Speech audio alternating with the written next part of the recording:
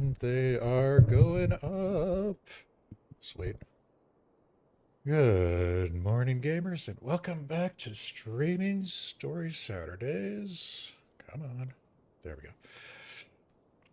Oh, yeah. Today we are starting Saphrine's journey.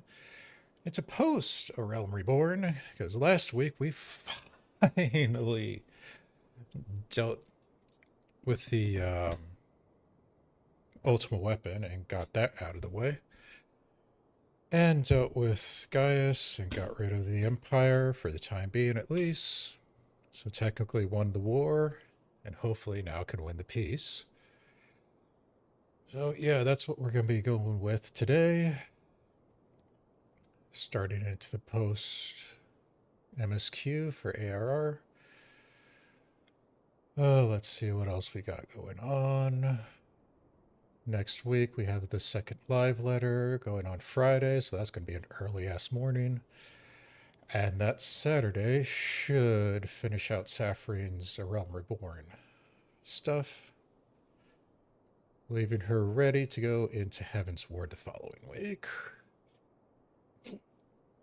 And I don't think I got anything else on any of those fronts, so without anything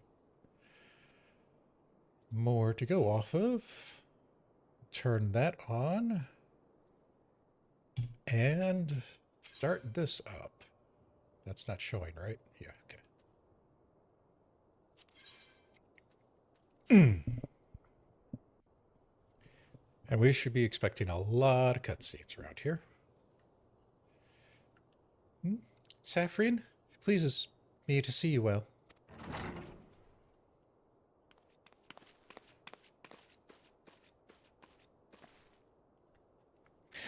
Do excuse me for interrupting, Saphrine.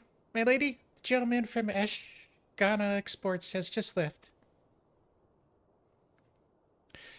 I understand now why you didn't want to receive him. You did well, Tataru. Please inform the guards that we will not be receiving any further guests this evening. Thank you, my lady.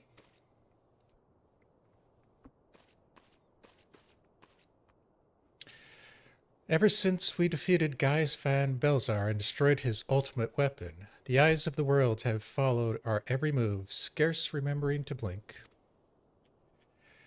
Where once we worked in secret with precious few friends and all too many enemies, we are now besieged by benefactors, each one more eager than the last to offer us his complete support. A truly embarrassment of riches. Of course, every promise of patronage comes with a price. Some make their intentions known from the start, while others endeavor to engage us in more subtlety. Dress it how they will, the message is ever the same. We shall help you, but only if you help us. The gentleman Tataru spoke of was more brazen than most. In exchange for certain supplies, he would have us resolve a business dispute. Naturally, I refused him, as I have every other merchant of his ilk. Alas, the syndicate's overtures are not so easily rejected. When we formed the Scions of the Seventh Dawn, it was the goal of serving Eorzea, not the interests of individual Eorzeans. Our neutrality is fundamental to our cause. In my heart, I know that this to be true, and yet, if I accept these offers of patronage could empower us to do greater good, might they not warrant greater consideration? Our Baldessian colleagues have been generous beyond measure, but we cannot expect them to... forgive me. I did not mean to burden you so.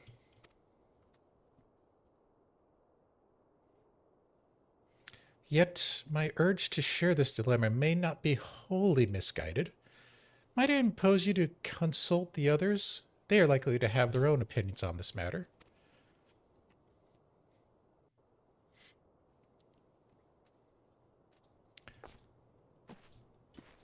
crap. I forgot I turned that off earlier.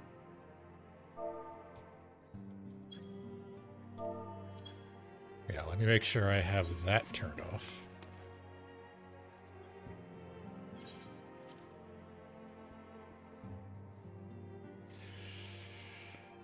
So, everybody wants their own piece of the pie, with favors attached. Go figure. The Lalas of the Syndicate have their own agenda. Fortune begets power, and power fortune. That we, especially you, have powers beyond doubt. The question is, what do we do with it? You may be interested to know that there is a growing belief among refugees that Alamigo could be liberated, if only the Scions would commit to their cause. Yet theirs is but one of many causes. We stand at a crossroads, Saphrine. Each path is paved with good intentions, but where they lead is far from clear.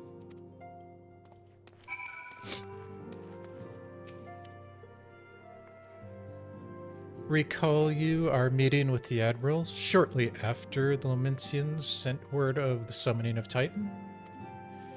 Then mayhap you also recall my words to our host. I said unto Meroweb that her people had broken the treaty with the kobolds, and that the beastmen had justly responded. That we had been called to intervene in a conflict which she herself had invited. I spoke, in short, the truth. And wherefore did I speak? Because owning no allegiance to Limsa, I felt no compulsion to allow the Elmencians to distort the facts to fit a narrative which justified their actions and absolved them of guilt. Upon this subject, Minfilia can expert a similar reply. Our many dalliances with the city-states have already weakened our claim of neutrality, but the path she contemplates would see us relinquish it entirely. Yeah.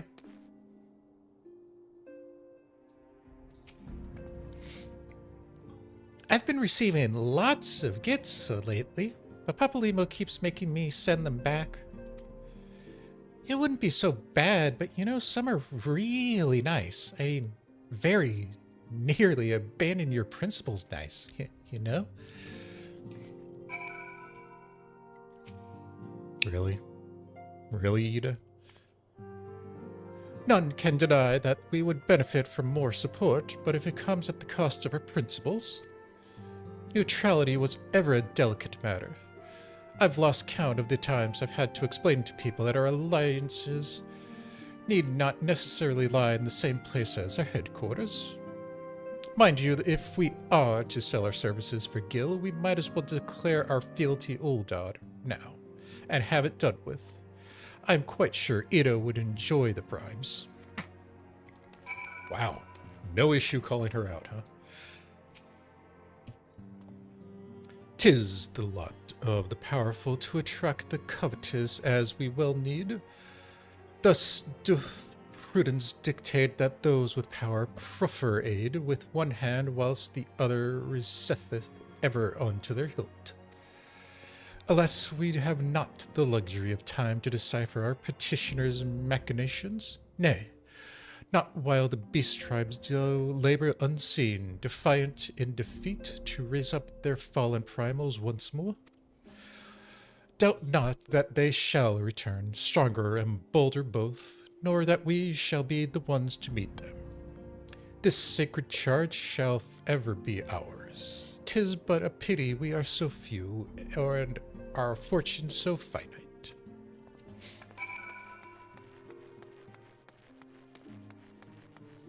I honestly am with Y'shtola and Urianger. Because Y'shtola is being very analytical in the aspect. And Urianger always looks at the bigger picture. This situation is not wholly unexpected. I, too, have given much thought to our organization's future. though it would seem I have reached a different conclusion. Mayhap it is time I made my feelings known to the antecedent. Come along, Saphrine.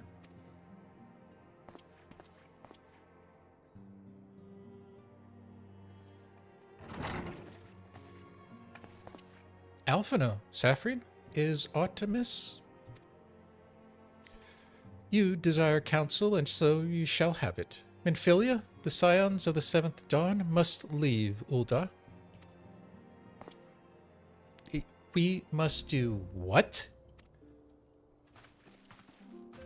So long as we remain within Ul'dah territory, we will never be free to act with impunity.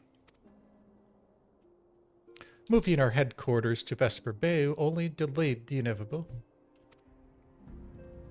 We have demonstrated our capabilities, and the Syndicate has taken notice. They will not suffer our organization to remain independent now. We are far too dangerous for that. Surely you realize there's reason Vesper Bay lacks an Aetheryte. And it's not to make players constantly use their tickets. They know full well how beneficial one would be to our cause.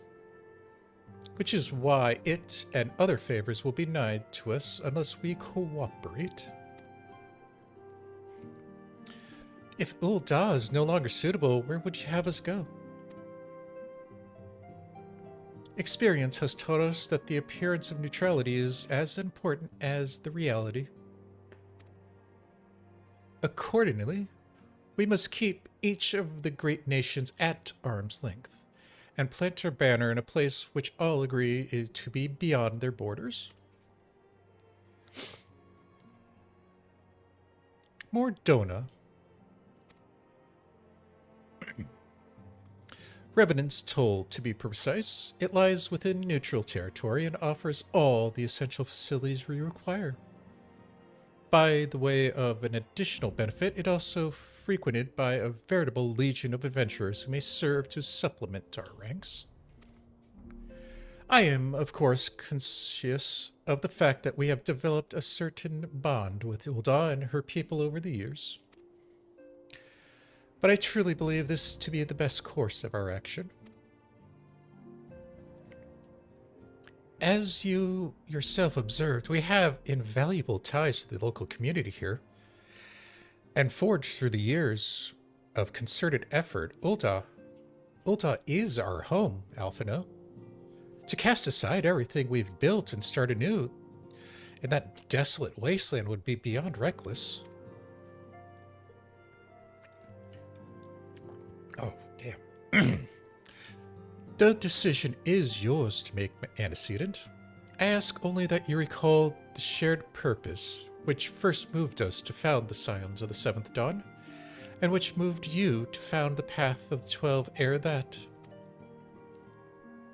We aspire to an ideal, you and I, just as my grandfather did. That makes us more than mere comrades in arms. We are as much family as... That will be all, Alphino.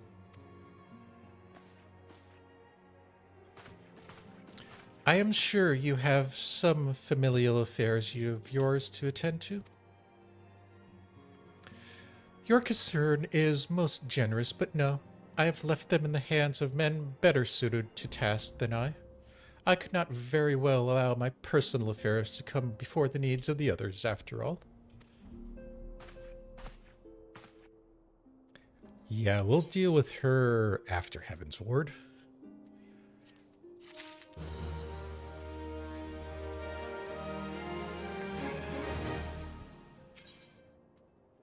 Moving on.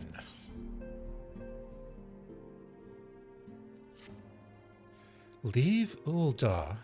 Has it truly come to this? Oh, Saphrine, pray attend to Alphino. He is engaged in some business or other that requires your assistance. Pray be on your way. Alphino awaits you, and I have much to think about. Oh, and tell him he shall have my answer in due time.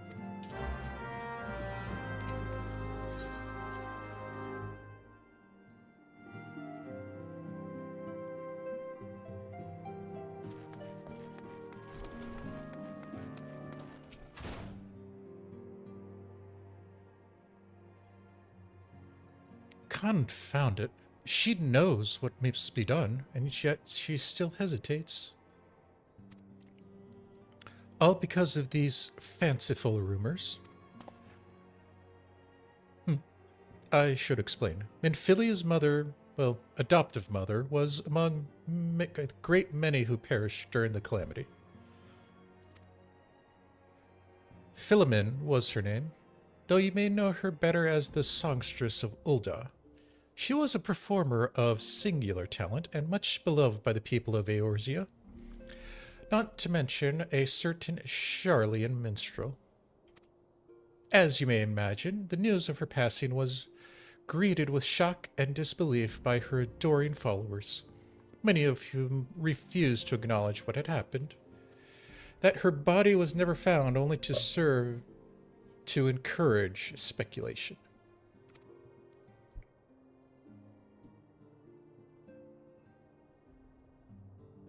Minfilia too struggled at first to accept the truth, but as Philomen's absence stretched from months into years, she saw that there could be no other explanation. Until recently, at any rate. For whatever reason, rumors have once again begun to circulate that Philomen is alive and well. One of our informants, Father Illud, has sent word that a woman matching the songstress's description has been seen of late at the seaside resort of Costa del Sol.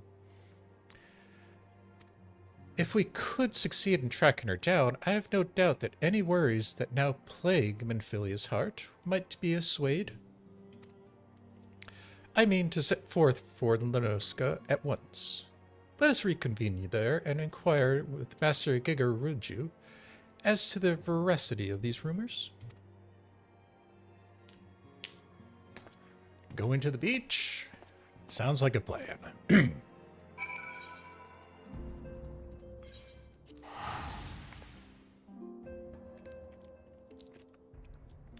Wow.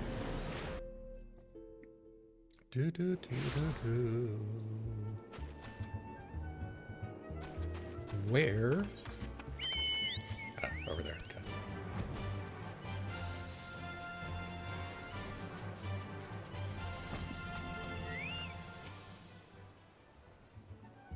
Oh, sweet siren of the sands, my Mikote muse, why have you forsaken me so? Titan's bane. Saphrine, what brings you to my humble resort? Philomen? You mean to tell me the goddess made flesh who dwelt among us until so very recently was the songstress of Ul'dah? Egads, woman.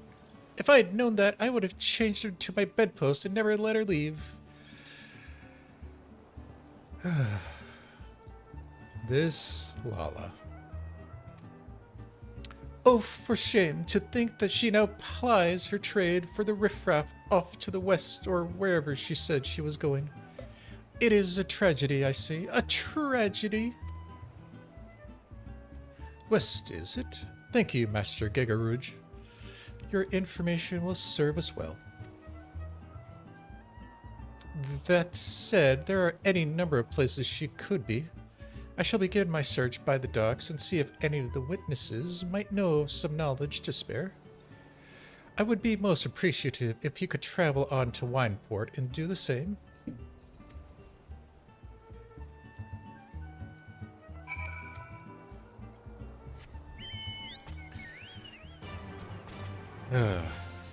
Yeah, because he doesn't have enough Mikos in his little harem of harems.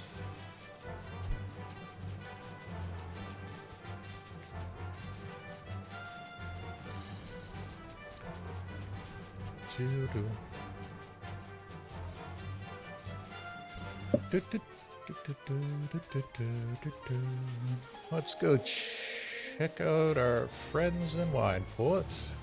See if they've made anything good of it yet. What's that?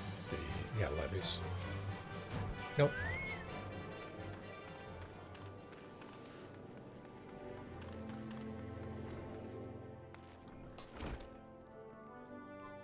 Well, if it isn't Saphrine, savior of Wineport, what do we owe to the pleasure?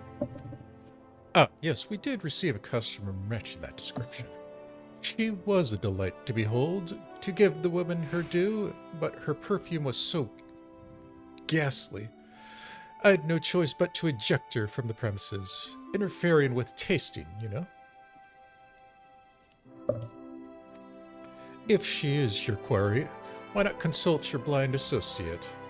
His olfactory perception is without peer. Given that I could smell the woman from a mile away, I dare say he could smell her from 10. Ouch.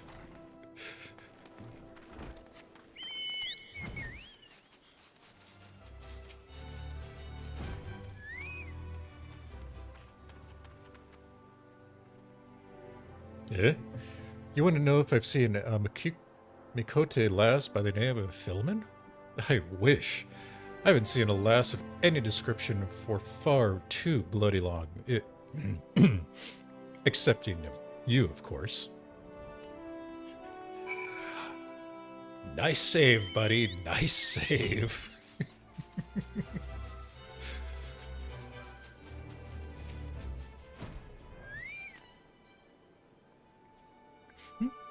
I see you have been many a grand adventure since we last spoke, Saphrine.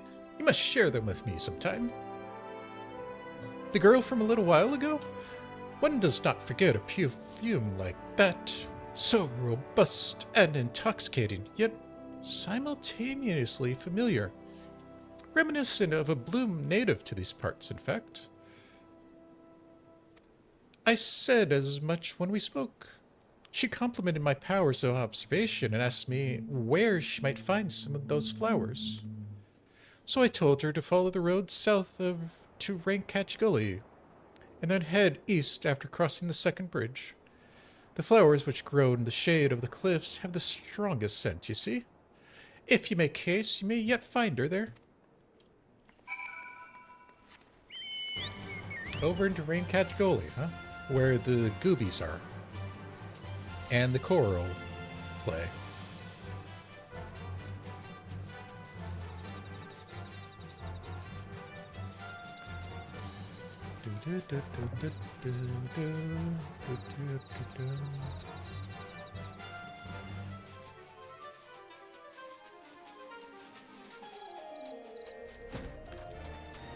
That looks like a Miko. And that looks like a Gooby.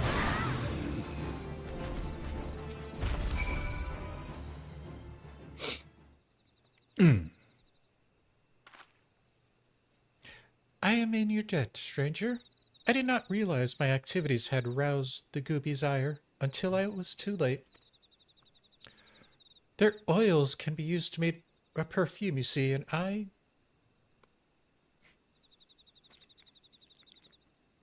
Philemon, I don't... Who are you? Whom do you serve?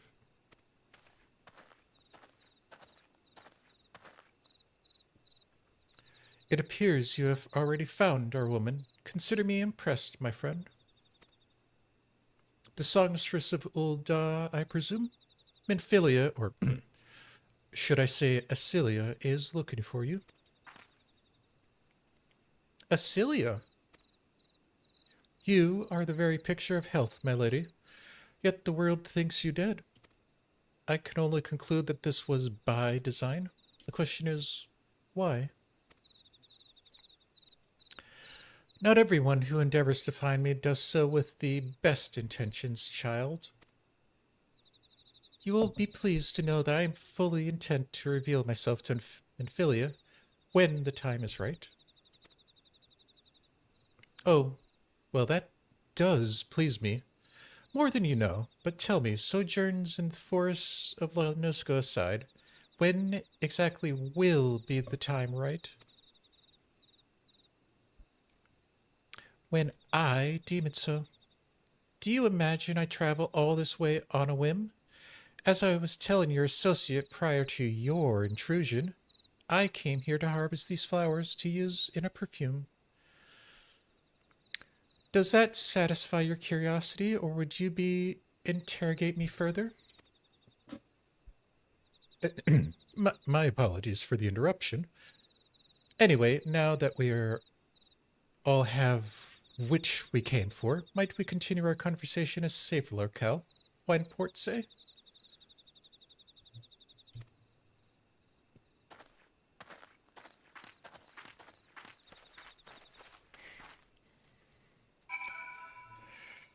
All right, back to Wineport. Let's see. Turn that down. Morning, Felly. Hope you're having a good day. Getting distracted.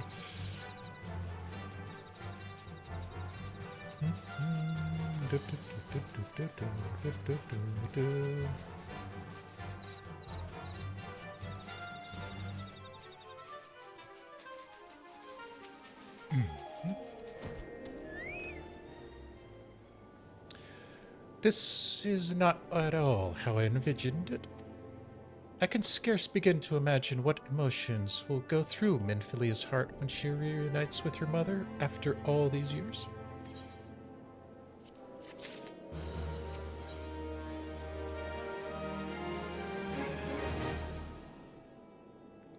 You say my daughter awaits us in Vesper Bay, yes? I have kept her waiting long enough. Let us be off on our next ferry. I can finish fashioning the perfume along the way. Understood. Come with me. It would be my pleasure to escort you to the Waking Sands.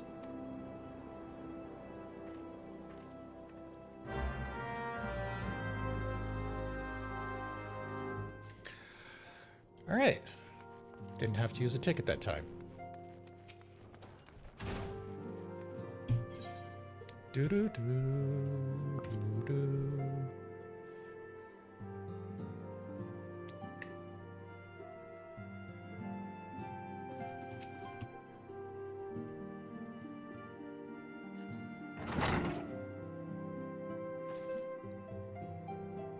Antecedent, you have a guest.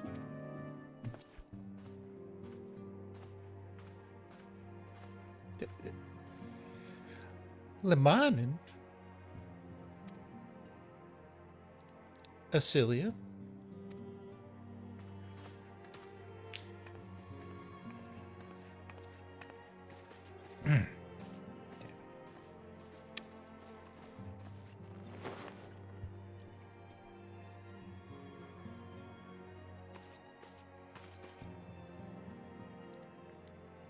I haven't seen her like this in years, Saphrine.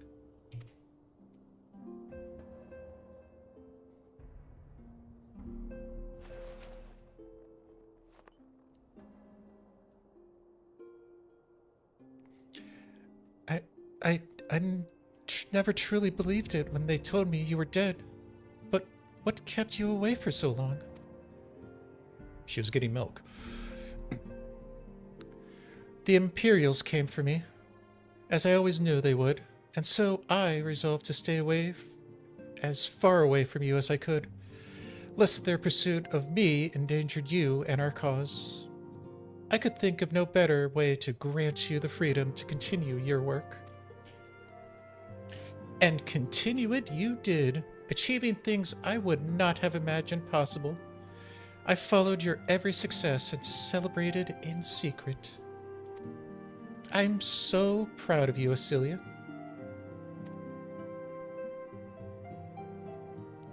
I learned from the best.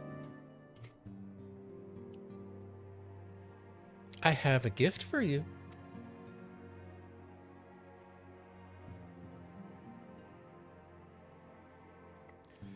Celestia perfume, you remembered. How could I ever forget? You wore it all the time. If I ever lost sight of you, I could find you again just by following my nose.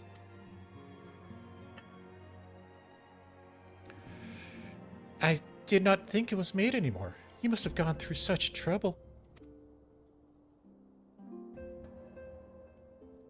It was no trouble to me, my darling.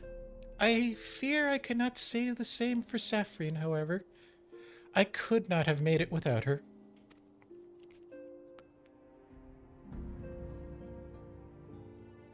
Thank you, Saphrine. Thank you both.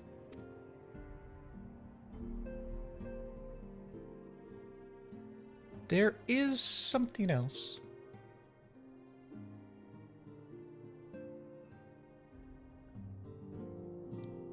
This is a cat's eye I found. All these years you kept it?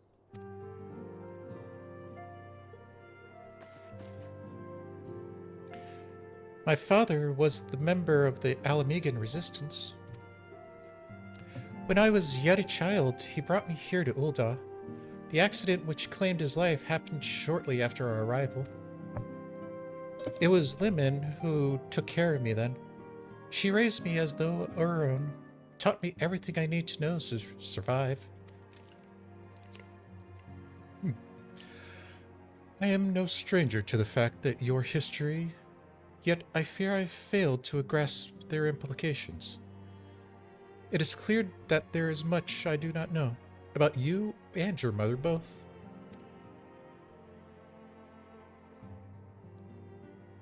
One of her first lessons to me was concerning mining, and I was a very dedicated student.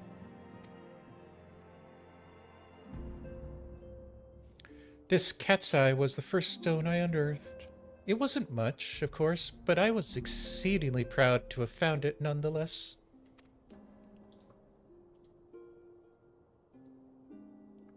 So I gave it to Limin as a gift. She said it was beautiful. But there I am at a loss. Why are you returning this to me? Is something amiss?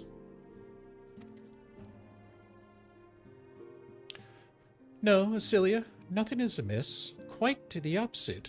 I need you to realize how far you've come, and how far you must still go. You and your allies have accomplished more than I could have ever hoped. You have succeeded where I failed, and made me so proud that words fail me.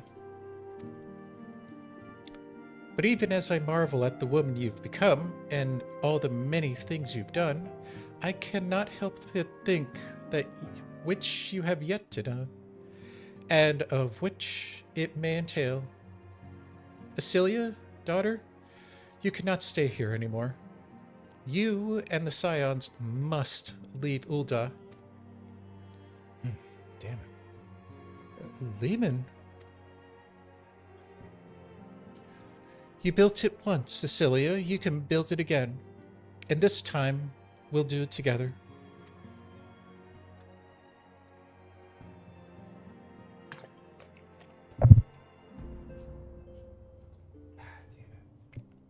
Truly?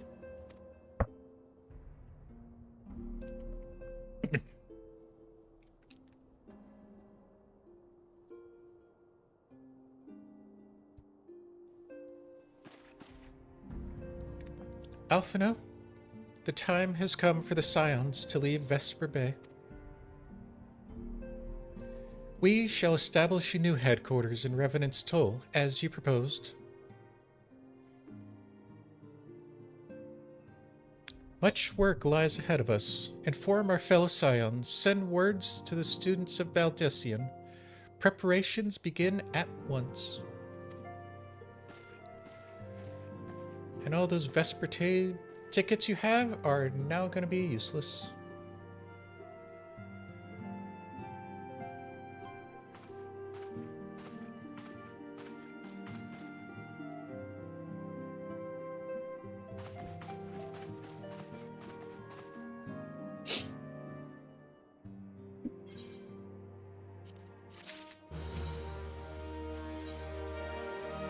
All right.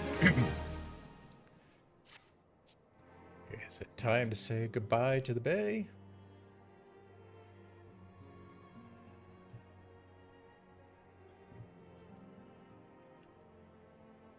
You know, it would be nice if y'all voiced one of these at some point.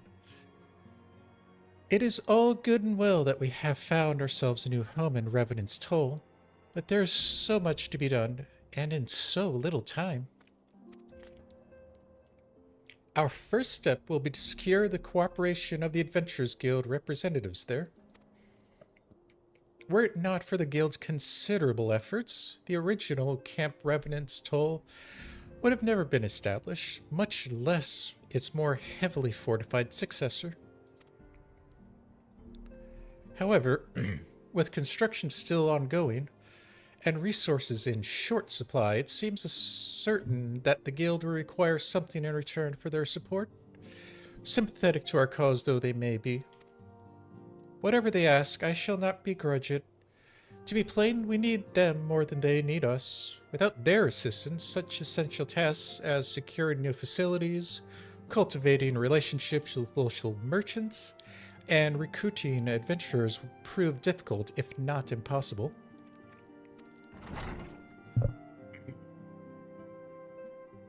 You needn't concern yourself with such matters, Antecedent.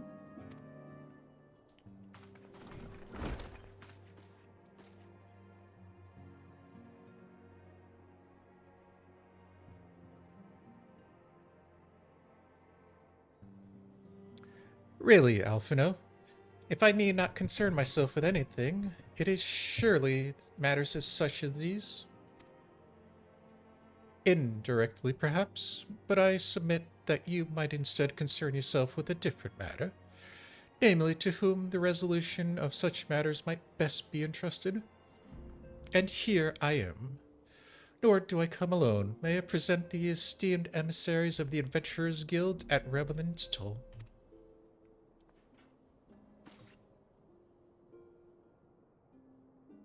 It is an honor, Antecedent.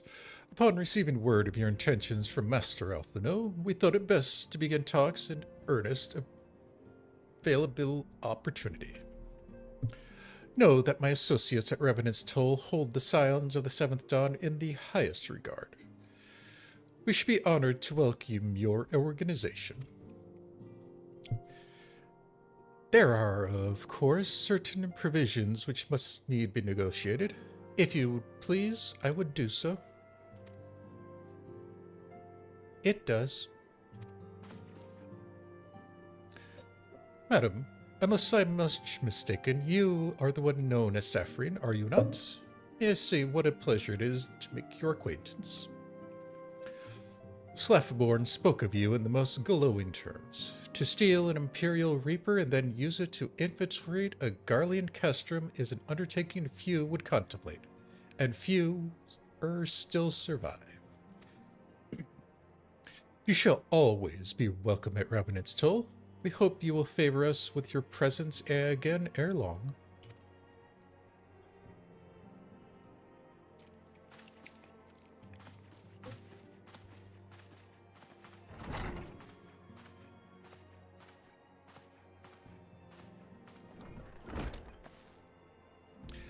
Well, well, it would seem your reputation precedes you, Saphrine.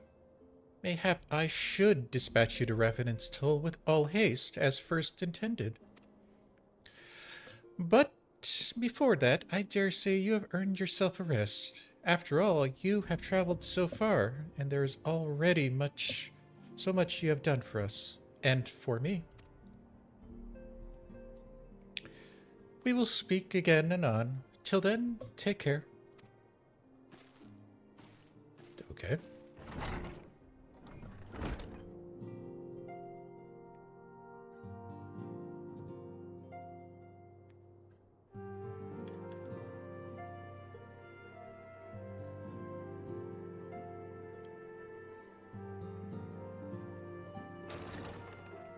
She's not actually reading the book, she's just looking at the pretty pictures. Ah, Saphrine, were you able to get some rest? I would ask you to come with me to the Solar. Alphino has just returned, and it would seem there is something he would share with us.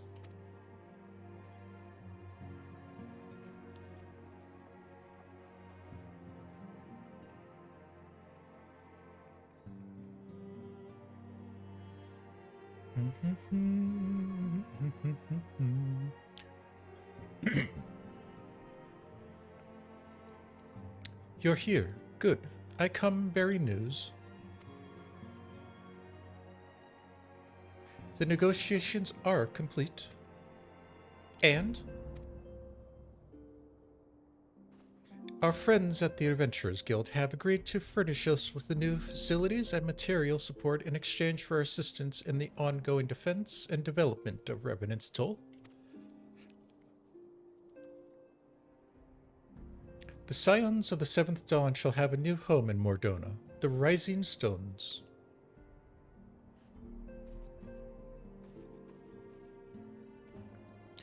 A bittersweet victory, truth be told.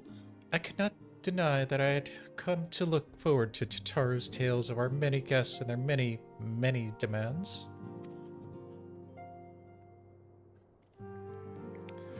From the waking sands to the rising stones, passably poetic. That wasn't your doing, was it?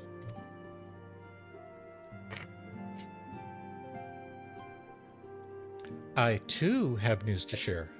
In expectation of this momentous delay, I personally have informed the Alliance leaders of our plan, and they have each pledged their full support, General Rauban included. Moreover, I have decided that the time is right for us to cast off the vestiges of our Order's veil of secrecy and announce ourselves to the world. Are you sure that is wise antecedent? If anything, it is a mere formality. Our existence is quite possibly the worst secret in Eorzea. Let us affirm our identity, proclaim our achievements, that all may know what the Scions of the Seventh Dawn stand for. Well, it is, obvious risk apart, it would be nice to receive a little more recognition. And the people have a right to know who saved them. It is my hope that this gesture will encourage the people of Eorzea to take their trust in us. I would reveal to them the true extent of our power, yes, but in doing so, I would show them that it is a power accountable to no one, and once at all. And what of us? We who have felled Primal and faced down the Empire? To you, my fellow Scions, I would say this. Prepare for the challenges which lie ahead, for they will be great indeed.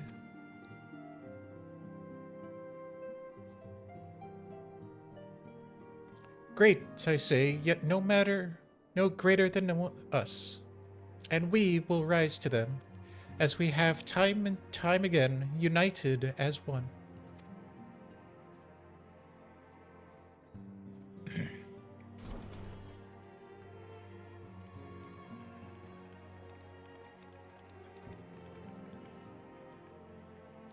Uh-oh. Huh. There must be some way I can. Wait, that area is said to be rich in minerals. Maybe I should ask Philemon to teach me the basics of mining too?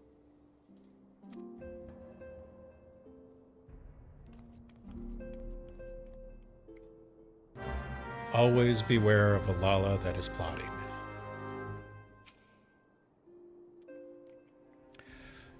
Do you ever wonder how he does it? Alphino, I mean. It was almost predictable that he should appear with an emissary of the Adventurers Guild mere moments after I had expressed the need to forge ties between our organizations. Truly, his sense of timing rivals even your own. Setting aside such mysteries for the present, I have a task for you. I would like for you to deliver these documents to Slaffborn. They concern our forthcoming move. Do take care on the road and represent us well, Saphrine.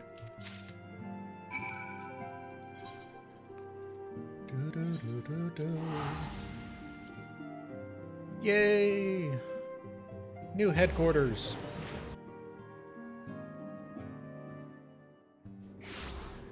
Hopefully, it will not get raided like the last one.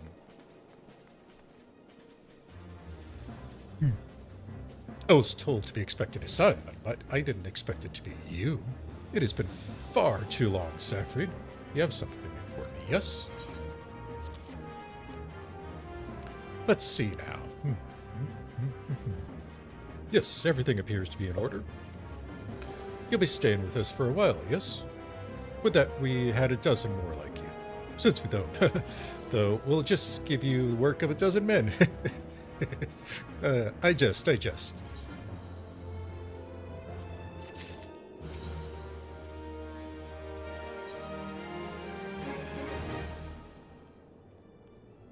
Ooh, minion time!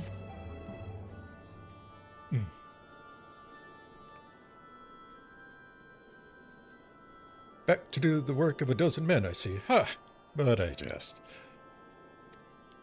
Even I can appreciate that an important a woman such as yourself has little time for menial tasks. But since you're here, mayhap you've been keen on having a look around the Scion's new home. See that impressive structure over there? That's the place. It was originally built to house a branch of the guild, you see. As such, it comes complete with a tavern, fully stocked bar, where adventurers can rest from the road, fill their bellies with good food and drink, and their ears with the tales of fortune to be had about the realm. It may get a bit raucous at times, but I imagine it'll be a good place as any to recruit capable men and women to your cause. Come with me and I'll show you around. Is that you, Saphrine? I'm quite sorry to interrupt, but I have the most urgent news. We received grim tidings from Gridania. It would appear our aid is required at once. I must ask you to report back to the Waking Sands with all due haste. Is everything quite all right, friend?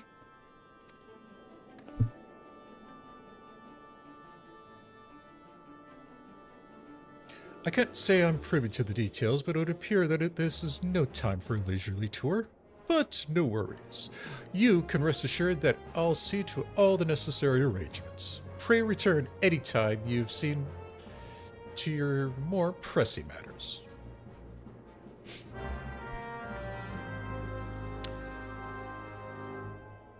Alright, what did Kane Sana break this time?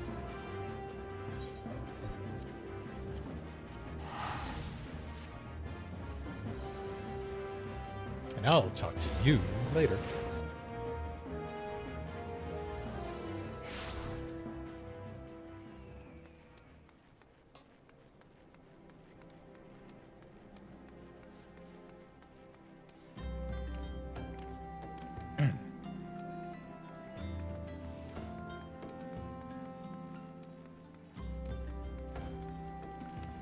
There you are.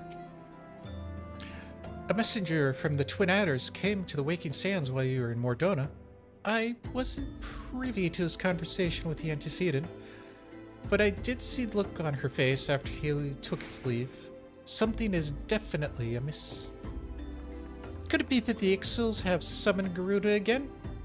Or mayhap the Imperial forces have been sighted within Shroud? Well, whatever it may be, I'm absolutely certain it is nothing you can't handle. Now go and ask the antecedent if there's anything you can do.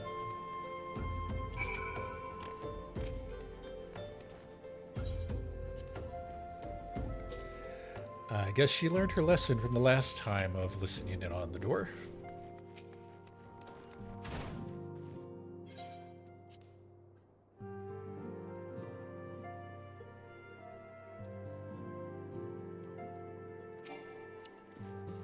Nope, too far away.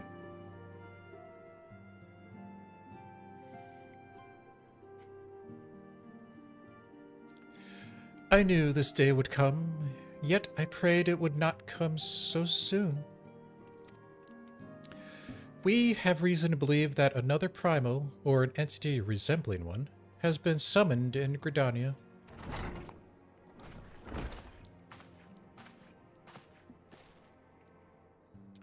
Thine arrival is customarily timely, Saphrine.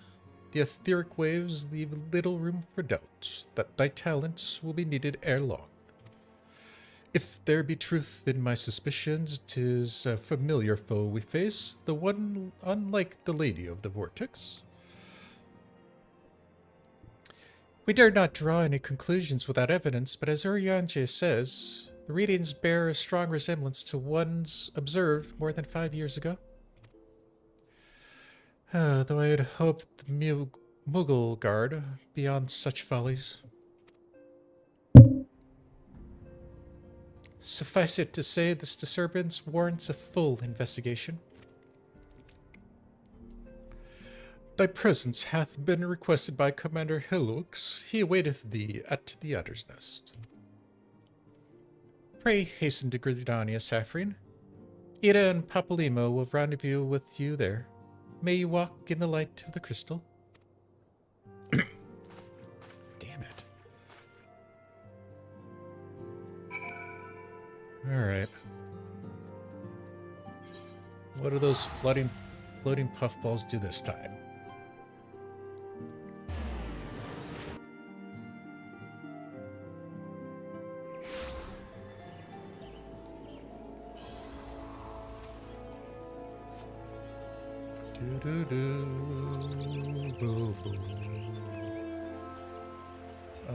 Nope. This one.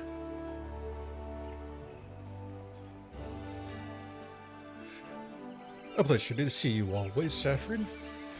Thank you for answering my summons. Quite frankly, I could think of no one more qualified to... But we are getting ahead of ourselves. Allow me to explain.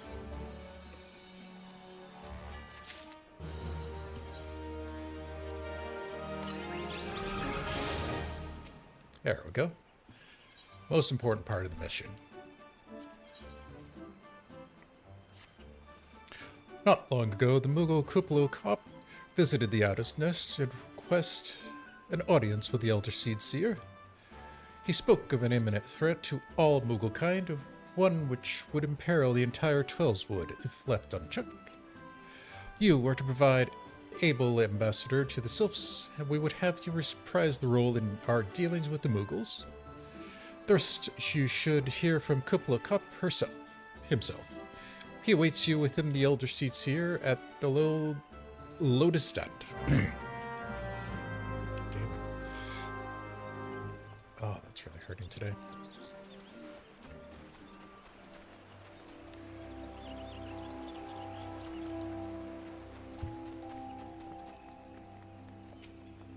It's always trouble these Mughals make. I want the Conjurer's Guild. Not a day goes by they do not kupo some chaos for us. The other sirens have already arrived, madam. May I show you in?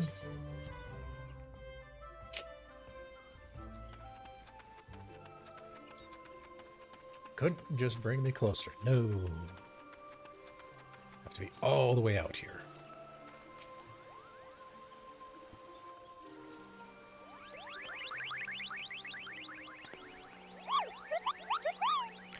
Please, please, you have to stop them. But you mustn't kill them. They're not bad, Mughals, Kupo.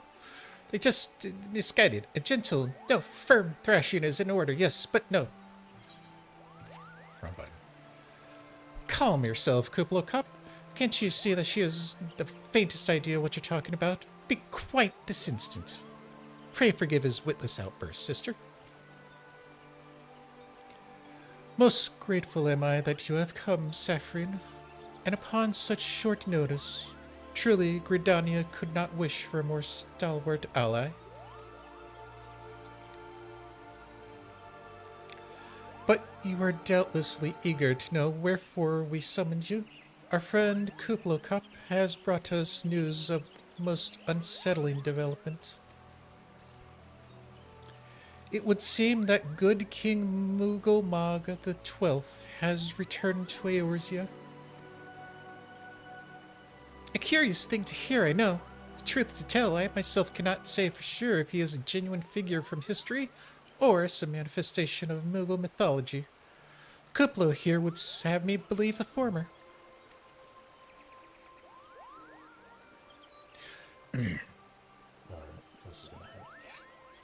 Once upon a time, we Mughals served the gods in the heavens. It was quite nice up there. Unspeakably beautiful, unimaginably spacious, and with a literally endless supply of wine, Kupo. In spite of this, or perhaps because of the last part, the gods eventually became discontented and started squabbling, which made life jolly difficult for the poor Muggles. So good King Mugglemog 12th, may his glorious name live forever, decreed that the time had come to leave Kupo. The realm of man would be sufficed, he said, so all the Muggles should live there instead. Unfortunately, the true realms are so far apart that we couldn't safely fly down. But good King Mugglemog the 12th made his miraculous foresight ever be praised. Knew exactly what to do, Kupo. He had a rope, you see, the longest one ever woven. This he nobly held while his subjects climbed down, all the way down to the world below. And that is how we Muggles came to this land, Kupo. All of us except for good King Mugglemog the 12th. May his courageous sacrifice never be forgotten. He alone would remain in the heavens so that Muggle kind might at last know peace. Except that he has not remained in the heavens, from what I understand. That being your reason for contacting us, yes? I bet he tied the rope to something. Good thinking. Remind me again what the problem with him returning to Eorzea was? The problem, Ida, lies in the fact that he was summoned. It is our belief that good King Mugglemog the 12th is myth made manifest via means akin to those employed by the beast tribes in summoning of their gods. Wait, you're saying that a handful of Muggles with a buttload of crystals wished really, really, really hard and it just sort of appeared? Would that even work? What I cannot fathom is why they would even try. With Garuda humbled and the Ultima weapon destroyed, what new threat could have prompted them to take such drastic measures? Might that not be the answer? Twice in the last half-decade, Eorzea has been wrought unto the very brink of destruction, only to be spared at the last by heroics of a chosen few. To you, who braved those tempests and survived by virtue of your own strength, this latest period of peace will doubtlessly seem a welcome respite. But to those who have not the power to defend themselves, who were spared only by another's grace, this is merely the calm before the storm. I think the Muggles Guard are afraid of what tomorrow will bring, and that things may not end so well as they did yesterday. That fear has driven them to call upon a greater power, one they believe can be relied upon to protect their loved ones and their homes, what come may.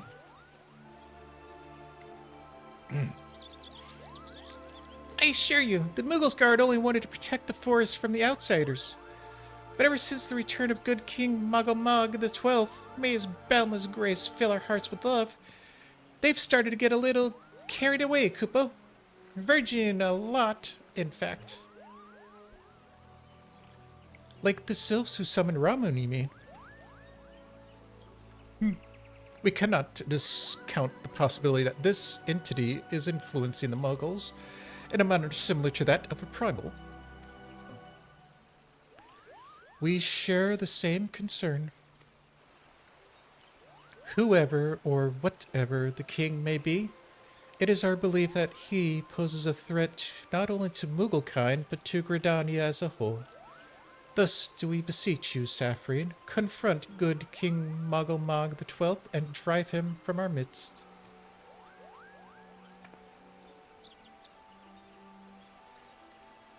Humbly, I do thank you. Holy crap. The sanctuary of the Muggles Guard and their liege lord is concealed by magical words.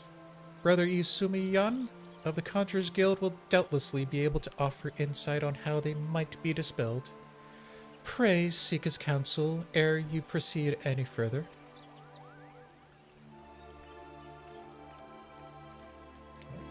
What was that? Oh, this is gonna hurt. Conjure skill. Yep.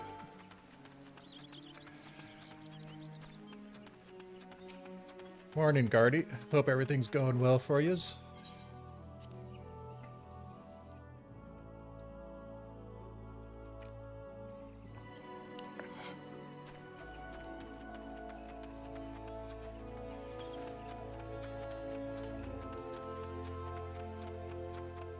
Dinner, damn.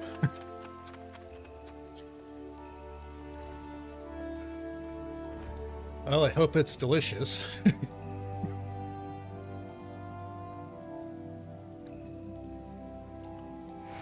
Let's see, dinner. That would put you either Europe or Asia, I guess.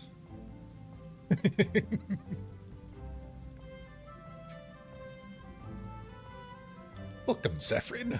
Welcome. That you should be the one to face good King Magomag the 12th is of great comfort to me and the elements both. As I am sure you know, the Mughals are not by their nature a warlike race. Yet should the king be suffered to remain, it is likely that he will bring about their change.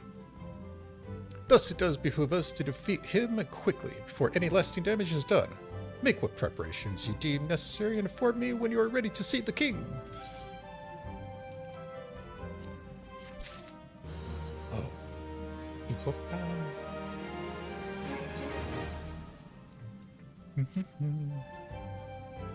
The wards barring access to the king's sanctuary can only be nullified through the use of enchanted keystones.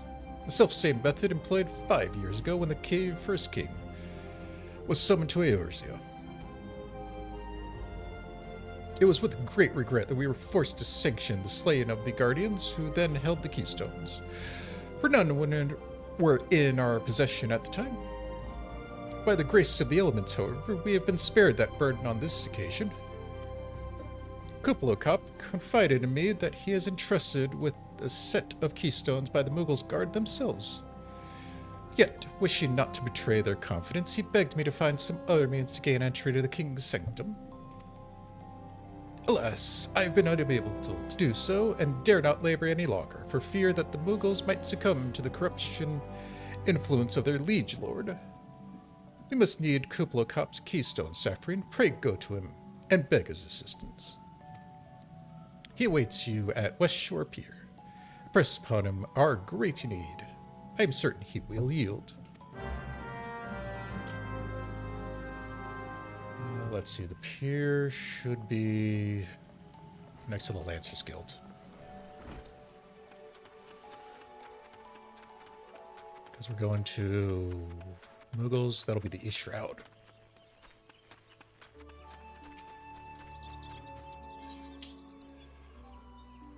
And it would be really nice if we got to a scene where they actually started voicing them.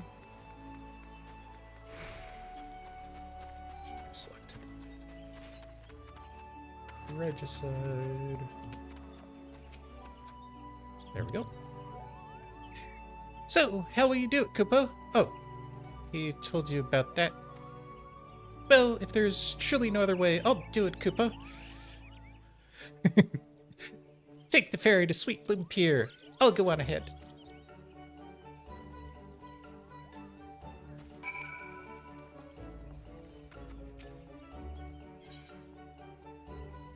Yeah, I got mixed feelings on that.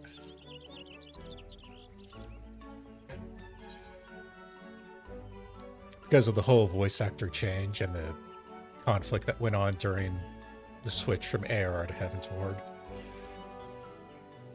I mean, I do like the voice actors that we currently have, but I also feel bad for the ones that kind of got shafted.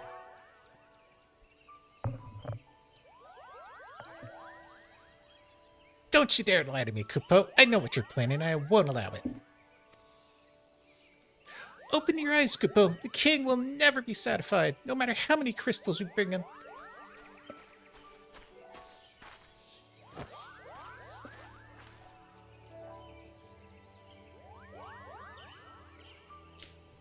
Yeah.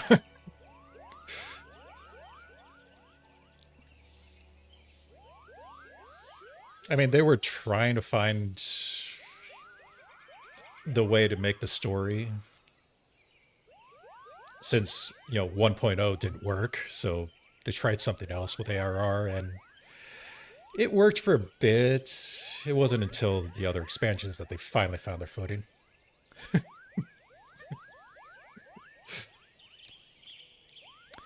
We offered you a choice, and this is how you repay us, by consorting with Miss Mikote.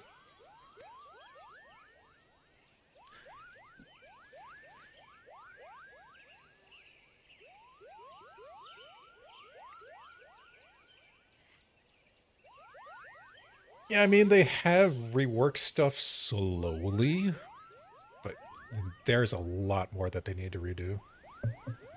Like, the Praetorium is been reworked. What is it? The next patch, they're redoing Darkhold and Orm Vale, just so that it's capable for NPCs to handle. So slowly but surely, we might actually get there. Imperials, Grandadian Sylphs, you're no different for the rest of them. Actually, you're worse, Koopa.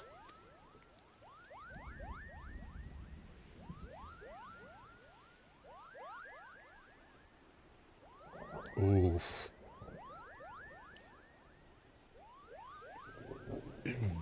That's a good question. I don't know if they're holding off legally to prevent getting sued by the originals, or if they just don't care anymore.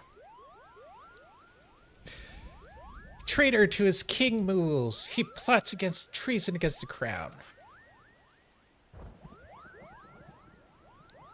Neuf Kuplaka will answer for his crime soon enough, as will all who defy good King Mugomog XII. May he reign forever, Koopa.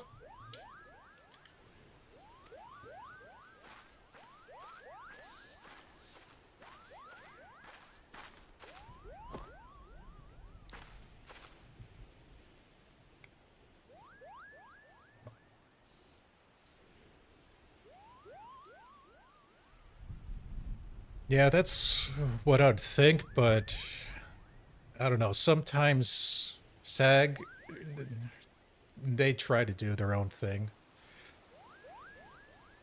I mean, poor MiHoYo suffers constantly with them, with, Genshin Impact, Zenless, and such. So I wouldn't think they would try anything, but Square might just be playing it safe. King is planning to purge the 12 lords of his enemies, Koopa. You gotta stop him before it's too late.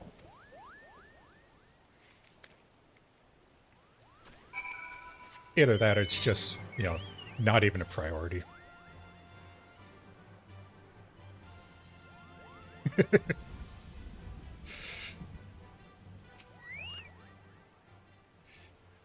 The entrance to Thornmarch is deep within the rail patch, Koopa. If you take me there, I can nullify the ward. But be warned, the Moogle's Guard has set traps to lure and enhance enchanted beast. I can't hide from them, so you'll need to protect me, Koopa.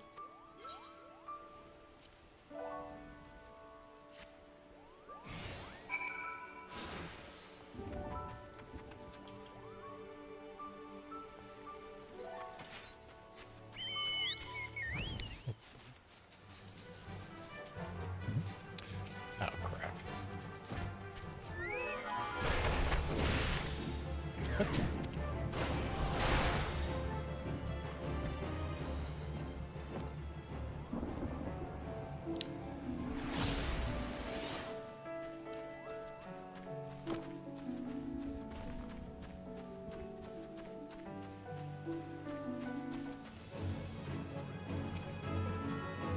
Malevolent squirrels. Sweet.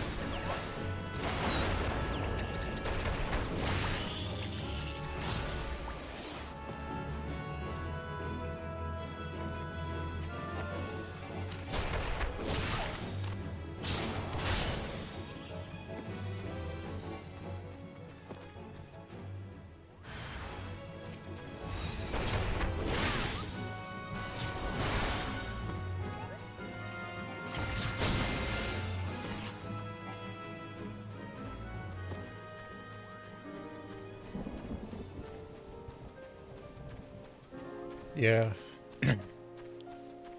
That's the reason, kind of the reason why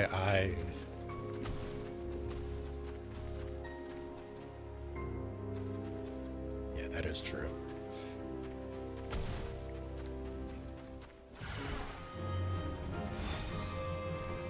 Where the...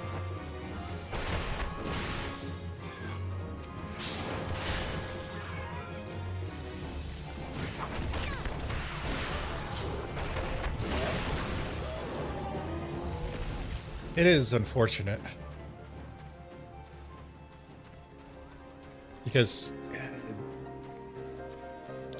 No, this is the alt.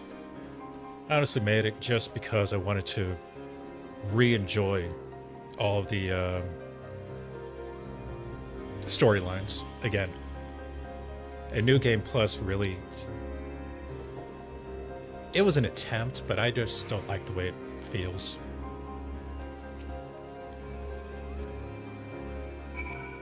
Whoops. Are you ready to face the king, Kupo?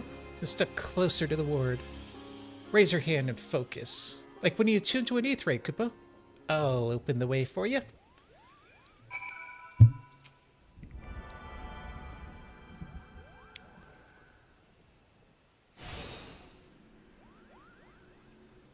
Yeah, I mean, I don't like to hate on Dawn Trail, but I do agree with a lot of people saying that it's basically ARR 2.0 with the way they went with the story. And unfortunately, have seen a lot of people drop because of that.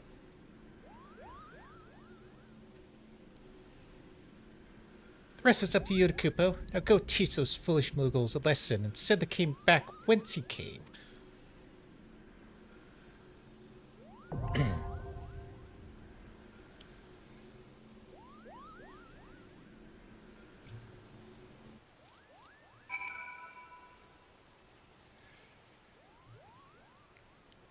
All right. What's it? Oh.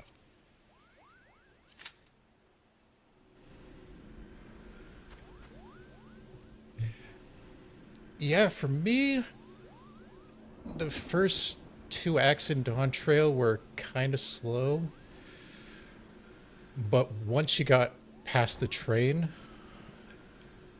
and especially into Post, I've been loving it. Honestly, I've been loving Arcadian more than the storyline. Which is kind of sad. Holy shit. We'll see where that queue goes.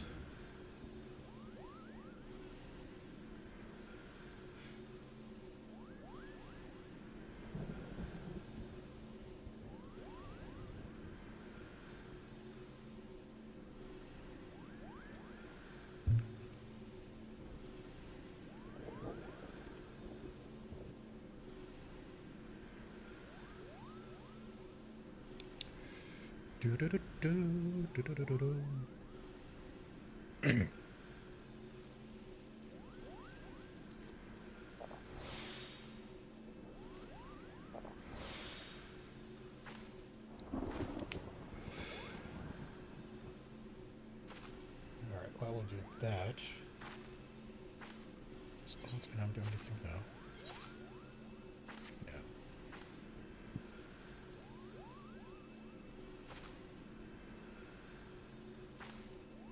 Where's my... Why did that take so long?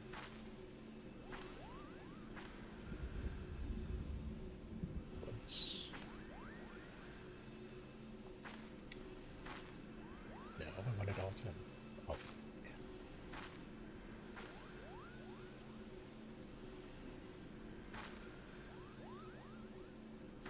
Alright, that should work.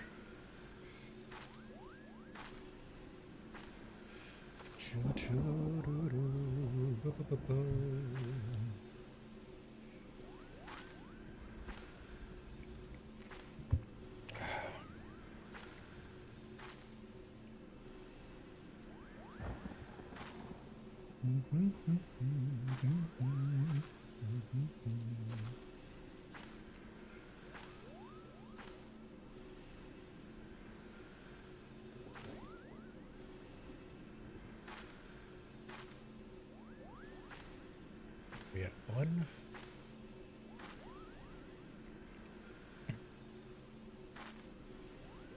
We got the maelstrom after that.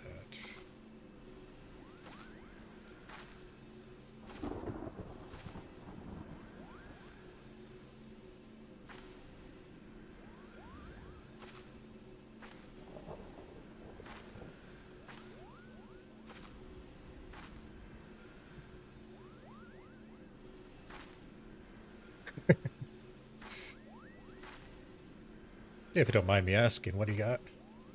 Or what did you make?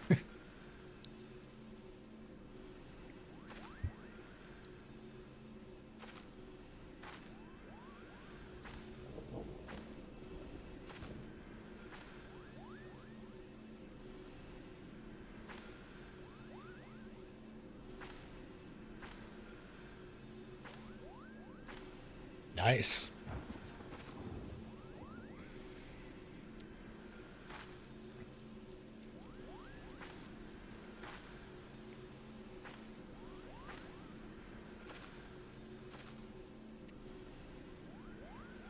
Try me.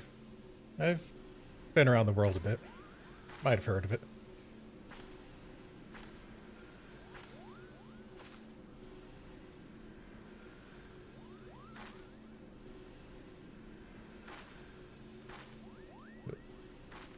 Went a little low there.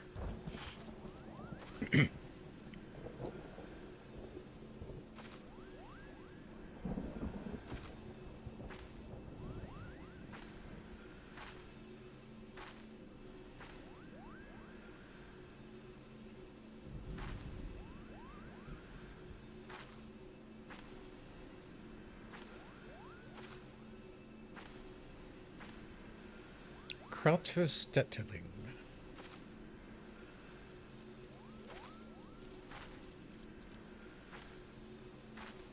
Huh.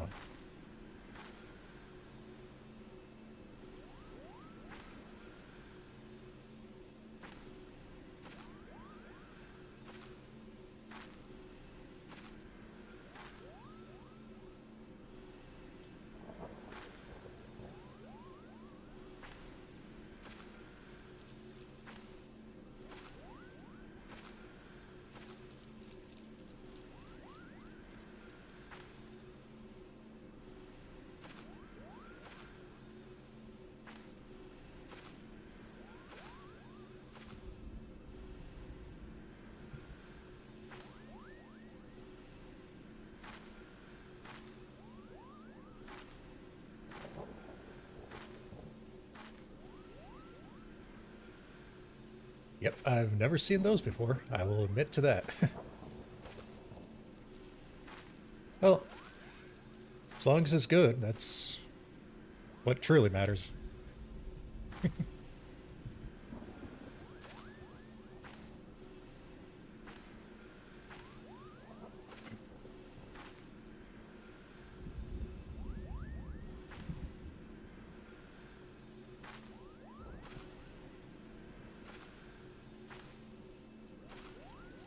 Damn.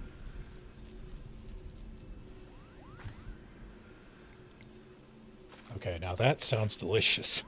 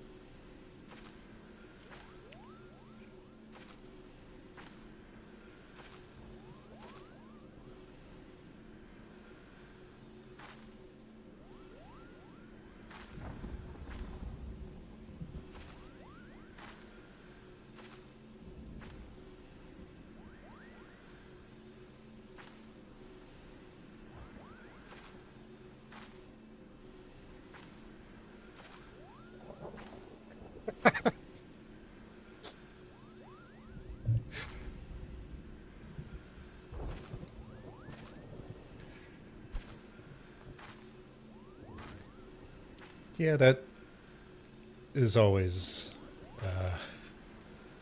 something I have issues with. I tend to add too much salt.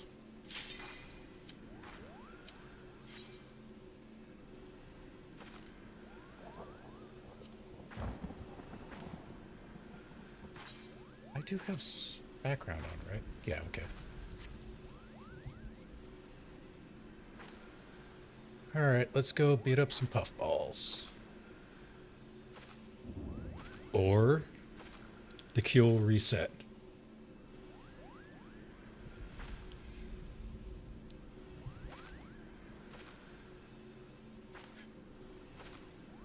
It hasn't popped yet. Wait for it. It's gonna... Yep.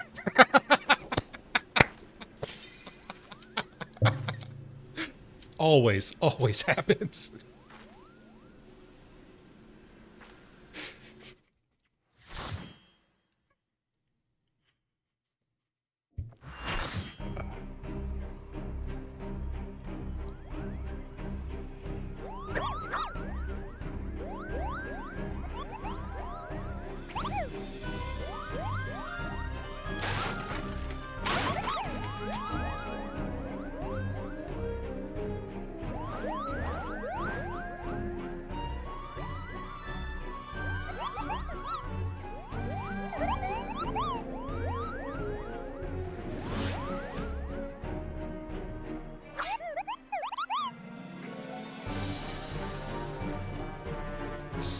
I just can't take him seriously, sorry.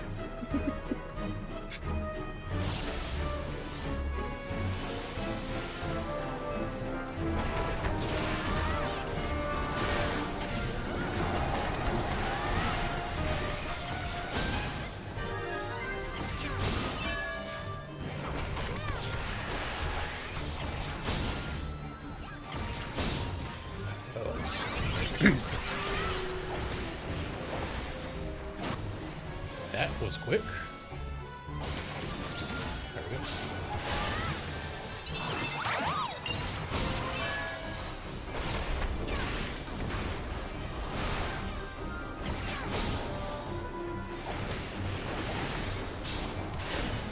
Actually, now I think about it, I was here last night helping a friend getting the palm cure blue mage spell.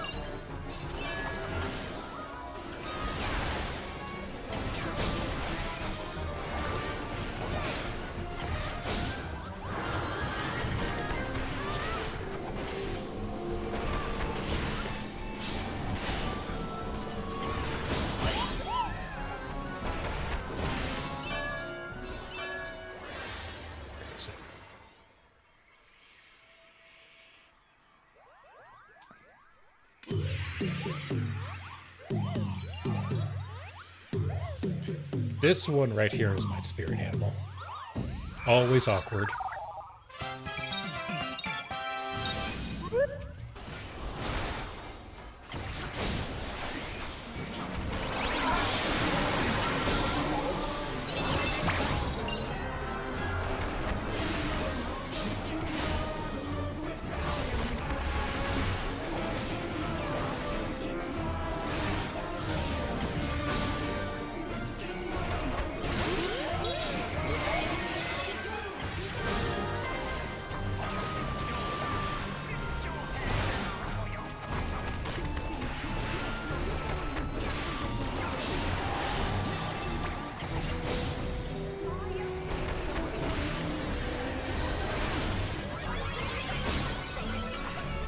Oh.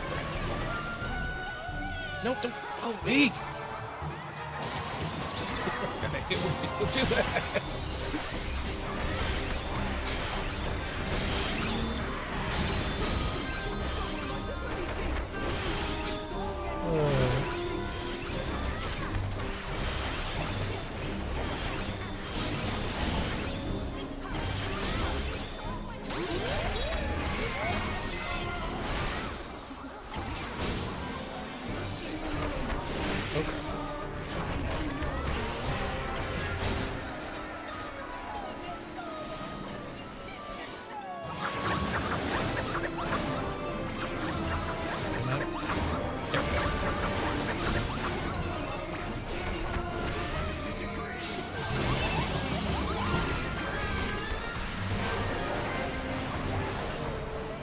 Oh, holy crap! What was his team?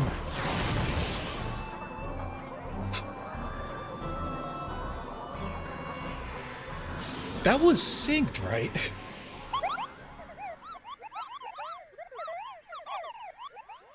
I didn't notice the party. What was in the party that was blasting that thing?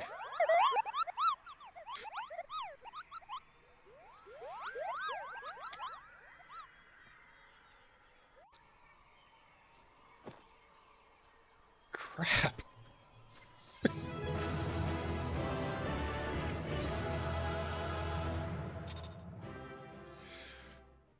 Usually, I see it get to the phase after the tank buster, not before.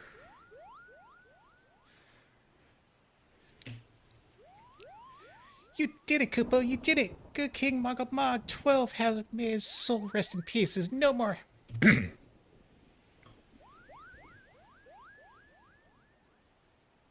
shudder to think what might have happened had you not stopped the Mughals guard when you did. Thank you, Saphrine. Perhaps now they will come to their senses and stop playing at fairy tales. Rest assured the chieftain will have a few choice words for them. You should go and tell Pukni Pak that the king is no more, Kupo. She was with Rayo at Camp Tranquil and can relay the news to the chieftain.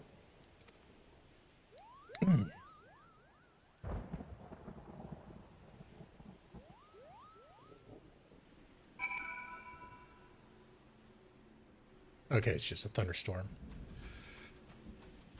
I thought he was up at the time.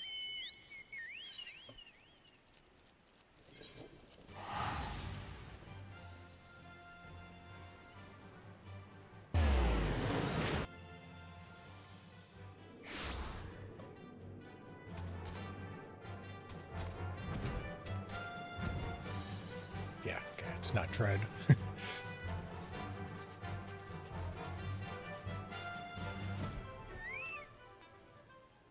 And here we have the White Mage Trainer. Do I dare believe my ears? Good King Mog the 12th, may his magnificent virtue serve as an example for us all, has fallen? All of Mughal-kind owes you a debt, Kupo. Ah, and a sense Rayo wishes to congratulate you as well. I shall let you two speak without fear of interruption.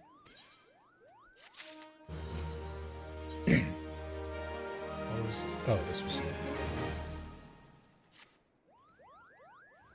Your bravery in service of the Wellswood and her Mughals shall not be forgotten, Saphrine. My sister will doubtlessly wish to hear this tale of this great victory from the mouth of the woman responsible. Pray return to the Lotus Stand and treat her to the full account of the day's events, while the details are yet fresh in your mind.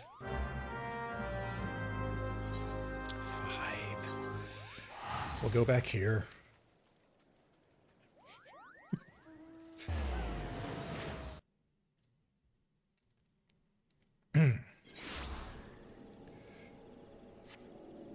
Yeah, primals.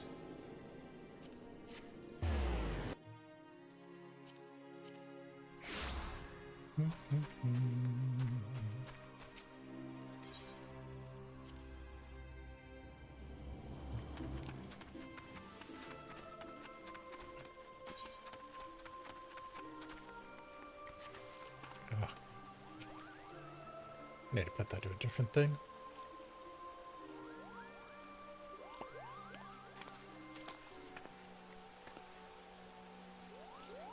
Saphrine, you are returned to us unharmed and victorious. Thus have I, too, reasons to be glad. Yet many questions remain unanswered. If you would be so kind as to oblige me, I would fain hear all that occurred in the Thorn March.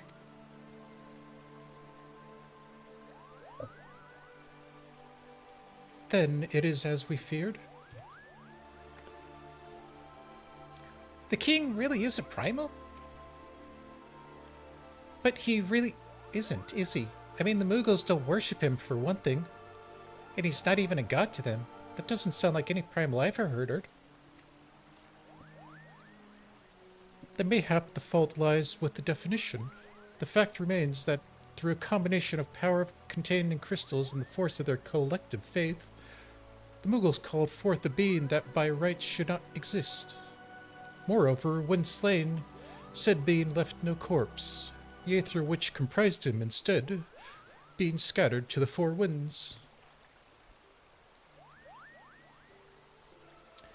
According to this accepted definition, he may not be a primal, but the mode of his manifestation was in every respect the same. Which means... Asians. This whole business reeks of their handiwork. Good Popo. They said it was a masked man who had taught them how, years ago. But Gridania has no shortage of masked men. And I never had thought to question. Confound it all. How many more will they ensnare with their tainted gifts? Too many, I fear, so long as there are paragons to stir the embers, fools to build the pyre, and crystals to feed the flame. Ever and ever again shall we suffer the primal visitation. A somber thought, but a salutary one.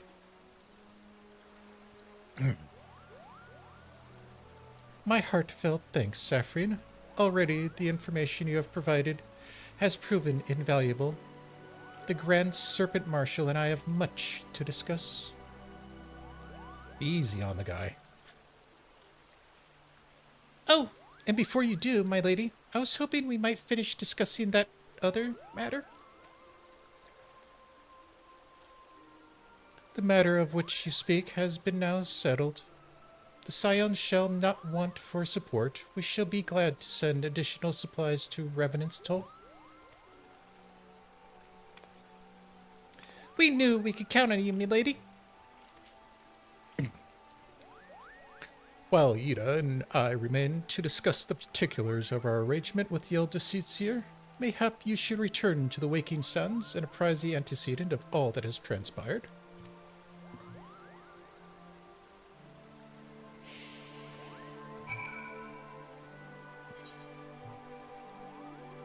Let's see, where... Oh, these.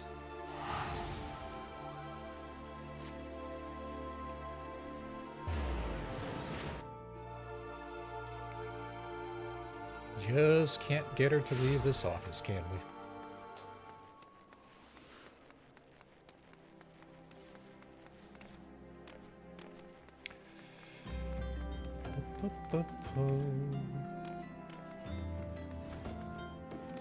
Oh, not you.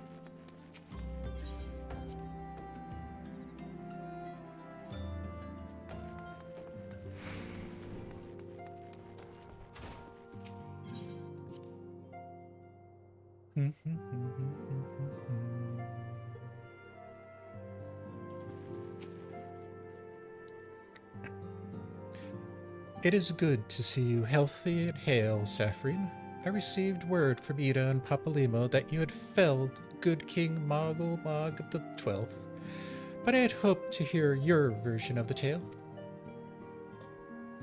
So it was as they said, summoned with the same methods used by the Beast Tribes and taught by the Asians? Though unfortunate, this incident did at least serve to remind the Elder Seer of our usefulness. Her offer of additional support could not have come at a better time. My thanks, Saphrine.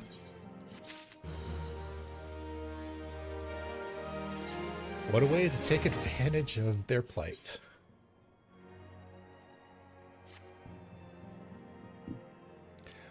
Owing to the tireless efforts of all concerned, we are at long last ready to bid farewell to Vesper Bay.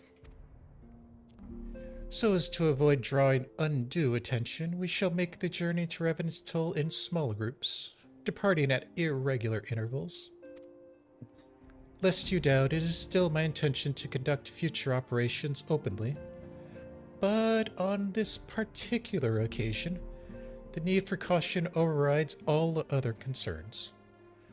To move north as one ponderous caravan would only serve to invite attack. It seemed only right that I should be the last to leave. I would have you remain here until the end, Saphrine. Upon my departure, the Waking Sands will formally cease to be our headquarters, and the premise will be given to the care of Urianger. I had thought to relinquish the property, but he was quite adamant, and had I not the heart to disagree. These walls have borne witness to some of the brightest and darkest moments in our Order's history. Mayhap it is best that we do not forsake them entirely. Urianger shall remain here and devote his energies to studying the nature of the primals. By the grace of the 12, he will one day discover the permanent solution that we sought for so long. Of course, he will not be alone. Alice shall continue to work closely with him. Even though she has literally not existed this entire time. Should they require our assistance, I have their assurances that they will not hesitate to contact us. Speaking of Urianger, would you inquire of him any tasks remain undone? I cannot escape the feeling that I have forgotten something. Something important?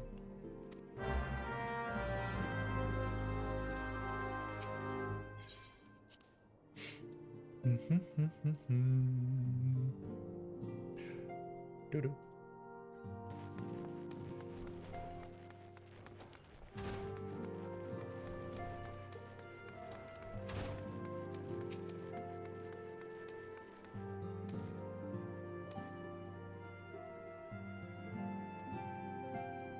Thou art ever welcome, Saphrine, but I require no assistance. Pray take thy leave unburdened by concern for my well-being. Verily, thy countenance bespeaks a desire to quit this place without further delay. Mayhap thou thinkest this chapter of our tale concluded, that these halls should rightly be consigned to the annals of history. In man's eagerness to seize the future, how readily he doth set down the past. Full many a proud pioneer hath bravely stricken into the great unknown, only to find there the banner of his ancestor, faded by the eons. And still man glorieth in his discoveries. 'Tis through his pride that wisdom doth ever give way to ignorance, while they who lurk in the shadows remain hidden, lost no sooner than they are found.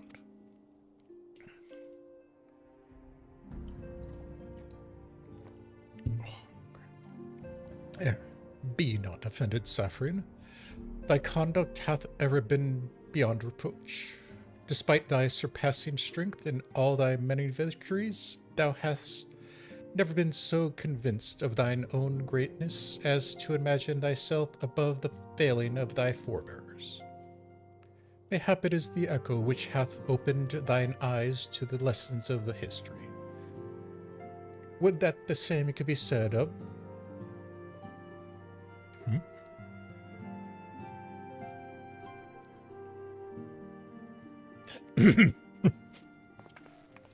Whence came that cry? The solar? 12 for fiend, the antecedent?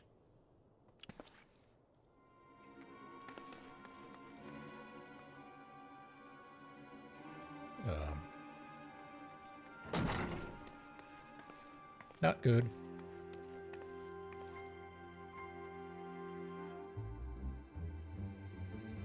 Saphrine, you must...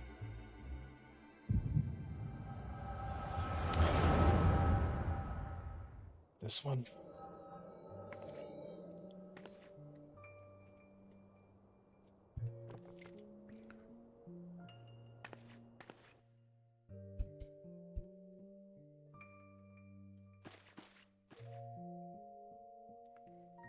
Tell me, Louisoix, would you have done the same?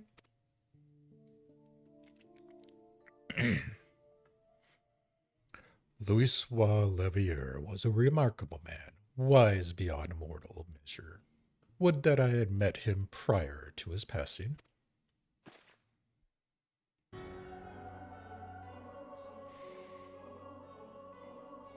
Oh, great you. An Asian here? How? How readily, you see. You are indeed gifted, antecedent. But you are not like the others. Your robes... Gifted, but ignorant. Yet I shall not judge you harshly. The fault lies with your forebears. It has been millennia. Mine are the robes of an emissary. Unlike he who came before, I have no quarrel with you. We'll see about that. You speak of La Habrea.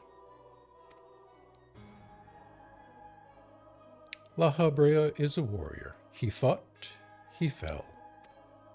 He may yet learn from his mistakes. Then he is still... Come, I only confirmed that which you already knew. There is no cessation, no oblivion, only expulsion. You, what are you?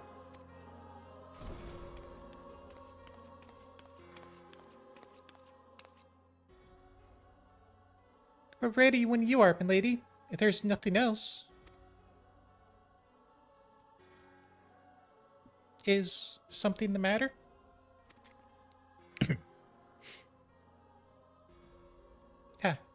I feel the same way. After everything that's happened here, it feels strange to leave. But I'm sure we'll get used to the revenant's toll. Well, I'll let you say your goodbyes. Take as long as you like, my lady. We shall depart whenever you're ready.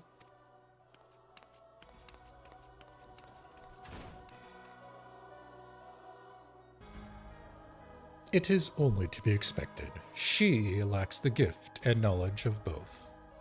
To her, we are indistinct. I don't understand. Shadowless, fleshless, formless. What truth there is in each tale is diluted by time and telling. Knowledge dictates expectation, and expectation colors perception. Thus did she perceive not. So it is with all but a chosen few. Even you, when young, could not see, yet with eyes unclouded. You know nothing about me. Nothing. The gift grants you clarity. It grants you focus. With it, you may in time come to see us as we are, rather than this crude approximation. La Habrea did not think so highly of this echo. La Habrea is wrong about a great many things. The echo is indeed a gift, albeit one you have yet to master. And if we do, there would be no strife between our people, for we would be of one mind. I leave, as I came, in peace, antecedent. May we meet again as friends.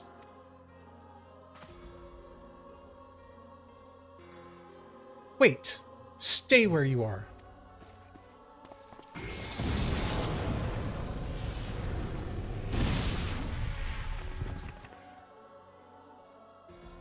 Mayhap I was indelicate. 'Tis a mercy she shields her children from his grace with such resolve. Was it also by her hand that you survived the ardor? I wonder.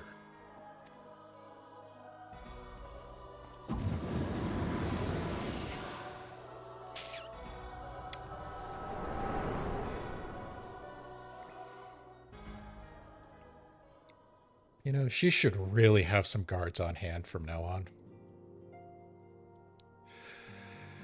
I take it there is no need to explain?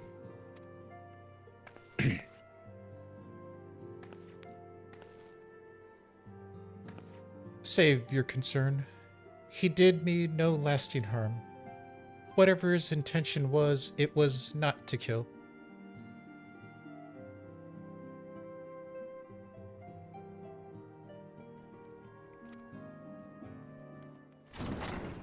Where are we at? Holy crap, we're 2 hours in. I heard a cry. What happened? Are you all right? You look faint. Do you need to lie down? I could fetch you a flask of my special tonic.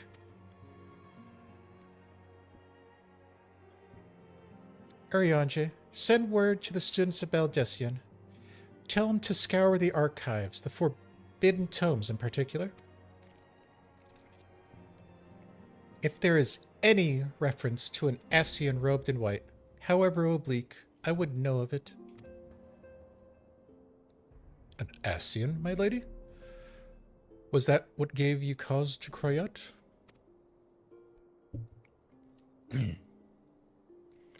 I did but for a moment glimpse a figure clad in white set forth from the waking sands. Yet Ascian are wont to employ teleportation magics. Why would one be so brazen? I know not, I care not. Find him, Saphrine. Turn every stone in Vesper Bay if you have to. Pray attend me, Totaro.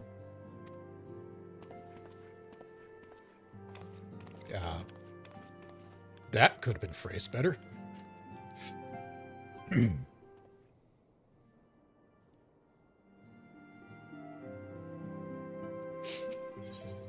Oh, no, not that one.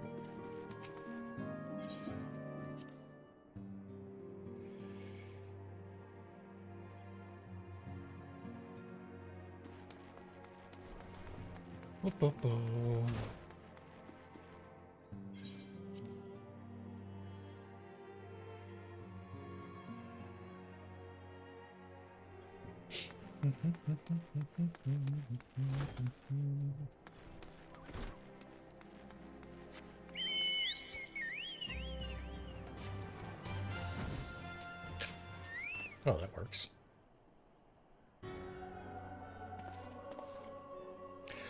I am told that you are the warrior of light, but I would know for myself. I shall walk north, and you may choose to follow. Know, however, that you will be waylaid if you do. You may even perish. Should you survive, we shall speak anon.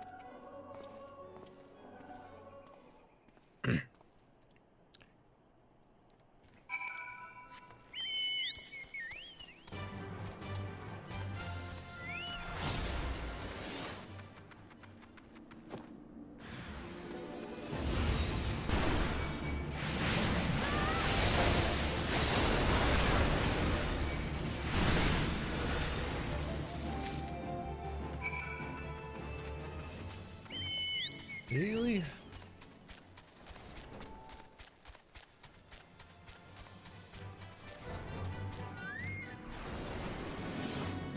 Wait, oh. Of course there's a fate.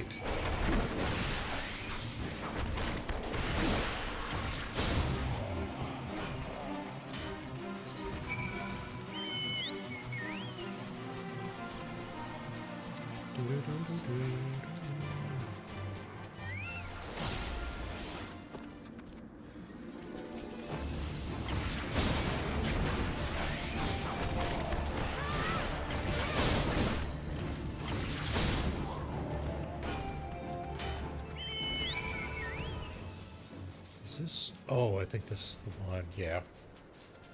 I've actually seen you people lose to this part.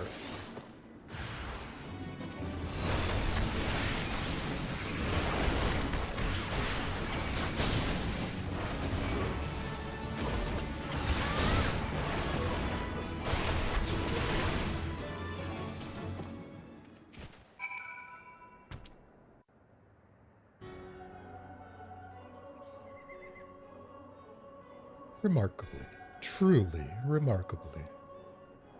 I thank you for granting me this indulgence. None save she who was bested, La Habrea, could endure such an examination. Have the laws of man grown so twisted in my absence that it is now permitted to lay hands on an emissary? You bore witness to my audience with the antecedent, did you not? Then you know I only acted in self-defense.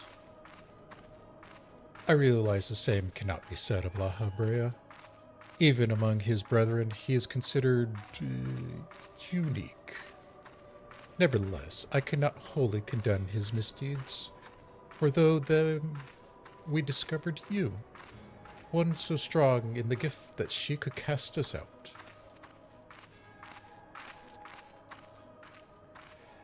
Your mother favors you still, that much is plain. But surely you must have felt it. Her influence wanes, and her strength shall soon be spent. These lands, these people, this world, all shall soon change. As it was, so it shall be again, as it should always have been. Doubt my claims and question my motives, if you will. Only believe me when I say this. I am Elidibus, emissary, bearer of the word of the one true God, and we shall meet again.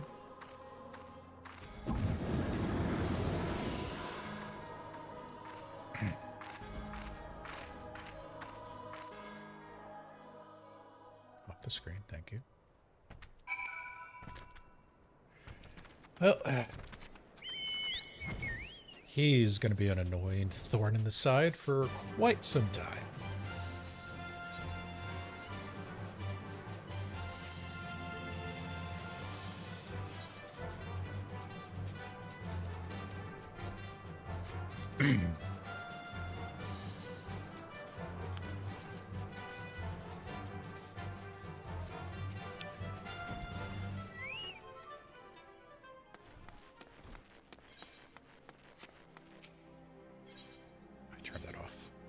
There we go.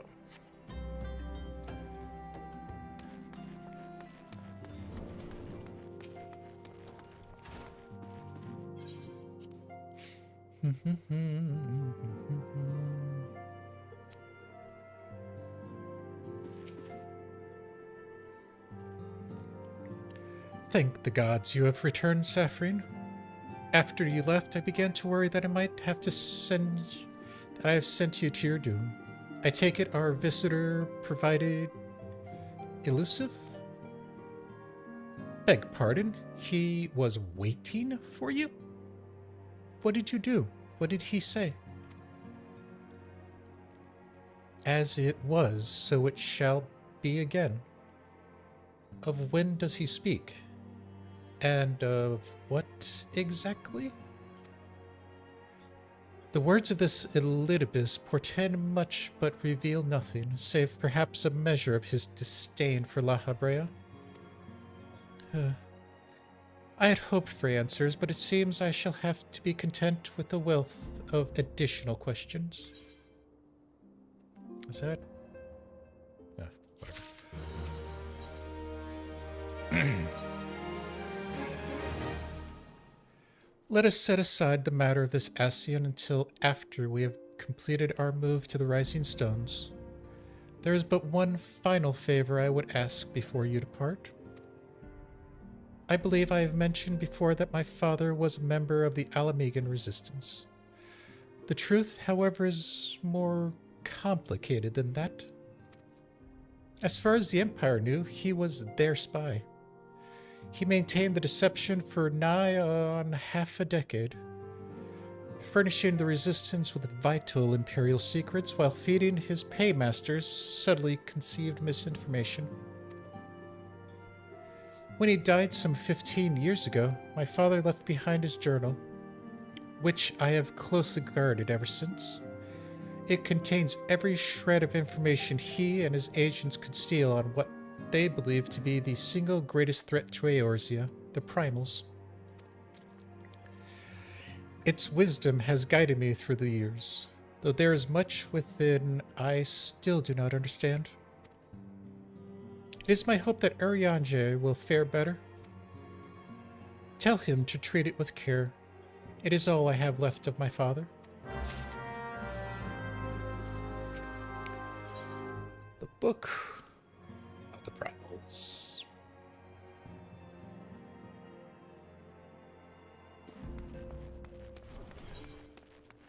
I think this is what's going to unlock the extremes.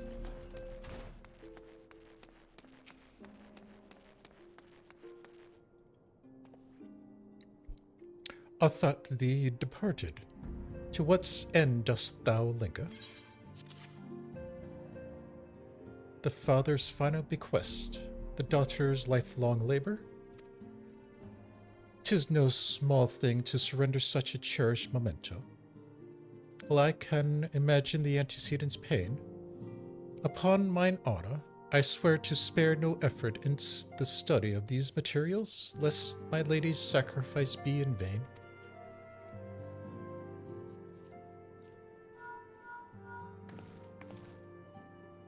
Now what?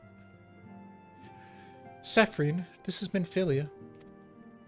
Forgive me, but I could wait no longer. I have departed for the Rising Stones.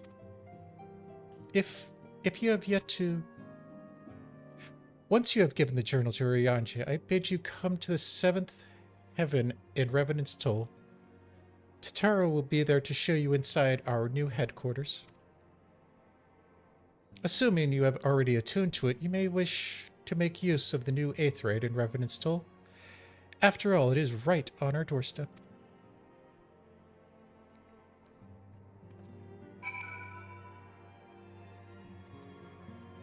Alright, yeah, I should have that.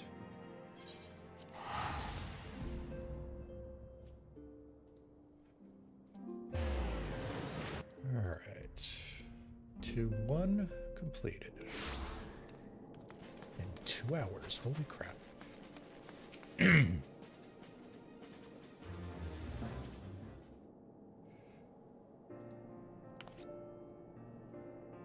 Oh, Saphrine, you're here. Good, good. We're all wondering when you'd show up.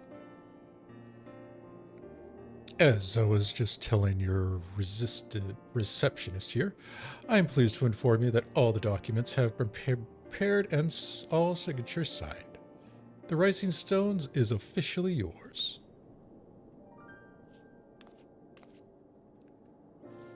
Splendid! From this day forward, I will spare no effort in seeing that it was welcoming and a comfortable home for us at the Waking Sands ever was.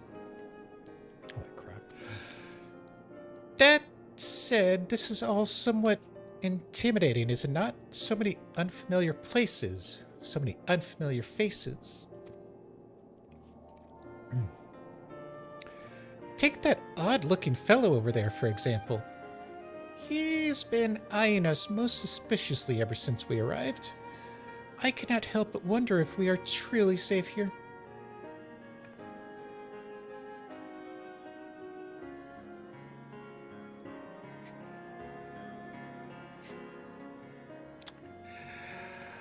Yeah, we have absolutely no idea who he could possibly be.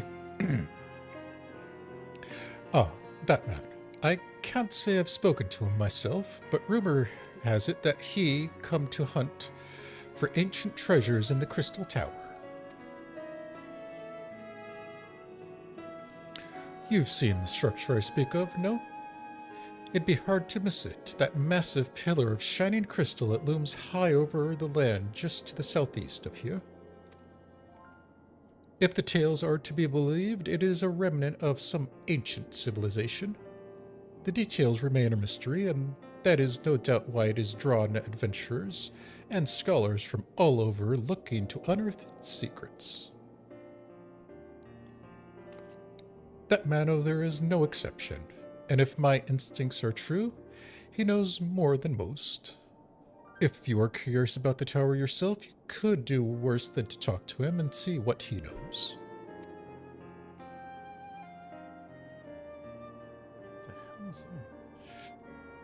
Why, if I weren't otherwise occupied with my duties here, I'd have half a mind to join you. I mean, just look at it. I can scarce begin to imagine what wonders lie inside.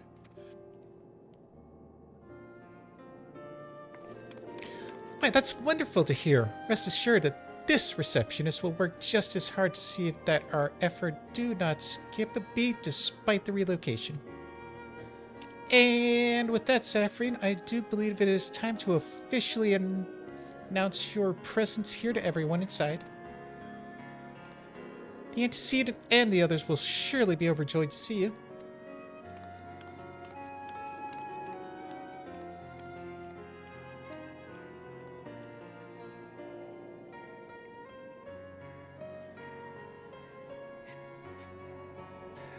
I'm sure he'll enjoy being called an outlandish man.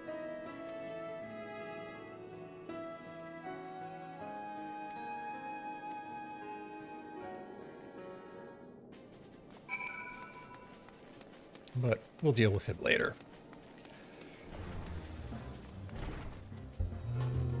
Yep.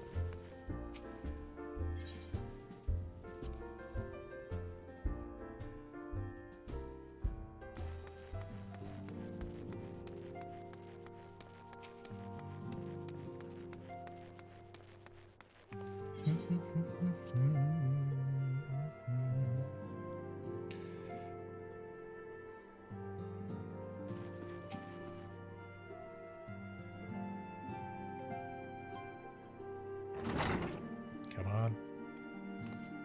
Give me one.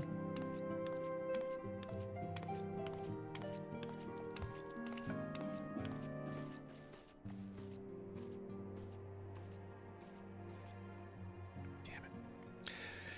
Well, it is certainly spacious.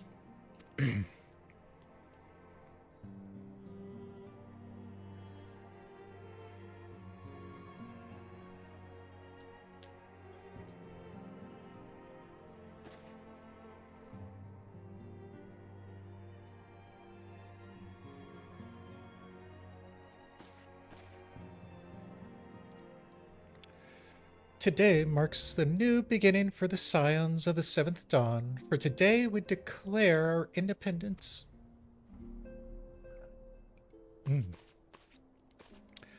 We shall henceforth be beholden to no nation, but serve all of Eorzea's people proudly and openly. But this does not mean that we will sever our ties with the Eorzean alliance. On the contrary, the antecedent and I shall endeavor to strengthen them. Rest assured, however, that we shall not permit political considerations to influence our decisions. Our identity remains unchanged, as does our cause. We are the Scions of the Seventh Dawn, and our single purpose is to safeguard the future of Eorzea.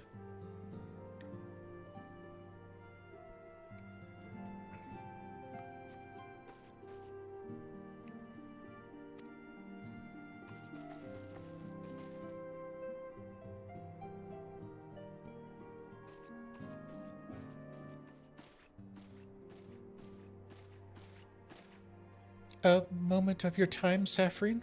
I would speak of Elidibus.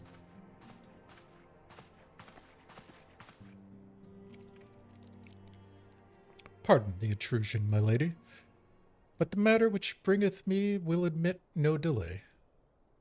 Mine every attempt to contact the students of Baldessian hath been met with silence. No one will respond? How odd. Allow me to try.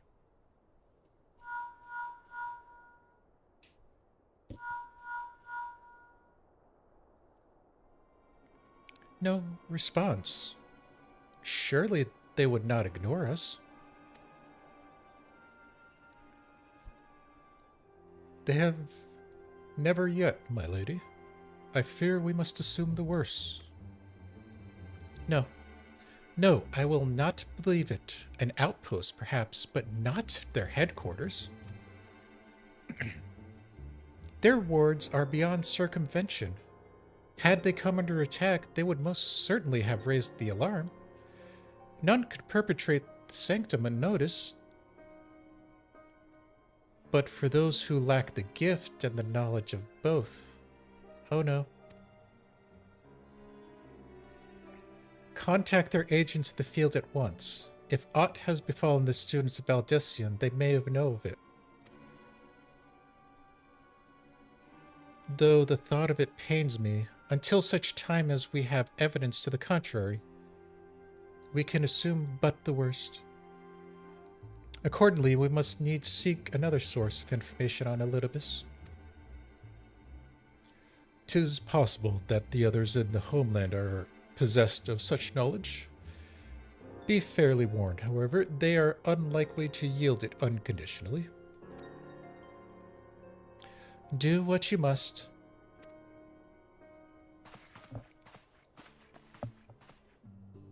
Yet another unforeseen, unwelcome development. What could be next, I wonder? A visit from a crimson-clad Asian, perhaps? Or an Orcher? Or Puce? And which of our allies will then fall silent?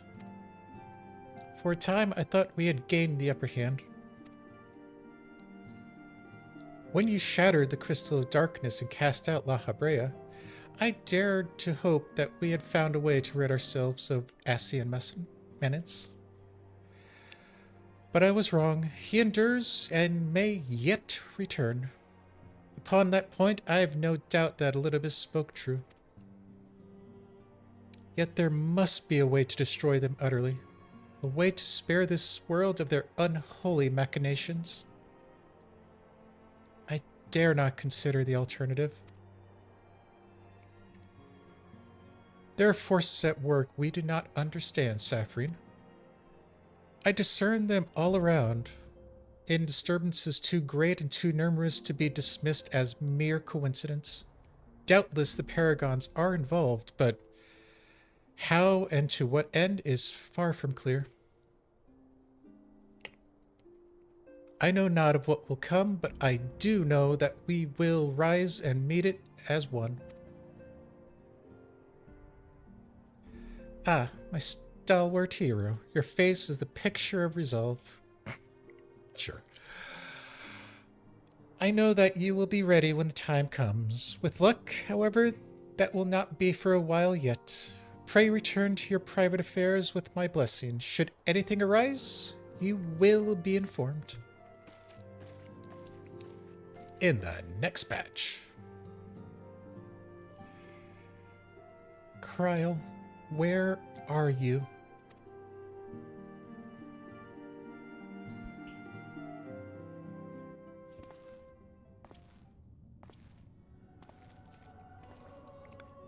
Meanwhile,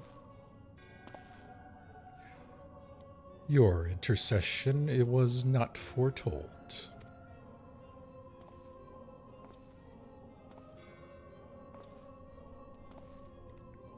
You object?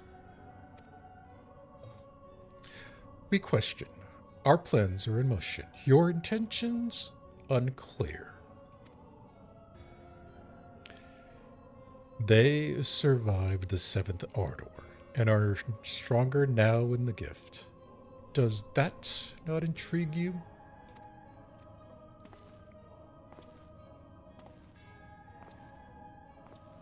No, it does not. Serve as you will. So too shall I. We labored not at cross purposes. The wisdom of his plan shall become apparent in time, when the veil is lifted from their eyes, and at long last they shall see.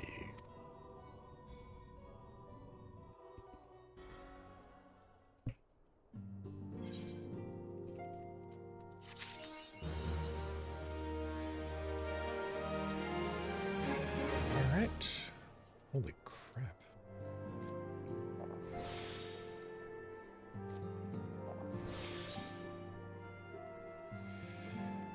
Oh, good, we get her to come on. Truly, there is no rest for the weary. Scarce had I begun to make myself at home when I received a request for assistance from Amalja and Son Mineral Concern. It would appear their storehouse in Horizon has been the target of a series of covert robberies. Minor as they seemed in isolation, occasional discrepancies in the manifestation were long dismissed as clerical errors. It was only during the concern's annual audit that a pattern became apparent. Significant quantities of crystals, and only crystals, were missing. I need hardly tell you what that it may imply.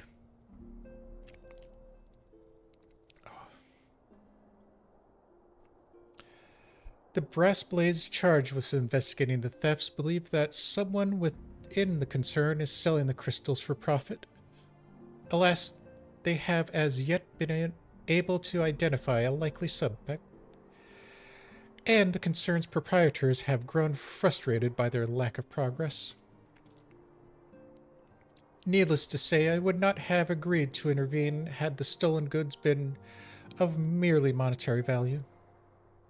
If there is even a possibility that the thief acts not out of self-interest but in the service of Primal, we can ill afford to wait for the Blades to realize their mistake. Pray, depart for Horizon at your earliest convenience. Rendezvous with Y'shtola when you arrive. She and Thancred have already begun a preliminary investigation. I have every confidence that the three of you will get to the bottom of these thefts. I only hope our fears prove unfounded when you do.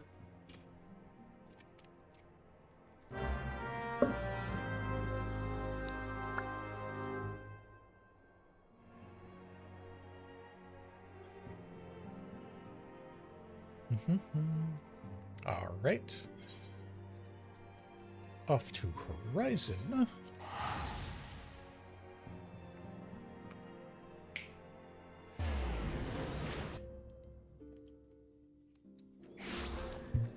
All right. Where's our little... There you are. Ah, Saphrine. Your assistance is most welcome. I have already spoken at length with the Brass Blades of the Rose, albeit to little avail. It would seem that the thieves took great pains to conceal their activities. I could go into further detail, but your time might be better spent in conversation with Fufu Lapua. He is the official charged with leading the investigation, and I would only be repeating that which he relayed to me. If aught eluded my attention, mayhap it will not elude yours.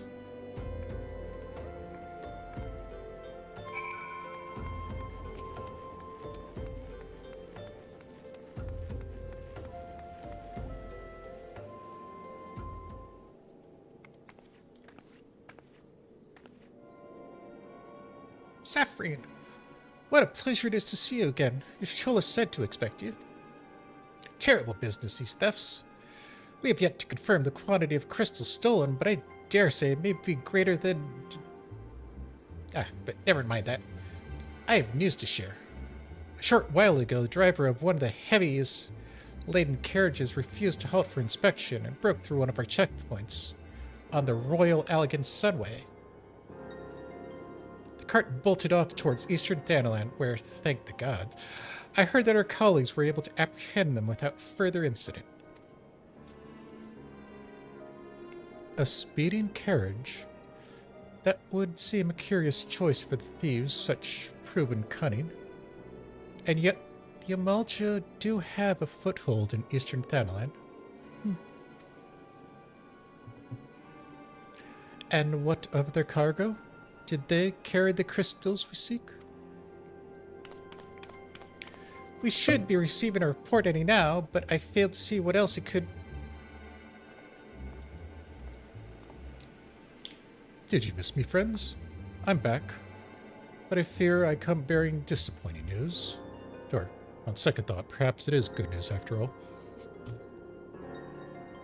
Thancred, wherever have you been off to? And what was her name? I figured you had everything under control here, so I took a brief excursion to the east to check upon our Amalja friends.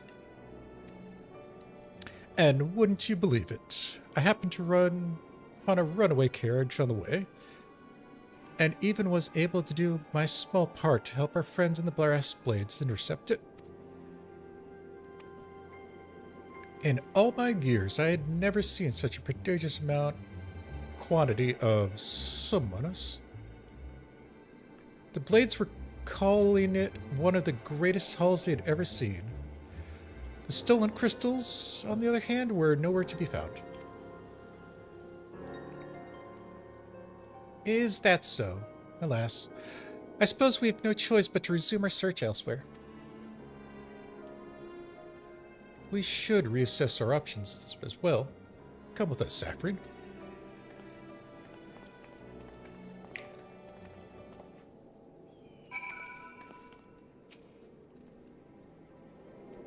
Against all expectations, would seem the Amalja are innocent of this particular spat of crimes.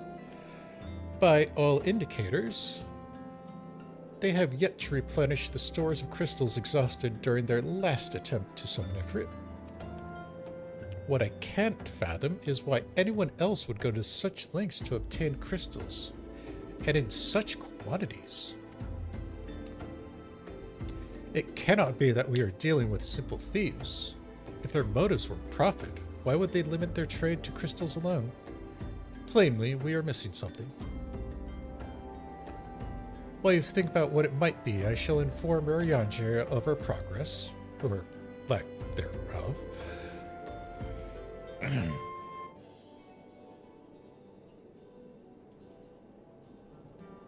Now then. Finally.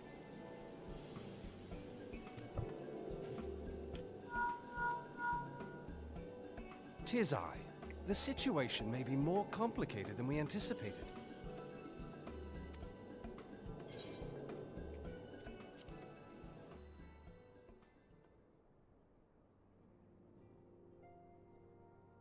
Indeed, I shall remain watchful. Ere thou goest, another matter requireth thine attention. A young maiden, full eager to... Wherefore inquirest thou of her fairness? Oh, very well. Be she damsel or devil, I shall direct her steps to Revenant's toll. Save thine insinuations for one given to such impropriety. Thou shalt not find me amenable.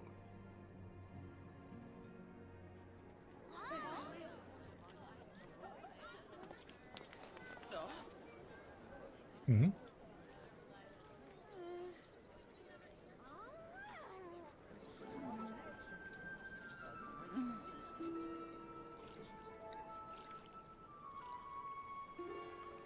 Far across the sea from the land of Domar have we traveled. We seek audience with the ruler of these lands. Who here speaks for you?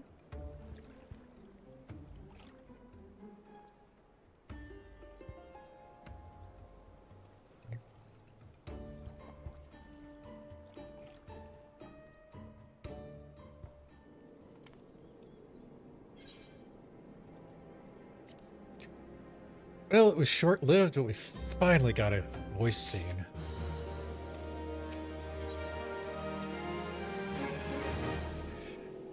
Any bright ideas?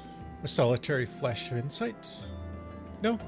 Well then, for want of a better suggestion, I say we try picking Fufalupu's brain again. Who knows, if we work together we might yet find something of use nestled away within.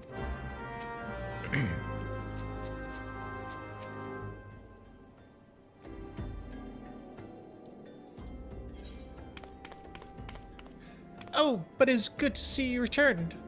I've given some thought to the matter, and I've just hit upon a most disturbing possibility. How could I have been so blind? Calm yourself, Fufalupa. What is this disturbing possibility of which you speak? I was contemplating as to how the thieves' activity escaped our notice for so long. Then it came to me. What if there was someone among our own ranks conspiring with them? A traitor in our own midst? It's not the first it's ever been for the Brass Blades. It would be most unfortunate if your fears proved to be well-founded, Fufalupa.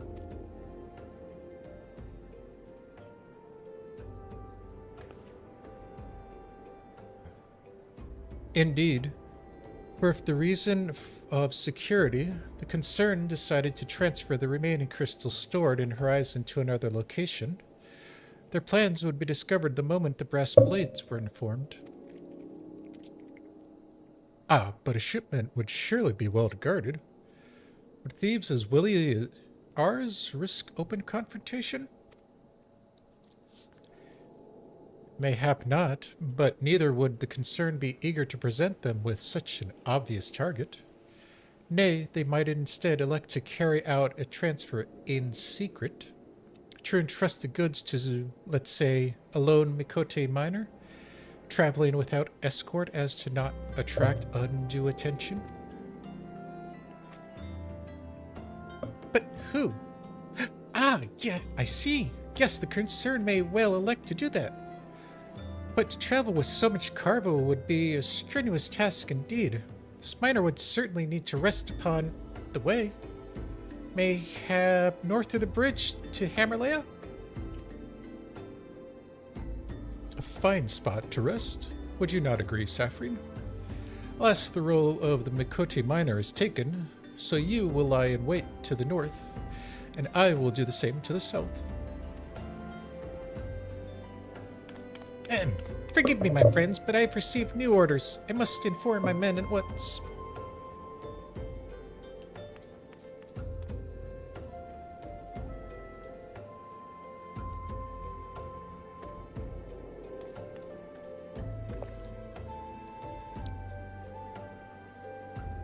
Call me a cynic, but I would be surprised if these thieves laid down their arms and surrendered. See that you come prepared to offer some encouragement.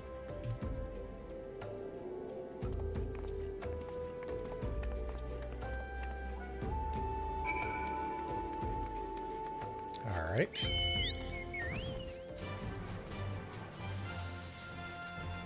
I got encouragement on the right and reason on the left.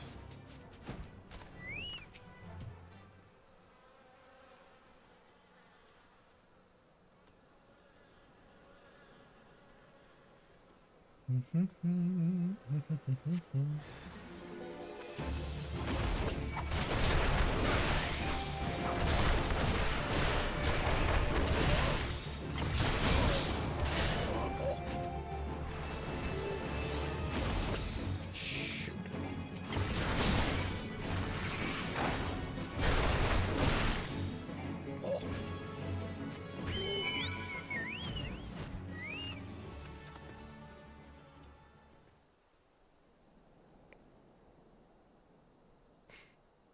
Nice outfit, Y'shtola. It, it suits you. Stubborn to the last, I expect. You are unharmed?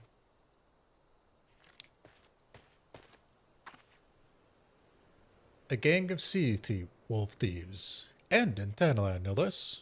I suppose there's a first time for everything. Sea wolves? All of them? Aye.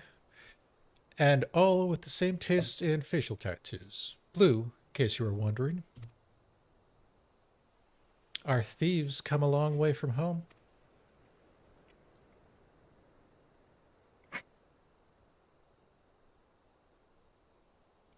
Thancred, if you would be so good as to attend to the outstanding matters in Horizon, I have inquiries to make. To Horizon, then. Fufalupa will want to hear about your meeting with the thieves.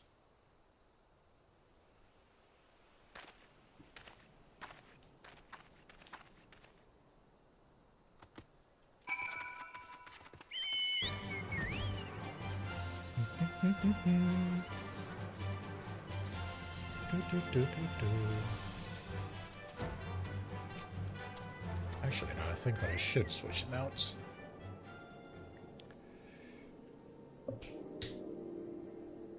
On behalf of the Brass Blades of the Rose, I thank you for your service to Horizon.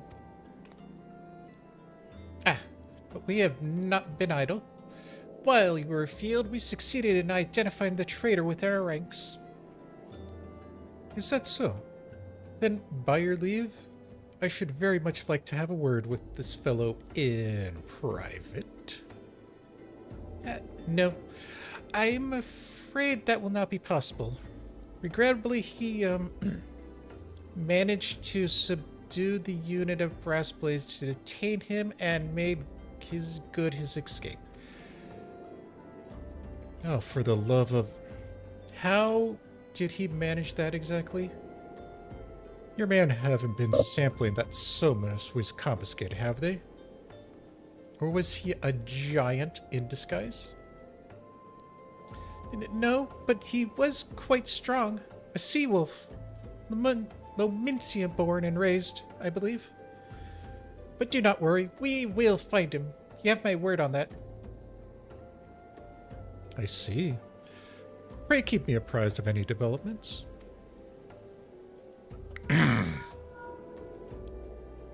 Yes, she is standing next to me. Understood. I fear our time is at an end, my friend. Your services are required elsewhere. Awfully disappointing, I know, but one must follow where duty leads. You might try to look a little disappointed.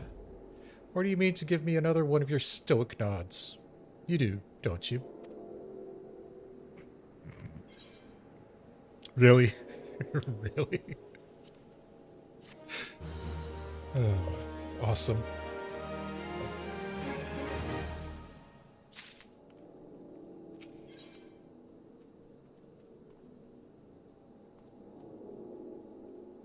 If the antecedent bids me tell you to make for Vesper Bay, where young Alphino awaits your coming most eagerly.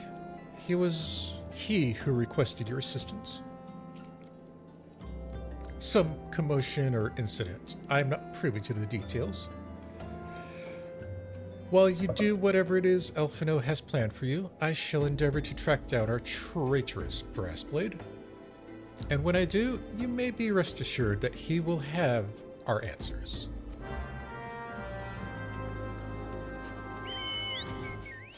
Alright, let's see if we can just fly there. As tempting as using a ticket would be.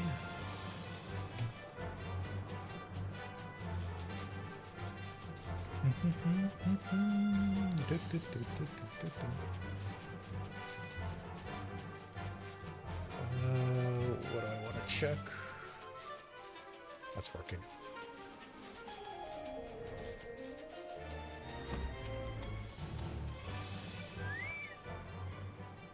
You are late. No matter. I know where our visitors are headed. From what I've been able to gather, this vessel belongs to a band of Domans who seek an audience with the Sultana. You are familiar with Doma, yes, in Othgard? Well, like the rest of the natives of the eastern continent, it is ruled by the Garlean Empire.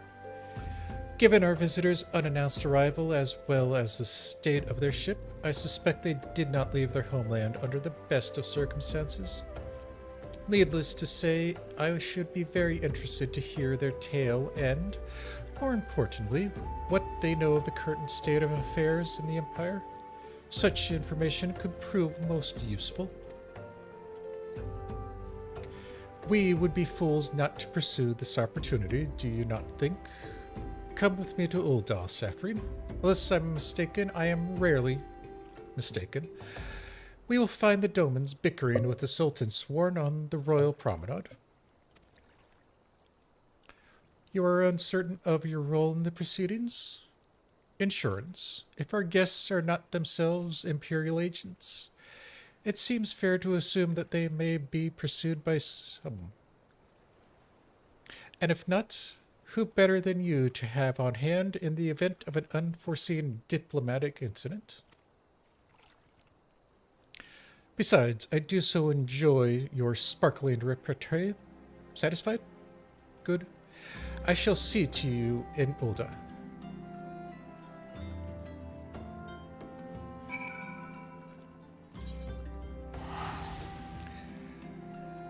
Oh, that boy.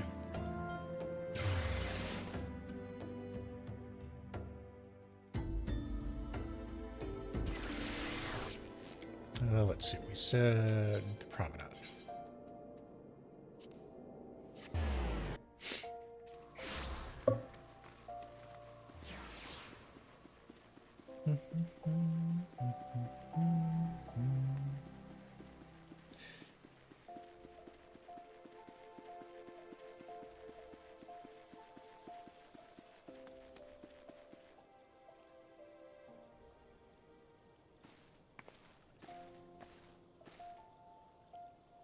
It matters not how many times you ask. Without the necessary permissions, none shall pass. Pray understand, good sir, we have not the leisure of lodge a formal competition. Time is of the essence. All I ask is that you summon your superior. Allow me to plead my case. Surely you can grant us that small kindness. Away with you, and darken these doors no longer. I will not ask you again. You know not what you do.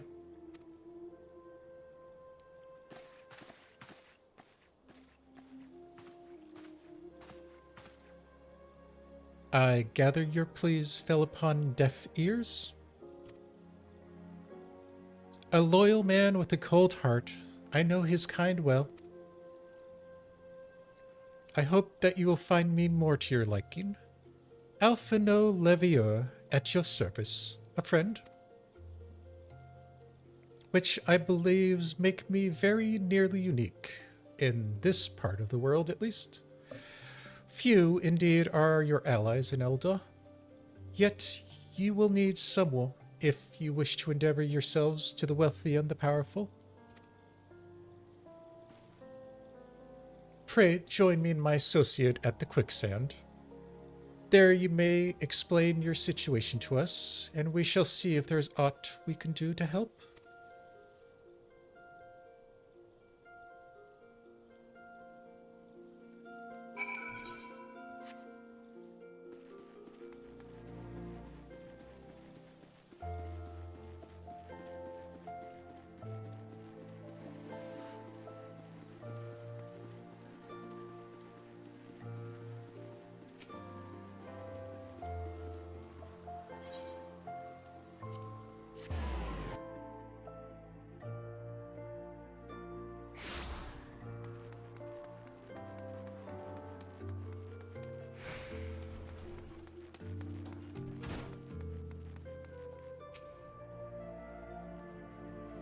Whoops.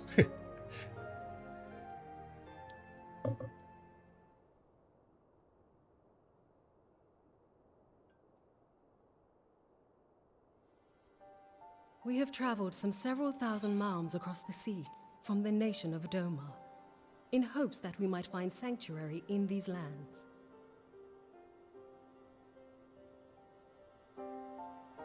Sanctuary, Lady Yugiri?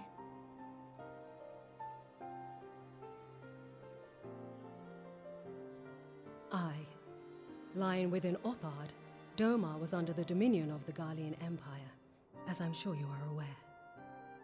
When the War of Succession broke out in Garlemald, we espied an opportunity to free ourselves from the yoke of imperial oppression and took up arms. Only to be crushed. And so I gathered what few Domans escaped the reckoning and guided them hither to your shores. A war of succession? Then the Emperor... Forgive me. You said that Doma was under Imperial rule, did you not?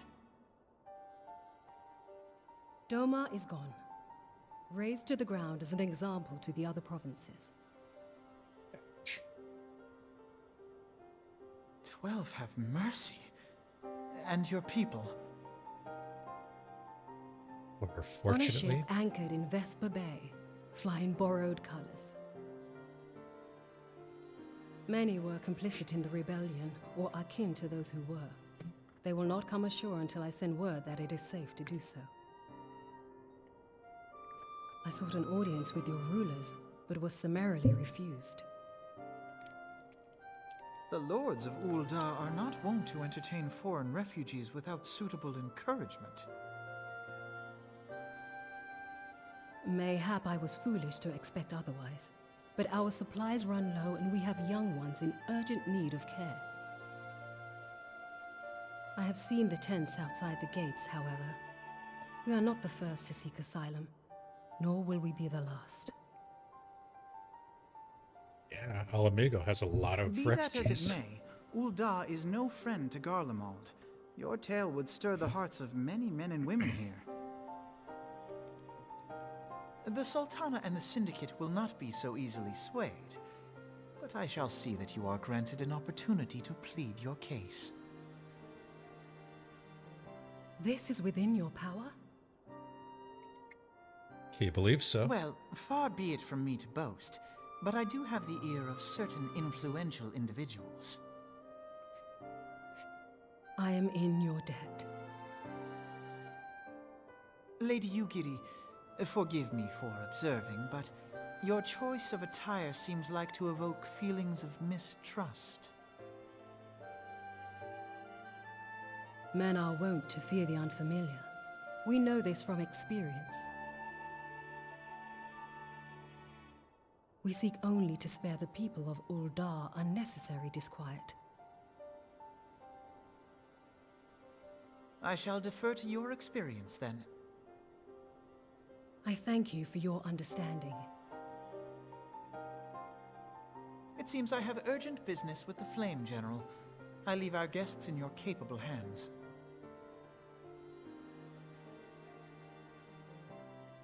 What do you want her to do?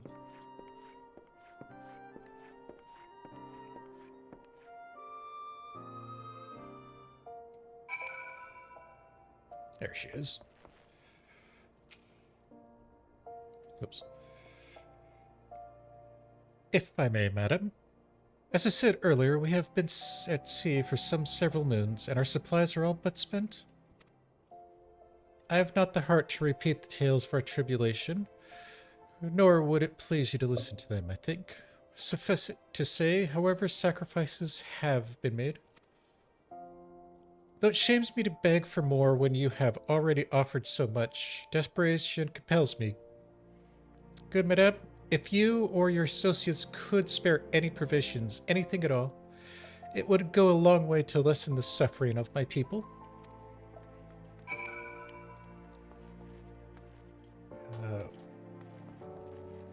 Momodi!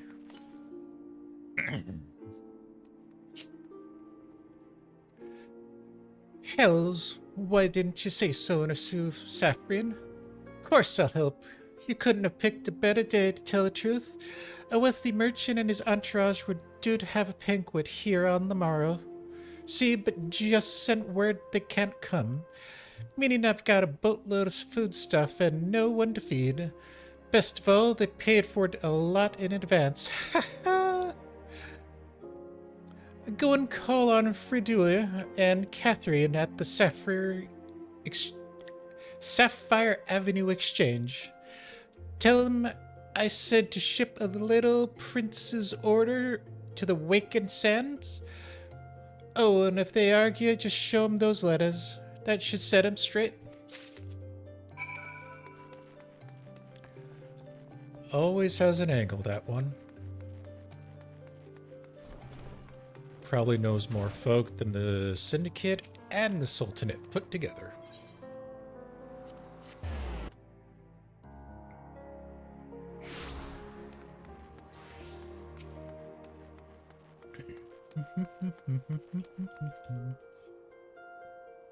My, that's a rather odd request.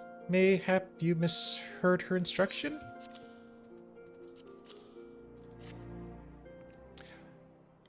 You know, you shouldn't encourage them like this. They'll start to expect it. You mark my word.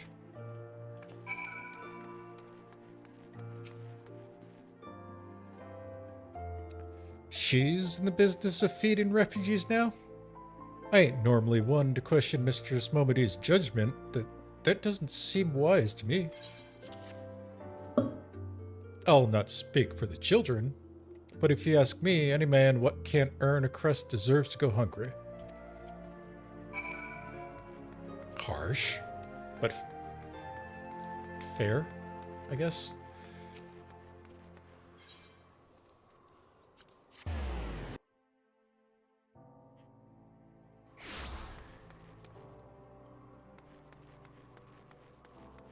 Oh, damn, it's still loud. Doo-doo-doo.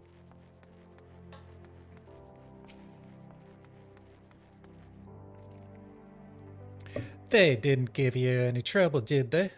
Good. Now go and tell Lady Yugiri all is hand.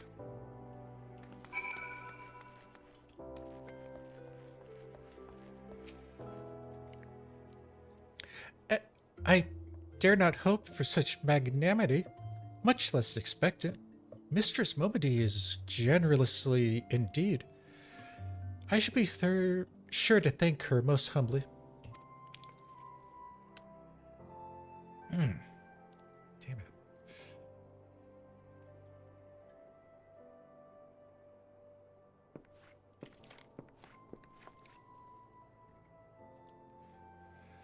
Lady Yugiri, I've briefed the Flame General on your situation. I think we have been granted an audience.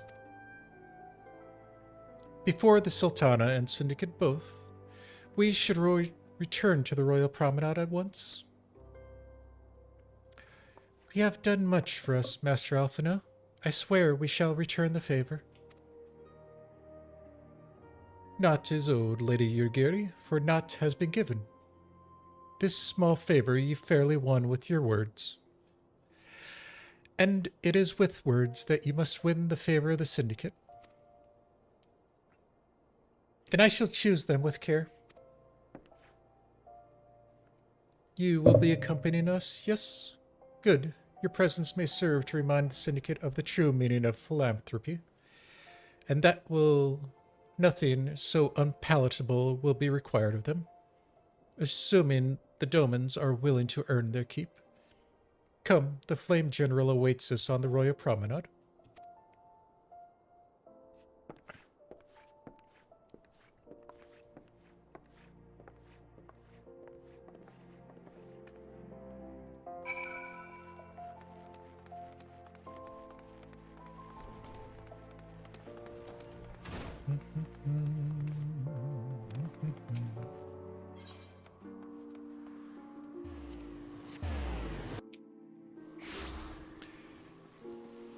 All right, let's go find the big guy.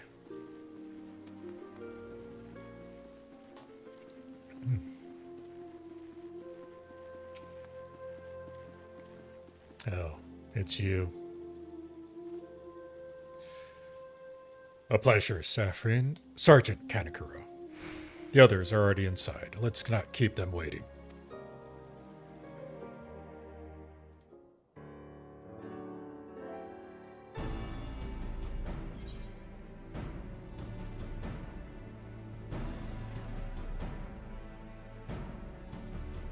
Yugiri of Doma, I'm honored to meet you at last, Your Grace. To mark this auspicious occasion, I should like to present to you the finest treasures our humble nation has to offer. Alas, the circumstances which have brought me here today have divested me of both time and dignity. I come before you as a pauper in direst need of aid, to request that you grant my people asylum. I, Nanamo, 17th in the line of Ul, welcome you to our city. Be at ease, Lady Yugiri. Although I myself have heard the tale of your misfortune, I would ask that you recount it once more for the benefit of the others here present. As you wish, Your Grace.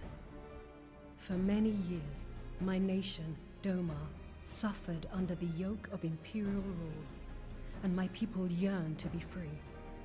Thus, when a war of succession broke out in Garlemald, we sought to take advantage of the chaos and reclaim our liberty. Alas, our enemy proved less preoccupied than we had hoped, and our rebellion was put down in the most brutal fashion. Those who survived, how many do they number? More than 200 souls huddle within the cramped confines of our own galleon's hold. Damn. Yet this figure accounts for but one of a number of ships which escaped the Purge. It is my hope that you will allow us all to dwell within your walls. Should that prove unfeasible, however, I humbly ask that you accept as many of my people as your resources allow. Pray understand, we do not beg a boon, but propose instead an arrangement. We would serve as soldiers or tradesmen until our debt is repaid. What are the Syndicate's opinions on this matter? I, for one, think it's a marvelous idea. Lady Yugiri and her people strike me as an industrious lot, and there are parts of the city which have yet to be fully restored. If they are willing to work, I see no reason not to let them. The head of the Mirage Trust is not known for his generosity. He sees profit in this. I agree. That said, these are foreign refugees. To admit them would require a formal resolution. Shall we call a vote?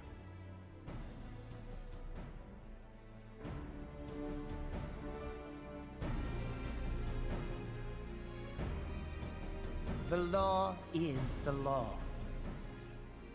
Lord Lolorito? Tell me, are you blind or willfully ignorant? Even now, our streets are choked with the displaced victims of the Calamity and Alamigan refugees. They live hand to mouth, subsisting on aid provided by the immortal flames, the cost of which grows ever higher. The wealth of Ul'dah is not without limits, my friends. And need I remind you that these refugees are prone to violence and criminal activity? You have all read the reports, I think. Without homes or employment, it is only a matter of time before men grow desperate and take that which they imagine has been unjustly denied them. Yet, knowing this, you would have us swell their ranks. Mayhap you think the brass blades and the flames are not hard-pressed enough? Some say the chairman of the East Aldenard Trading Company passes Gil thrice daily. This may explain how he came to be the wealthiest man in Ul'dah.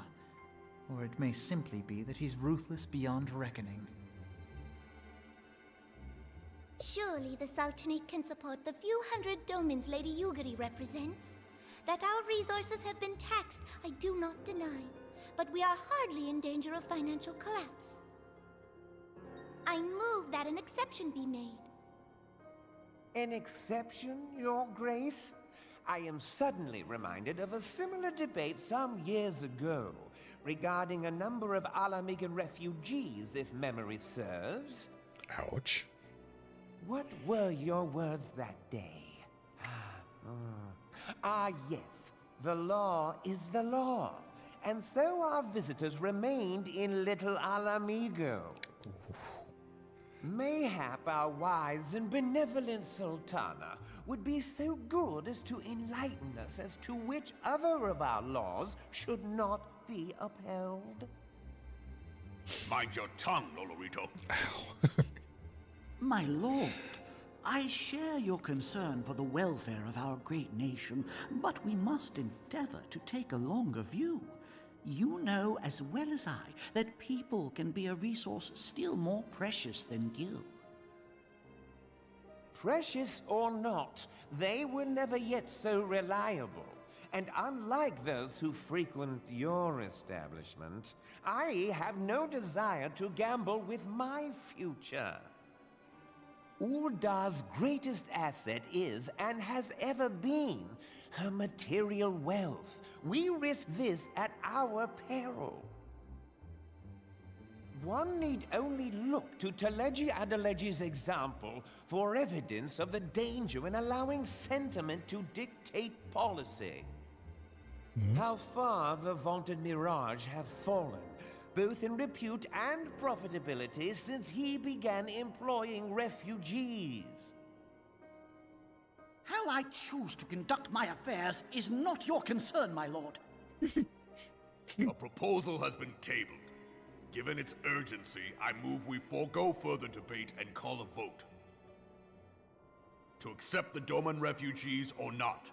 Those in favor, I bid you remain. Those opposed, I bid you leave.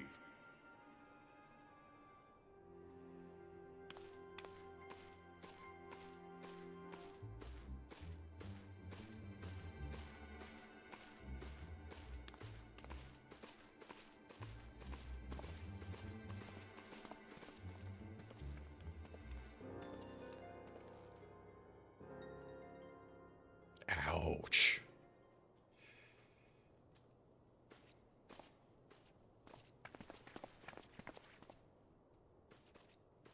Would that it were within my power to welcome you and your people, Lady Yugiri. As you have observed, however, my authority in such matters is regrettably limited. Without the consent of the Syndicate, I cannot act. I understand, Your Grace, and I appreciate all that you have done on our behalf.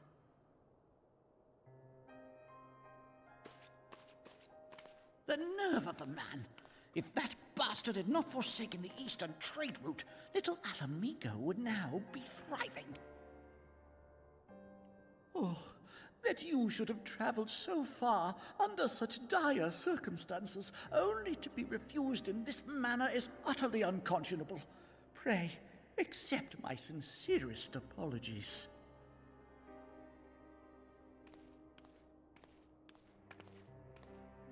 Now that the Empire no longer poses an immediate threat, they see little reason to maintain the pretense of unity. The Monitorists have grown especially defiant of late. Lord Lolorito most of all. But this is neither the time nor place for that discussion.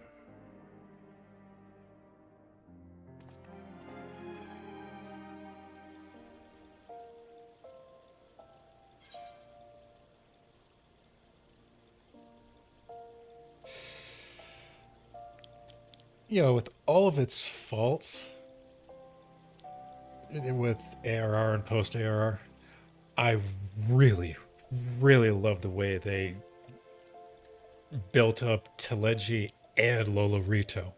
Especially the payoff with the two of them at the end of this sequence. Oh, that was... The way they built that is really nice.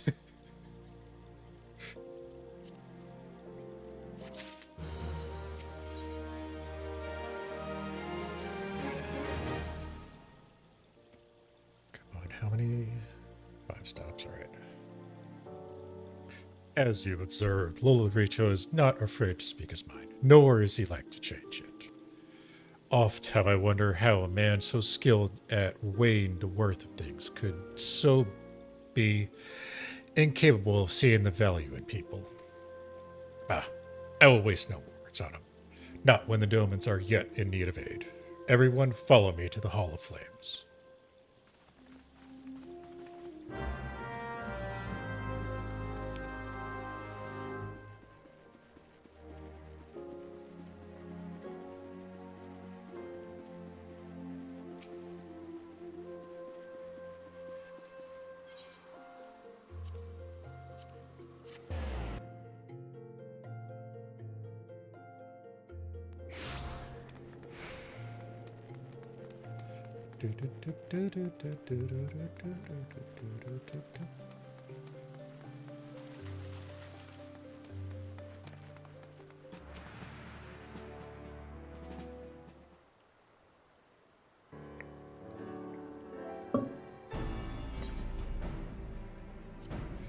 Syndicate has spoken, and I see no point in moving in the matter be reconsidered.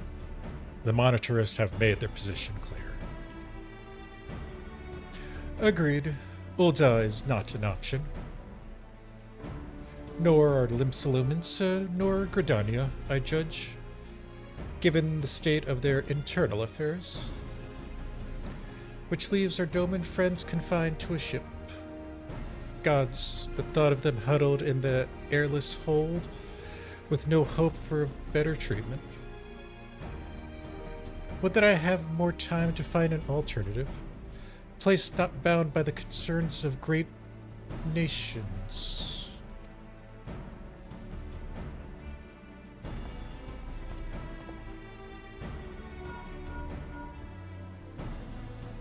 Minfilia.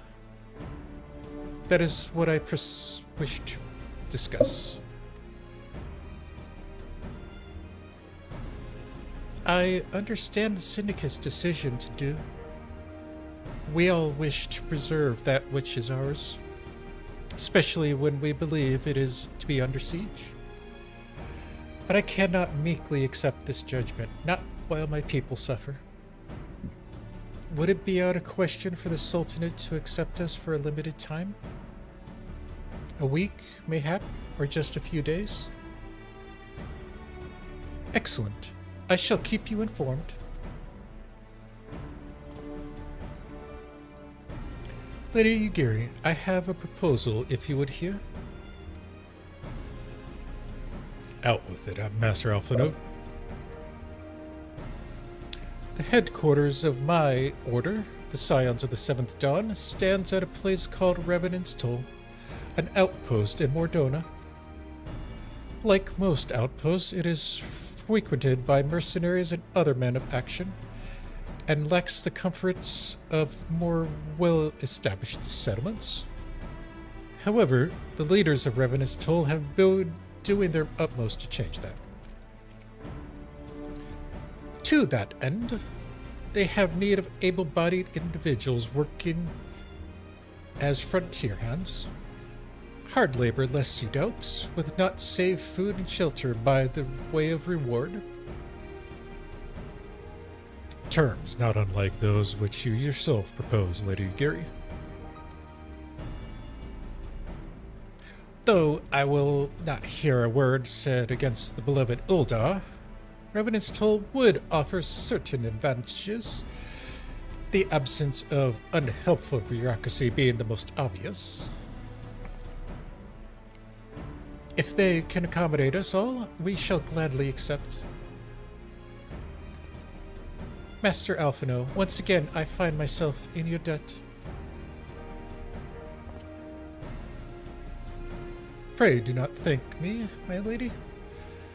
The life your people go to is one of hard labor and few comforts, as I told you. Before that, there remains the matter of how they may safely board to Revenant's Toll, which will be no small feat, considering the distance and their present condition. Mayhap the Old Dawn Adventurers Guild can be of assistance. Look for me there, anon, Saphrine.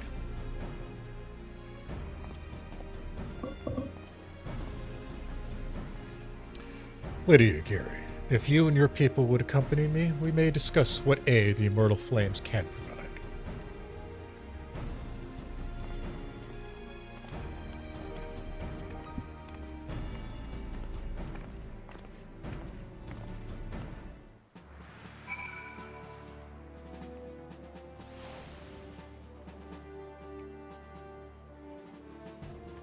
Oh, we were going to the Adventurers Guild, that's right.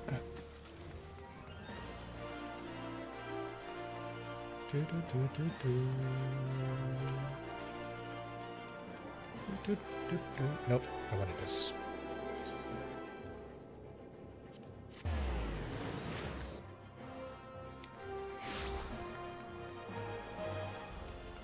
Timing is so fun at times.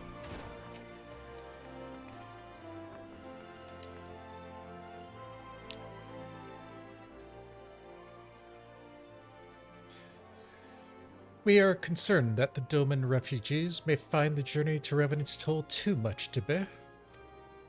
Too long have they been sequestered aboard their ship, with insufficient supplies and scarce room enough to breathe, let alone stretch their limbs. With that in mind, Mistress Momody has kindly offered to accommodate the Domans until such time as they are ready to set out for Mordona. Those healthy enough to travel will embark as soon as transportation has been secured, while those too weak to leave at once will be permitted to stay until they regain their strength.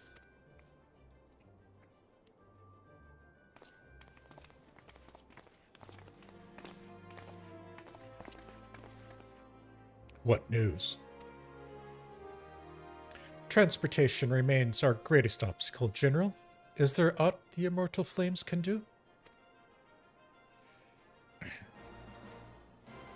I fear that exceeds our mandate. Word a smaller number mayhap it would go unnoticed. But the Syndicate will not bear the cost of escorting more than 200 Domans to Mordona. When the government fails to act, the responsibility falls to us, private citizens. I will engage the services of the 77 caravans on the Doman behalf. Very well. We should begin contract negotiations at once. Your generosity is most welcome, my lord.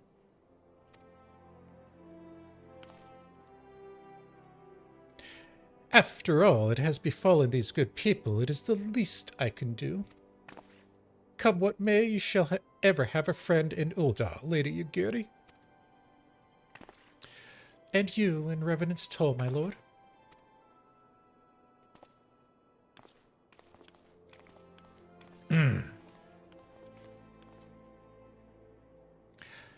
Well, it sounds we all have work to do. Lady Yugiri, let's put our heads together and settle the details of our arrangement, shall we?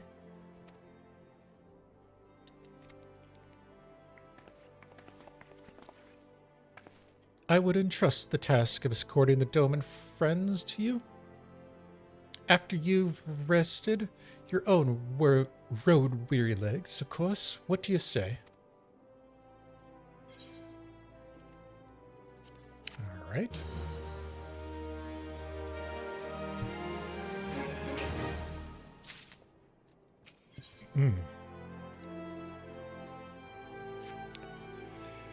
As we speak, the Domans have prepared for departure at Vesper Bay, wherefrom they will be transported by carriage to Ul'dah. That said, this has all been decided rather suddenly, and it would not surprise me if the refugees required some assistance in coordinating their preparations. Saphrine, I would have you return to Vesper Bay and facilitate the process through tasks great and small. In short, whatever must be done, do it. Thanks, Alfie. That helps. Speak with the man named Hosen when you arrive. As Lady Yugiri tells it, he has been designated the leader of the first group.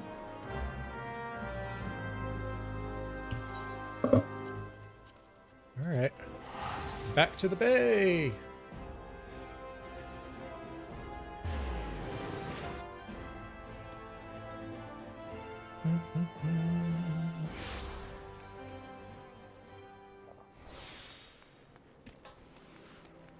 Do-do-do-do-do.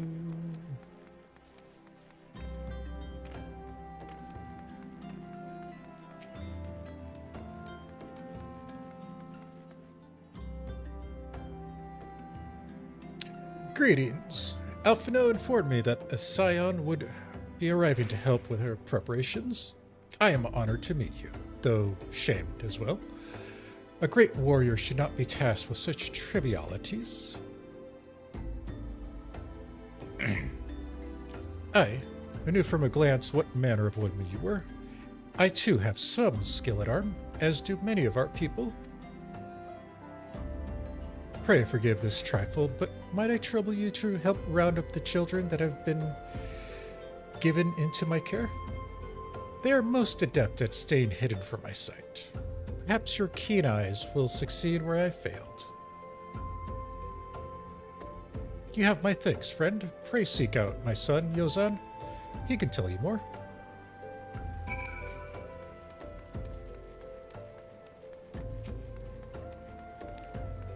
And it's not like they train him at a young age in the arts of stealth or anything.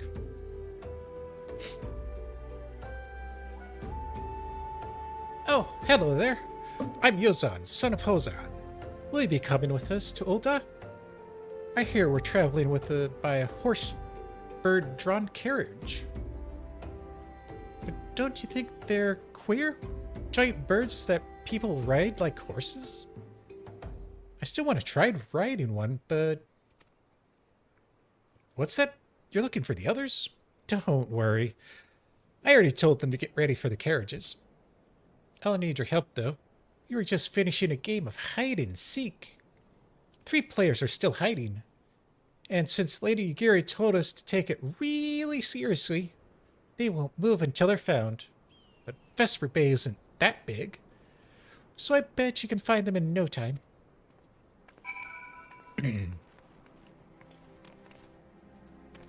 Alright, where are you, brats?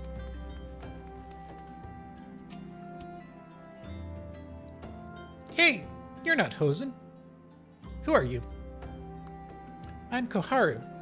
Saphrine Kanekuro, eh? I didn't know anyone else was... Wait a minute. You're one of those, stallions, aren't you?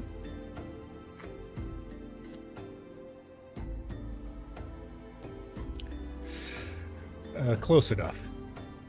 No? Scions! Yes! Then you must be Lady Yugiri, right? Isn't she great? She's really good at hide-and-seek, too. Oh, right, it's almost time to go. Nice to meet you, Saphrine Kanekuro. Ah, crap. Alright, once I find this 3rd child, I have to take a break to get something.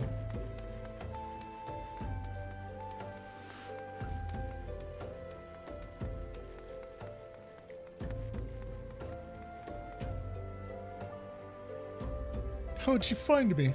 Ah, guess I need more practice then. Or maybe you're just good at this? I mean, the Garleans didn't find me.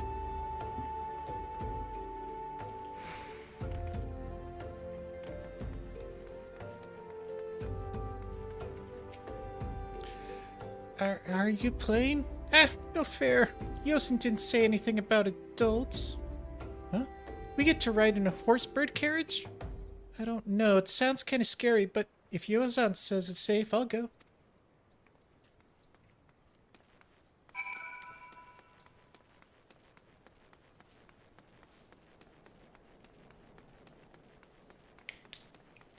All right.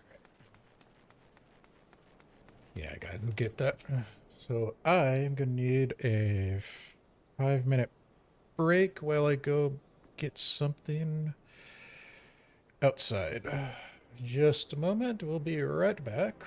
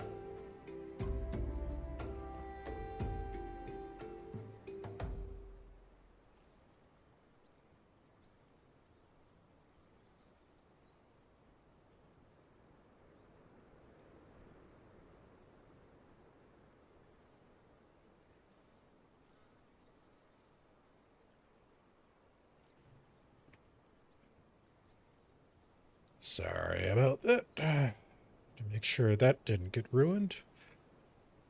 Alright, Ozone, I found your kids. Wonderful. All the children are accounted for? Hide and seek.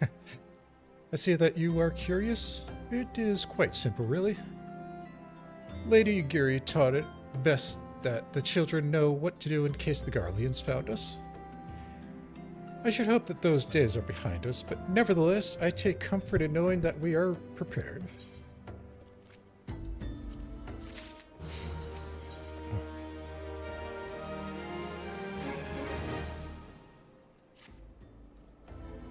The first caravan is due to depart shortly, followed by the rest at regular intervals. My family and I, including my stubborn old father, Homie, will be traveling in the lead carriage together with young Koharu, whom I believe you've already met. Though I understand the road to Ul'dah is regularly patrolled by your brass blades, it would give us great comfort if you would agree to accompany us on our journey. Once again, I thank you for your kindness. When you are ready to leave, please inform our coachman.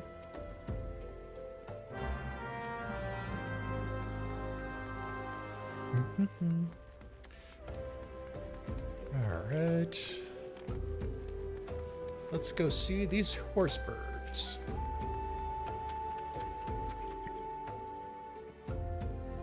Eager to be off, are you? Aye, well, I was meaning to have a word with you about that. Runner from the Blast Blades says we might have a problem. A fierce-looking beastie been sighted south of the old bridge to Hammerlea. Might be as someone's eyes are playing tricks on him, of course, but I don't play to gamble with this business. Now, I know you can handle yourself in a fight, but this is a lot. Here's a story. So I was thinking you might go on ahead and have a quick look around and make sure the area's safe and like. And if you come across anything dangerous, you know what to do. When you're satisfied the way is clear, meet us outside Horizon. Blades tell me the road there is safe, so I reckon we can make it there far on our own. Assuming the self-same bastards don't try to rob us, that is. Yeah, the Blades have pretty storied history. That aspect.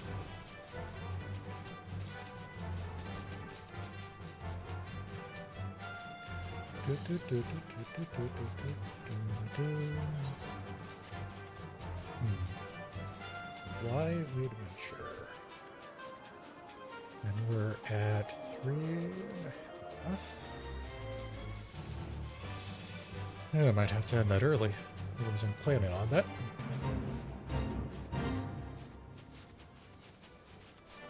There it is.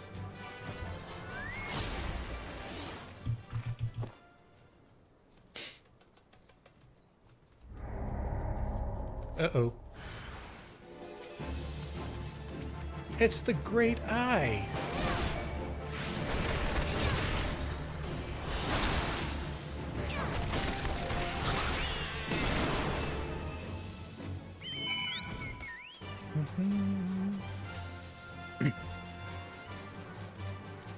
Boom.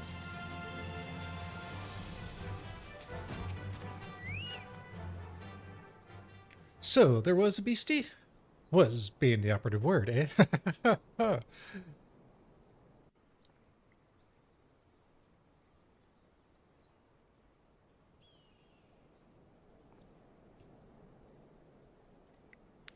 Well fought, madam. Well fought. Ha! If I were in better health, should I have been proud to stand at your side. Hey, my son Mohid. He forgets that his responsibilities preclude acts of daring do.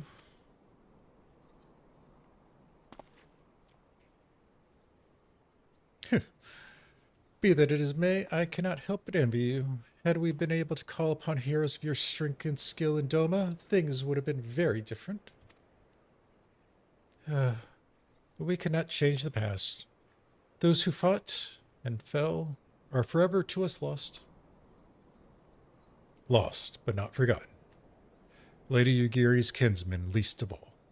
They fought the fiercest, though they knew full well it was in vain. She has every right to walk away, yet she chose to stay. Food, shelter, and the promise of a better life, all of this and more we owe to her. How does one even begin to repay such a debt?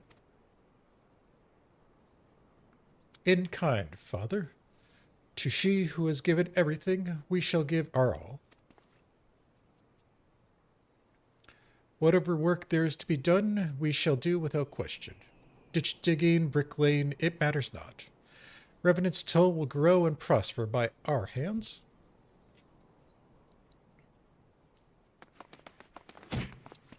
The poor old guy.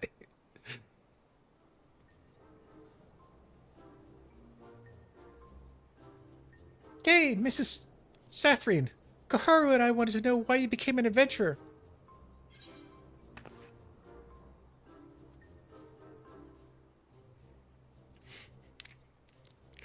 They're not going to get it. This is great.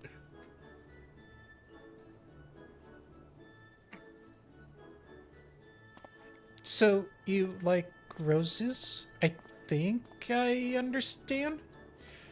I mean, they're nice and everything, but don't they grow in a lot of places? Ooh, it's my turn now. It's my turn. Excuse me, Miss Saphrine? I've got a question. What's Revenant's Toll like? Is it pretty?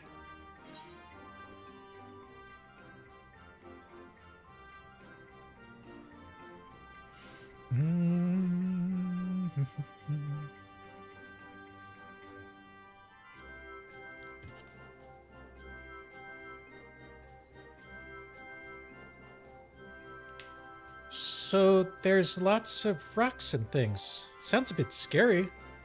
But you'll be there too, won't you?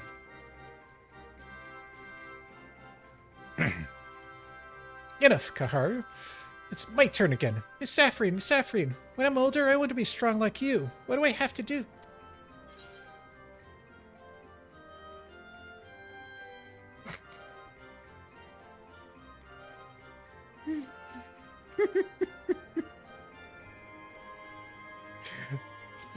No.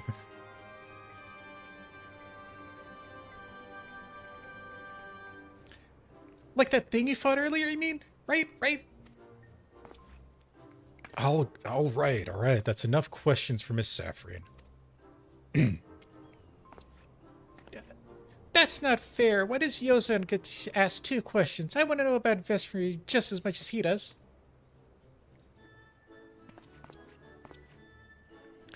Just one more, please. Do you think I could be an adventurer like you one day?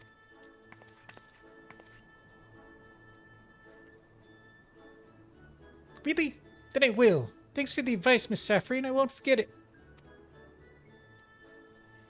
I'm going to be an adventurer too. When we get to Revenant's Toll, let's make an adventurer guild for the Abdomans. We'll protect our friends and punish the wicked, just like Miss Saphrine and Lady Yugiri. Yeah, that's just like me, Miss Saphrine and Lady Yugiri. We can talk about it more in the carriage on the way. Will you be joining us?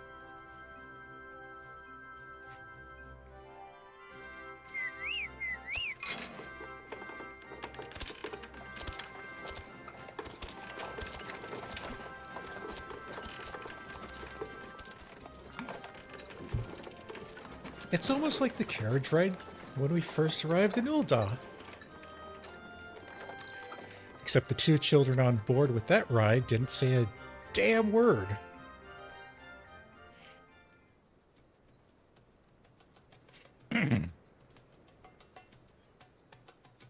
Where?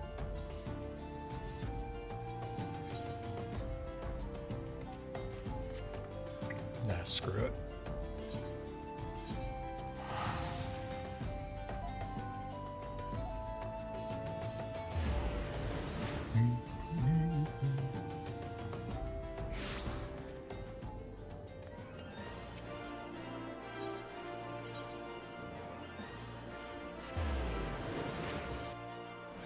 Alright. Back to the quicksand.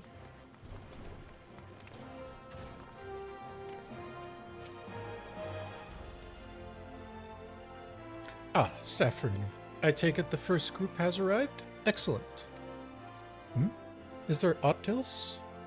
No, no. I've matters well in hand here. You and Lady Yugiri should travel to Revenant's Toll forthwith.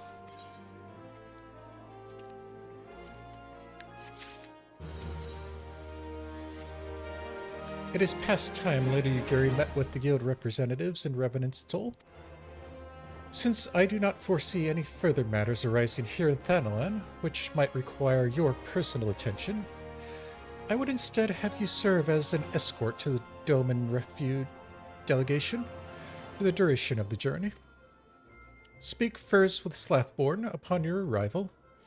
He is the one whom the Domans will be working with most closely, I should think. Afterwards, introduce Lady Yugiri to Minfilia and the guild emissary.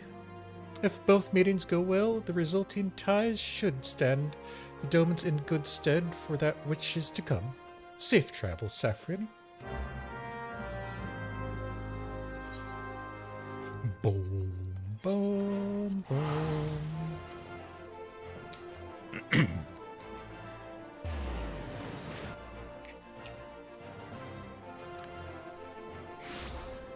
Alright, Slaff, my boy, where are you?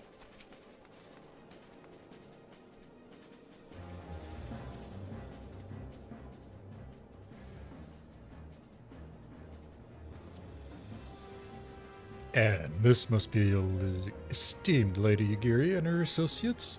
I greet you all as friends and bid you welcome to the toll. No. I hope you do not find our dearth or fineries off-putting. Poor though we may seem, we have the wealth of spirit and camaraderie to spare. You see, race and creed do not enter into here. We welcome all sorts, provided they are willing to their keep, of course. We are no strangers to hard work, Master Southbourne. You may rest assured that we will carry out your orders with due diligence. Oh, not for a moment did I doubt your commitment, my lady.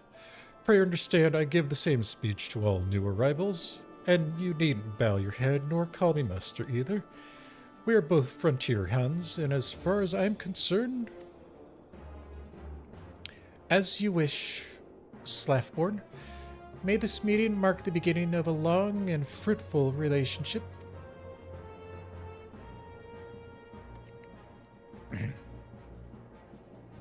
Our guests have yet to meet the antecedent. 7 Hills, Saphrine, why are you wasting your time with me? See them to the Rising Stone.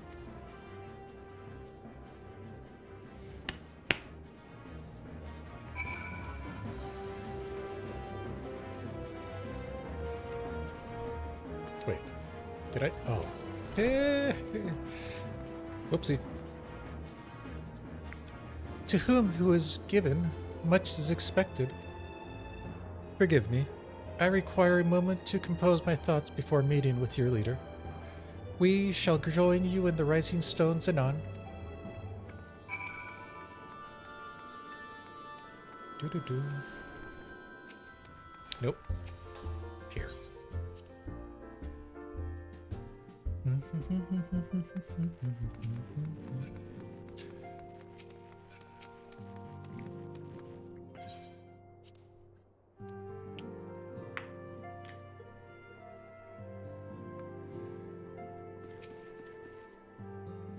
Alright, is this one? 'Tis no use.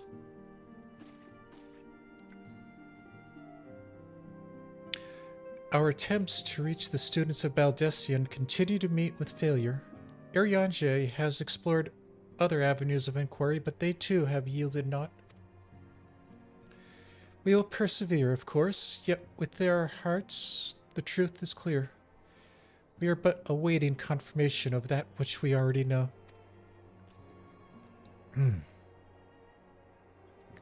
How fare the Domans?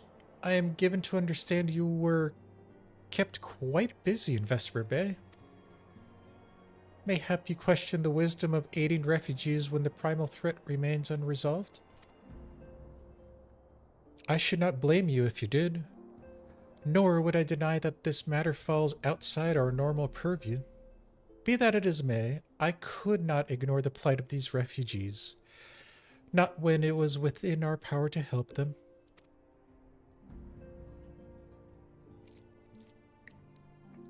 Lady Yugiri is here. Please, show her in. I should very much like to meet her.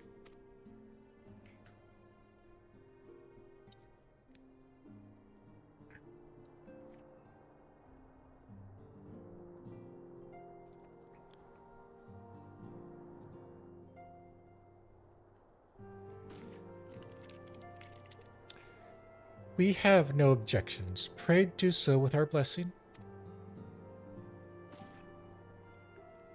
Your answer pleases me beyond words, my lady, but are you quite certain? We have no way of knowing how many might answer my summons.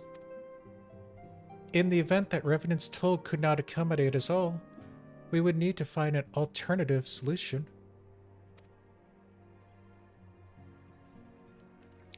Should that come to pass, we will find it together.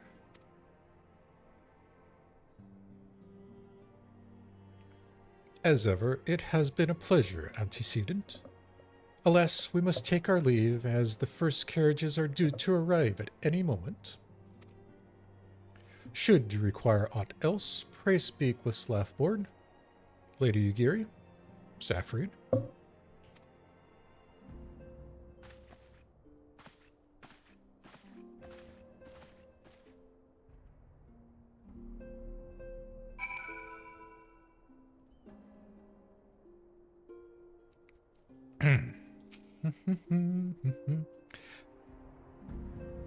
Leomin and I will make all the necessary preparations to ensure that our Doman friends feel at home upon their arrival. Though I must admit I am still troubled about the matter of missing crystals. Y'shtola should be returning anon with a report from a field. Mayhap you could wait here and speak with her upon her arrival?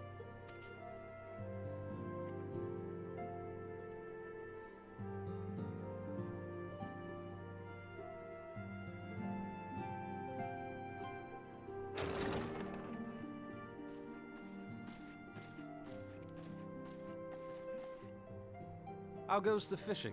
Caught anything slippery? Aye. Our suspicions were well founded. The Serpent Reavers are indeed the culprits. The plot thickens. Has there been any movement in Thanalan? It has been blessedly quiet, which is to say the Amalja are being no more or less of a nuisance than usual, summoning Ifrit with such crystals as they have hoarded. Urianger, too, reports not out of the ordinary. Then we have our explanation. Your explanation for what, pray tell? For the recent spate of crystal thefts in Thanalan, we naturally assumed that the trail would lead us back to the Amalja. Yet it did not. It led us across the sea unto Vilbrand. Vilbrand? There have been reports of increased Sahagin activity of late. Oh gods, they mean to summon Leviathan? That is the way of it, I fear. Whilst conducting our investigation on behalf of the mineral concern, we came upon evidence implicating the Serpent Reavers.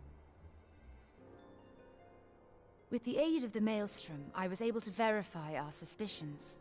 'Tis only a matter of time before Leviathan returns to harrow the seas.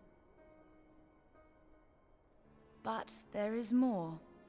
One of the Sahagin, an elder by my judgment, spoke of attaining the gift and knowledge of eternity. Ugh.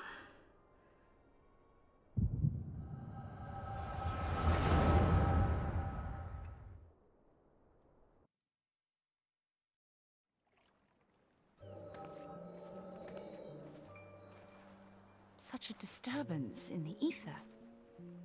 If I did not know better, I should think this device defective.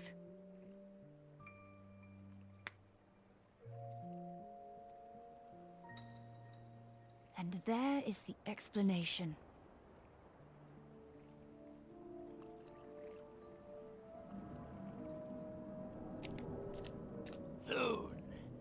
Soon it shall begin. Our Lord shall rise midst surging waves to wash away the finless ones. And I shall be granted the gift and knowledge of eternity, and with the emissary stand equal. Then shall I know no cessation, no oblivion.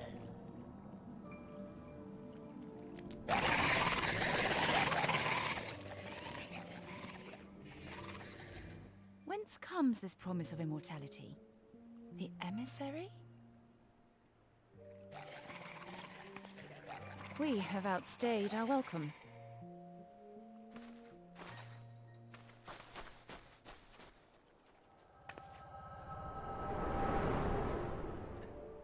Well, that's encouraging.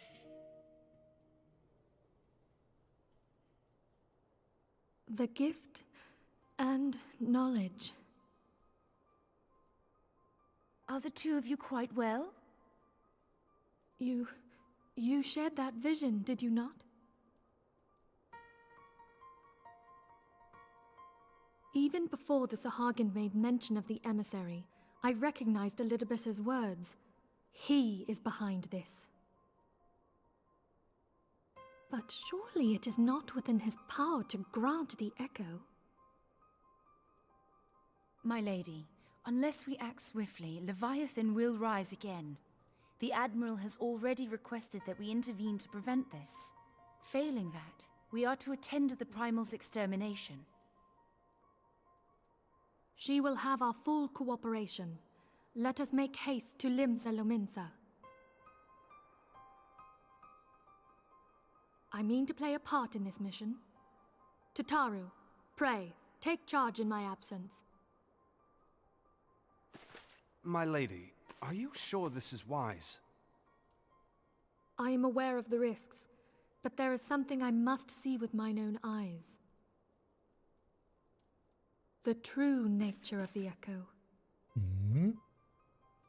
Very well. I shall not stand in your way. On the condition that you permit me to accompany you as bodyguard. Your company is ever welcome, Thancred. I take it something ill is afoot. Aye, a Primal is about to be loosed upon Eorzea. A primal? A godlike being whose very existence is a bane upon the land. We Scions of the Seventh Dawn are sworn to put an end to their kind.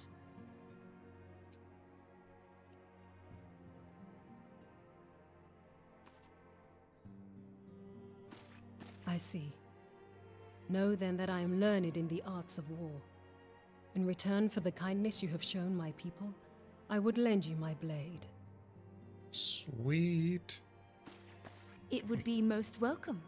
When contending with a Primal, one can never have too many able allies. If you crave a more intimate understanding of the problems facing Eorzea, this experience is like to provide it. Be sure to come well prepared.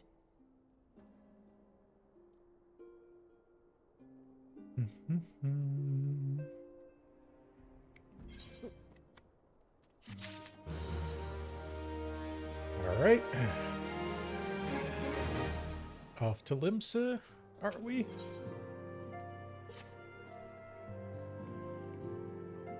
Plainly, should the worst come to pass and Leviathan is summoned, our only recourse will be to face him in battle. Given past experience, you may very well think that it eventually inevitable. Yet, so long as there is even a chance that the Primal's return might be prevented, we must need bend all our effort towards achieving that goal. Before we do aught else, let us hasten to Limsa and meet with the Admiral. She will not have been idle in the intervening time, and will doubtless have valuable information to share.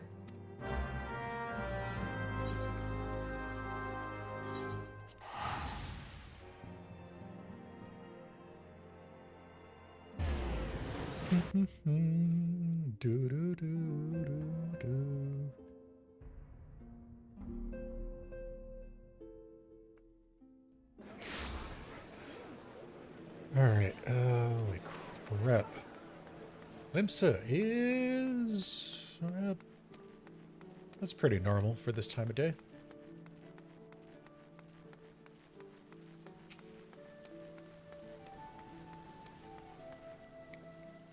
You are expected. Pray take the lift to the command room.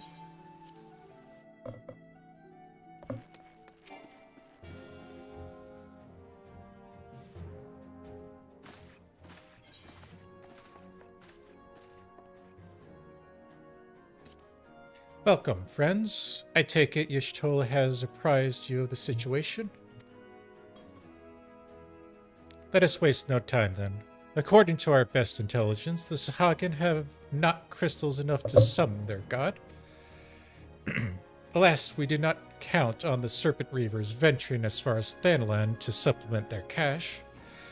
For our short-sightedness, we are faced with the grim prospect of Leviathan's immediate return. Needless to say, I'm not inclined to let the fishbacks have their way. Even as we speak, the Maelstrom makes ready to launch a large-scale operation to thwart the summoning, and we would welcome the Scion's support in this endeavor. But if gods be forbid, our efforts should come to naught, I will need to trouble you for more than mere support, as much as I did when Titan last walked these lands.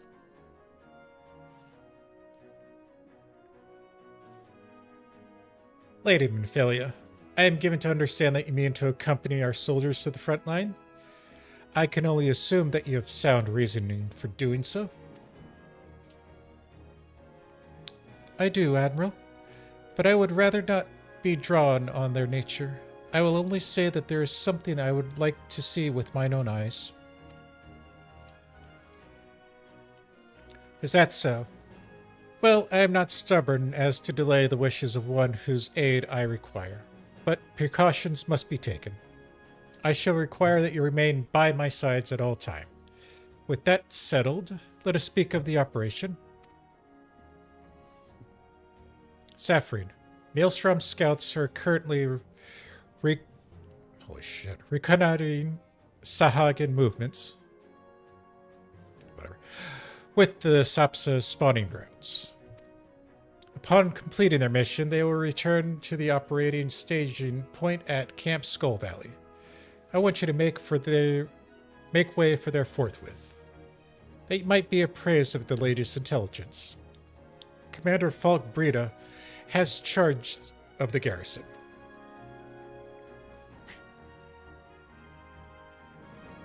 Yeah, I screwed that one up.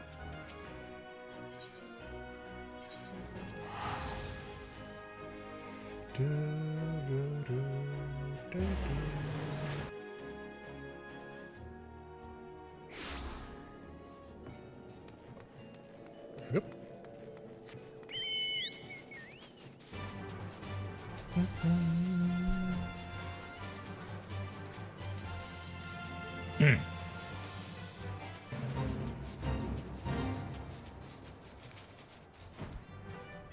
Down, thank you. I've been expecting you, Scion on the 7th Dawn. On behalf of the man and wind here, I thank you for your cooperation. Safety of our citizens is paramount. With your aid, we will prevent Leviathan's return.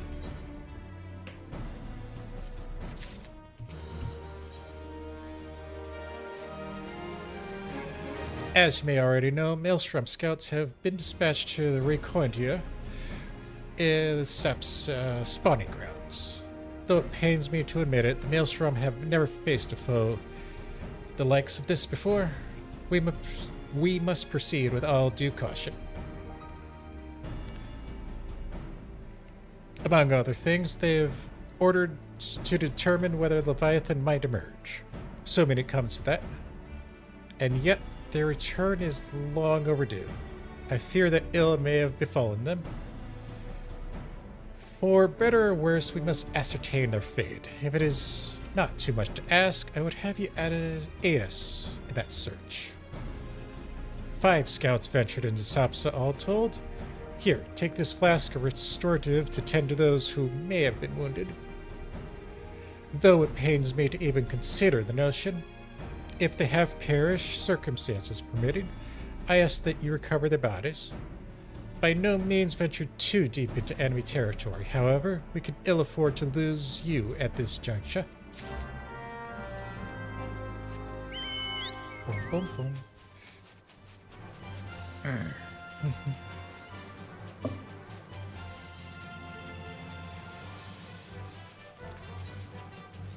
And once more into the breach. I always get lost out here.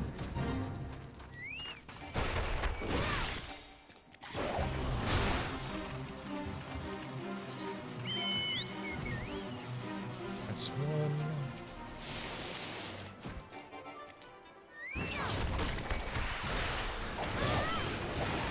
There we go.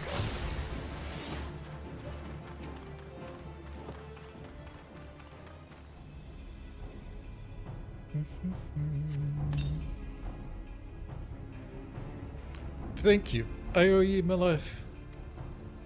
We were ambushed by the Serpent Reavers. Lightly armed as we were, we didn't stand a chance. I was able to flee this far, but the others... they were captured. They were taken to Serpent's Tongue, I'm certain of it. I can make my own way back to the camp, but I fear the worst for my comrades. Save them, I beg you.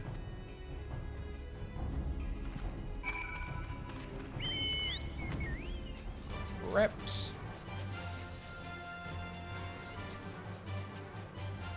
Where are we? We're going this way. Oh, this spot.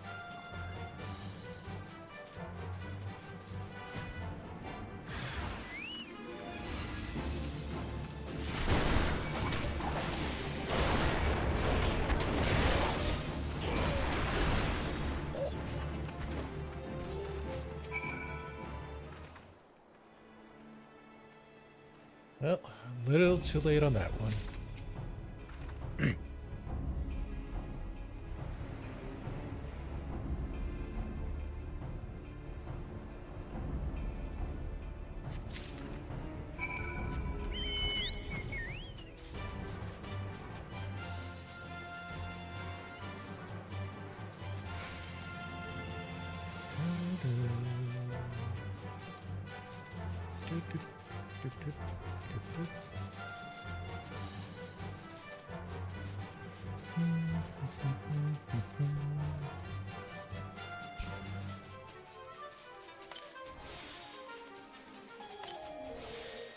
That's probably too much.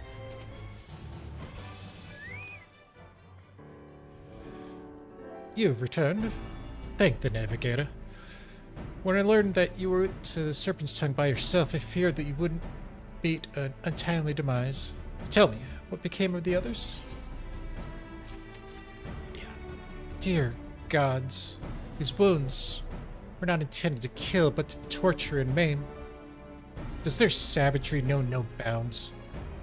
Enemies or no, they go too far.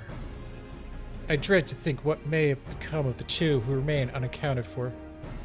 I pray that they haven't suffered the same evil fate. At the very least, one of my men came back alive, and for that, I owe you my thanks. The price we paid was dear, but we have the intel we need. Even as we speak, the Admiral finalizes the details of the operation. The war horns will sound at any moment now. Be ready to sally forth when they do.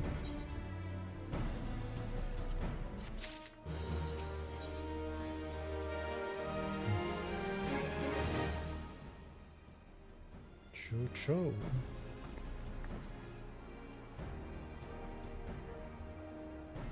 Thrice damned fishbacks. I'll kill them slowly and then chase their rotten souls through all 7 hells.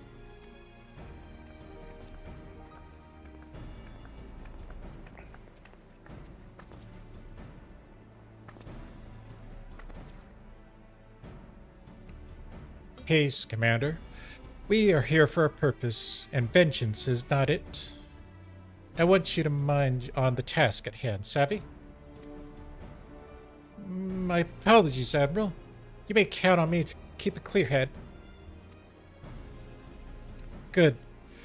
According to the sole surviving account, Sahagin and their thralls have already begun to amass at the Aetheryte in the depths of Sapsa. If we are to act now, we must be now. The men are ready. We but await your orders, Admiral. As predicted, the Sahagin have tightened security in and around the spawning grounds.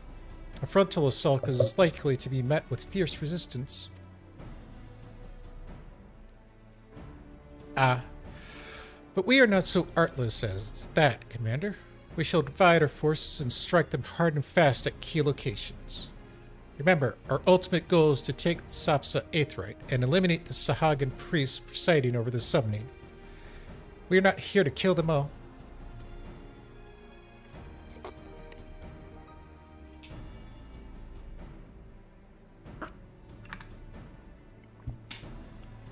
The Maelstrom shall engage and distract the Sahagin Legion of drowned pirates at the Serpent's Tongue. Commander, you have charge over this effort. Be mindful that the lay of the land there is devilish for attacking forces. Let the foreign levies spearhead the assault and have the subsequent units fan out to cover their flanks. At the self-save moment, a diversionary squad formed of galleons from the Crimson Fleet shall harry the enemy from offshore. And likewise, we Scions shall form smaller units in hopes of confusing the Sahagin defensive effort. Saphrine and Ishtola, the two of you are to make for your way to the site of the summoning ritual. The Admiral's diversion should serve to thin the enemy defenses, rendering your path less perilous. A small party, I believe, should be able to win through without drawing unwarranted attention.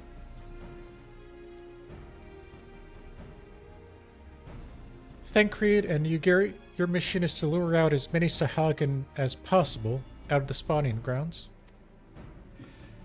Having done so, take to your heels and circle around to join the infiltration unit of Y'shtola and Saphrine.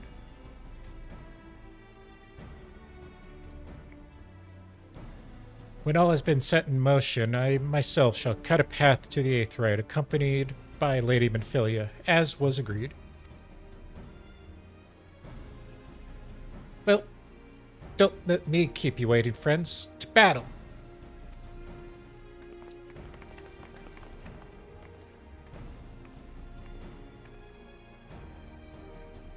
When last did we fight side by side, Saphrine? Too long ago, I warrant. But come, let us away.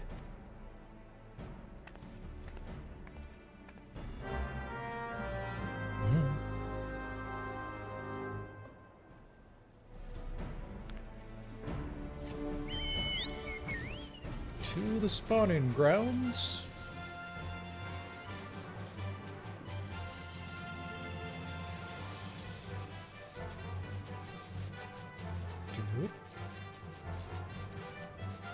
Yeah, we got enough.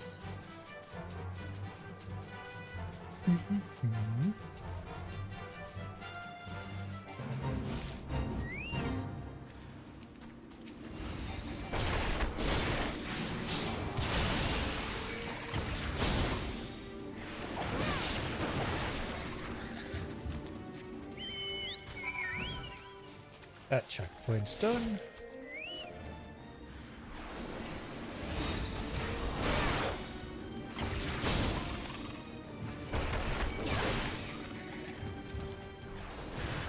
Whoops. We got more friends.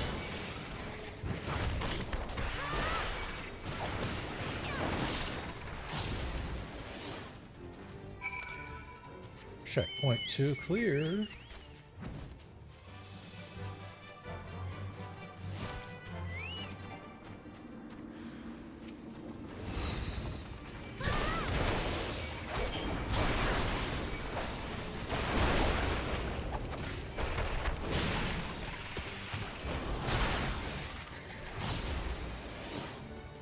And checkpoint 3 is clear.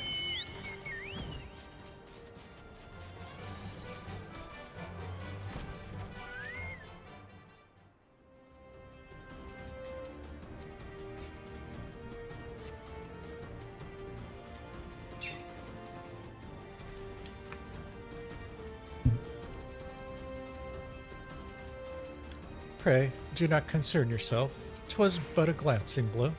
Come, the Aetheryte is close at hand. Let us press on.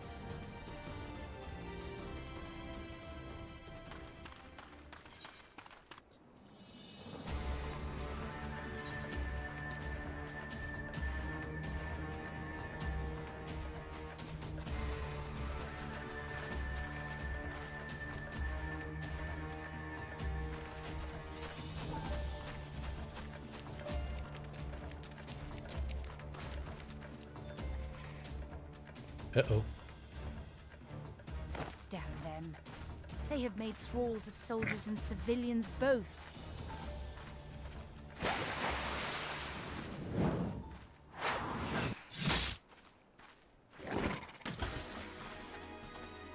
Did I miss much?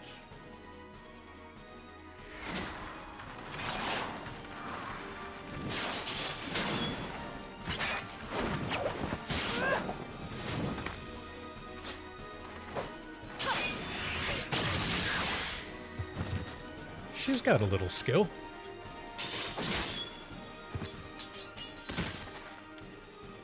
So that is how you fight in the Far East. Mental note, pick no quarrel with Domans. But seriously, if I am to keep up, I must needs forsake elegance for efficiency.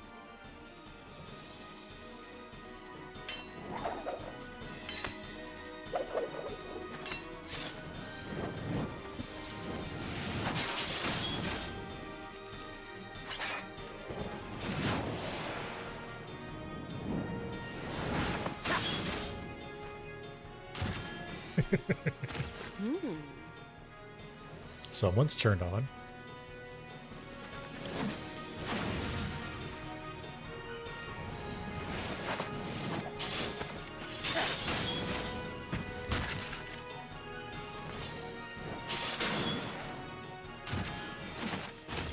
To the Aetheryte!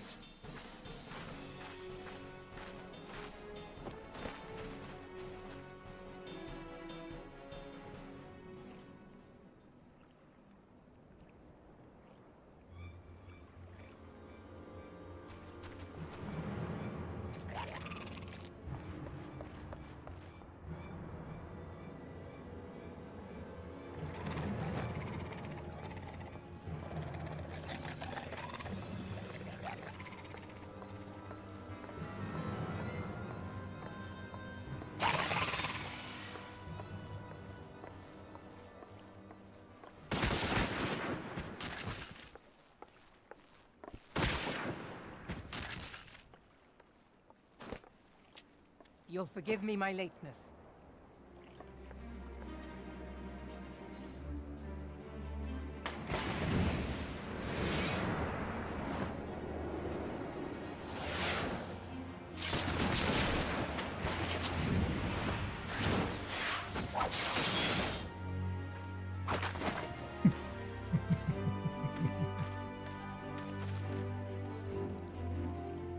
I've been something of a liability of late, I know. 'Tis high time I set about making amends.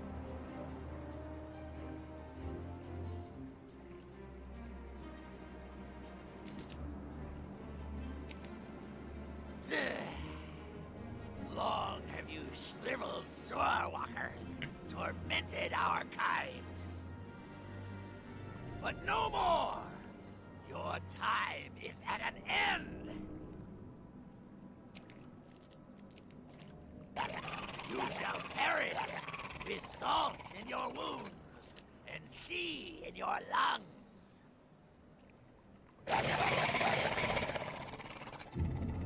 Lord of the world, hearken to our plea. Lord of the world, deliver us from our misery. Do you feel that?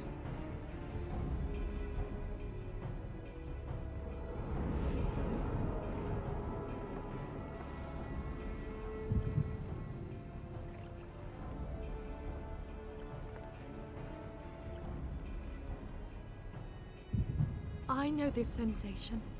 It's the echo. What?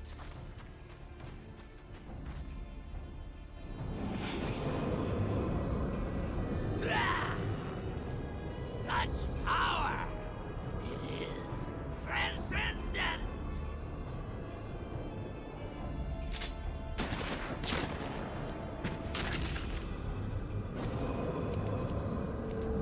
Well, that's the way she negotiates.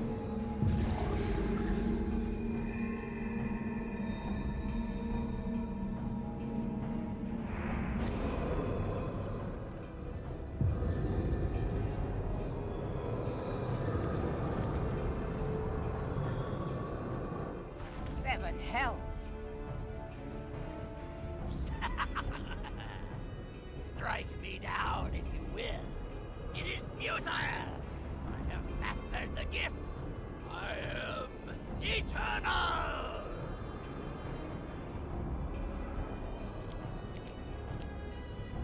O mighty Leviathan, ruler of the seas, born of waters primordial, I offer unto you this frail flesh, that you might grant your faithful servants deliverance. I beseech you, come forth!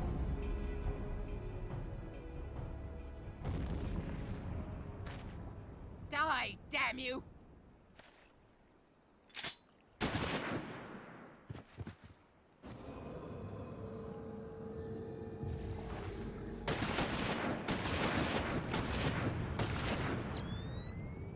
Foolish shorewalker!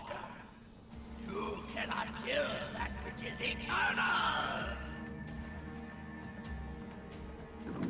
No, but she'll try to take away all the bodies you can go into.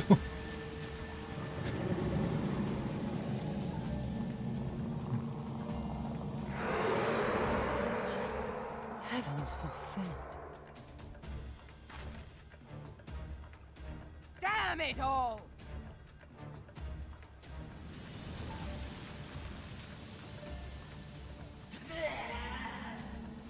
My being ebbs away. It should by right be infinite.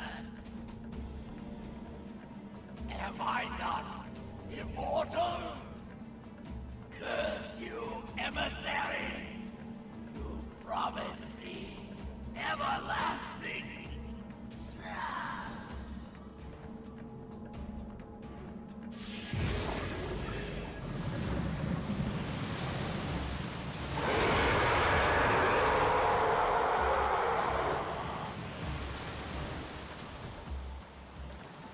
And he was nothing more than a snack for the big fish. Where did he go?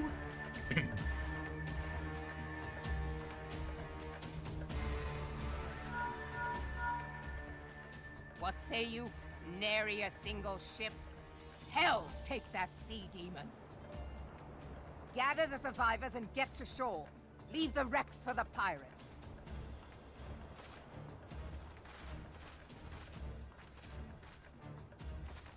Leviathan wastes no time.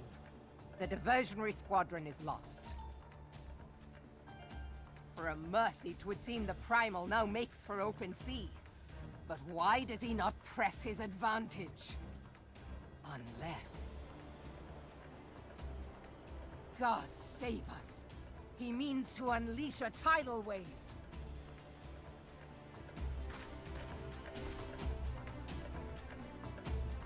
I think tsunami would have been more correct in that statement.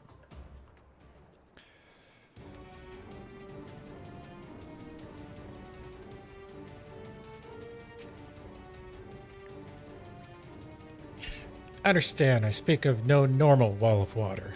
That which Leviathan makes ready to conjure carries more destructive power than aught else seen in nature. Enough to raise entire coastal settlements. His last attempt is any guide. We cannot suffer history to be repeated. Yet how in the seven hells to prevent it?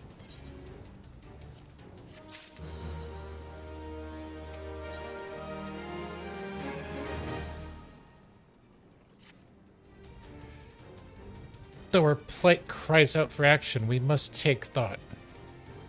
So long as Leviathan remains in open sea, he is effectively beyond our reach. Our fleet is second to none, of that you may be sure. But Limidia herself would struggle to best the Lord of the World in his elements. In a straight fight, he would make mincemeat and match one of us. We need another plan. That much is plain. Let us return to Limsa and see if we cannot think of one. I shall await you in the command room.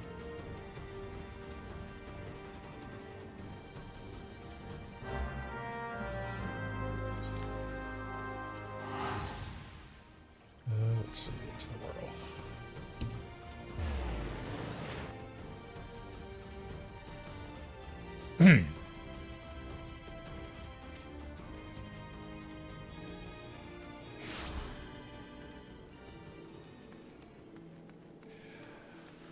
Well, gotta get out to him somehow.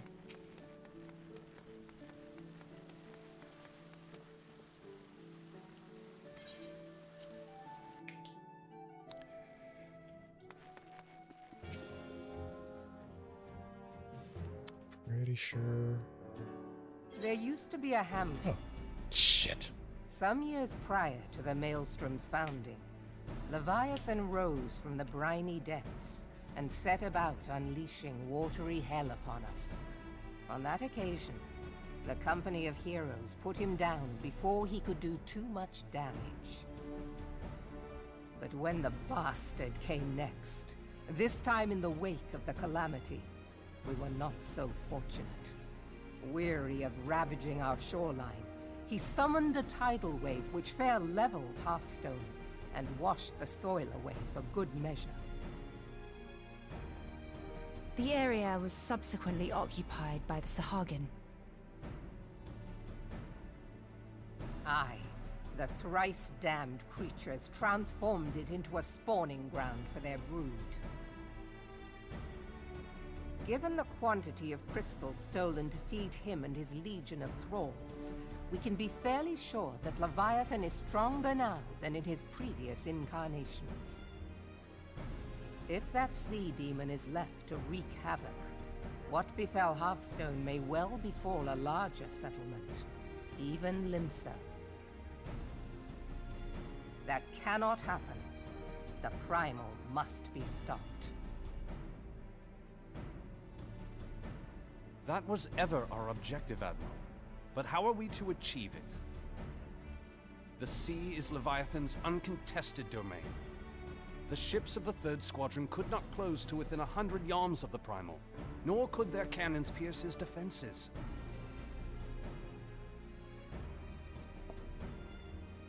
I have read the reports, Master Thancred. Our warships may as well have been bloody pleasure barges for all the good they did. 7 hells! Is there no way that we might strike back?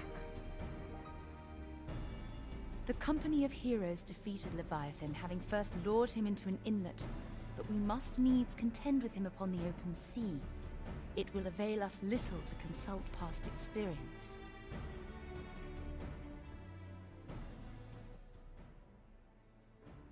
Admiral, if I may. Speak freely, Marshal. By all accounts, Leviathan's most formidable weapon is the very sea itself. Waves and whirlpools, tides and currents, all these things are his to command. The key to victory, I believe, lies in disarming our foe. This, in effect, is what the Company of Heroes achieved with their ruse. We cannot lure Leviathan from the sea a second time. But what if we could weaken his hold upon the element of water? I have heard of devices capable of such wonders.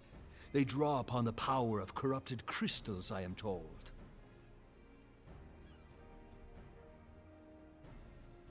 If mounted upon a ship, such a device might be used to prevent Leviathan from bringing the full force of the sea to bear against us, rendering him no more dangerous than any other sea serpent. Of course! Sid built a similar device to grant the Enterprise safe passage through Garuda's Tempest, did he not? Begging your pardon, my lady, but to give credit where it's due, this is something I heard from an old arcanist friend of mine. It makes little difference who thought of it first, so long as it works. Beg the specifications of this device from your friend, and I shall pass them on to our people at Naldic and Vermelis. But before we proceed any further, I would voice one concern. Piercing Garuda's defenses is one thing. Suppressing Leviathan's attacks, quite another. In matters of science, I am as a babbling babe, but I cannot well imagine that such a feat would be possible without a veritable mountain of corrupted crystals. The question being, do we have a ship big enough to bear such a burden? Mayhap not, Admiral, but two might. Recall you the tale of Mistbeard's greatest haul? It is said that he lashed two ships together, side by side, the better to bear his plunder. By your leave, we might attempt to repeat the trick. The gods know it would be quicker than building a new vessel. Mistbeard did this. Truly, Marshal, upon the subject of the Pirate King, you are as a scholar. Now, from what I have gleaned of these matters, the device will need to be in close and constant proximity to the target. To wit, we must lash our twin vessel to Leviathan. This in itself will be no small feat. Ramming speed will be required, but given the weight of the cargo, that will only be attainable with the aid of a towing vessel.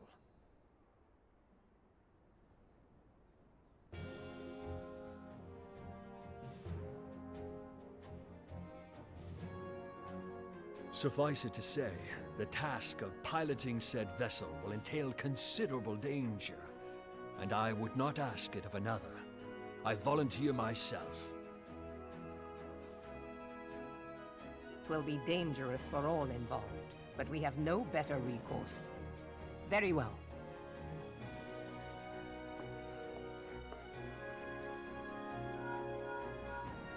Commodore, assemble the remnants of the fleet at Morabee Bay. Give priority to our soundest vessels. The repairs can wait.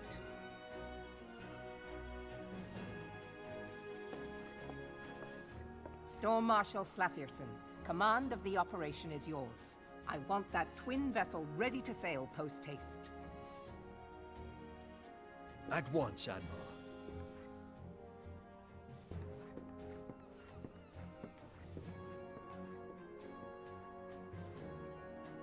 And then there is the small matter of slaying the beast. The fate of Limsa Lominsa rests upon your shoulders once again. Go well, warrior of light.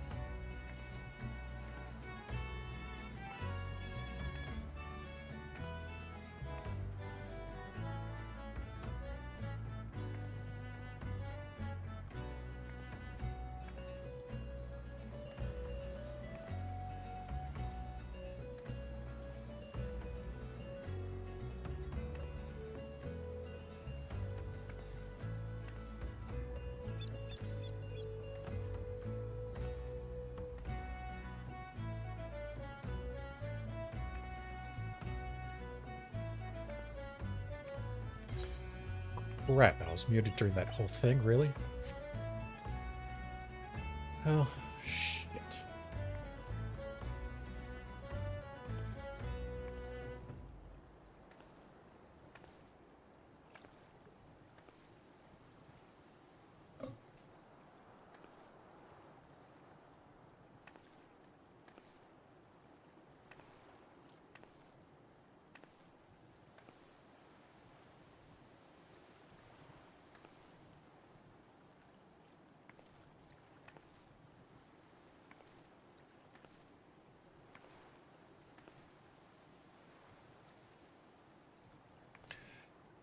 Whoopsie.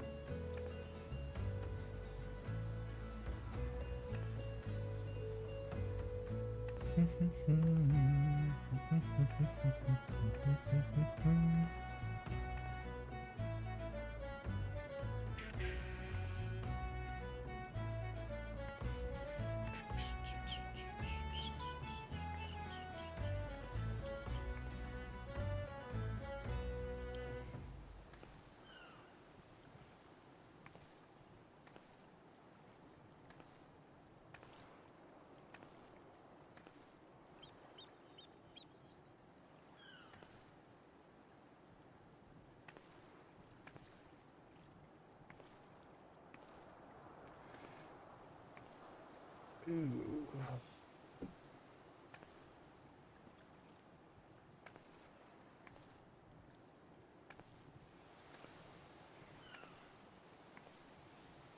Come on.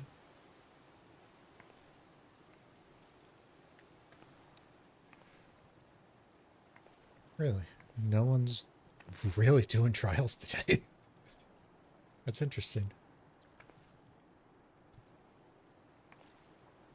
Mm-hmm.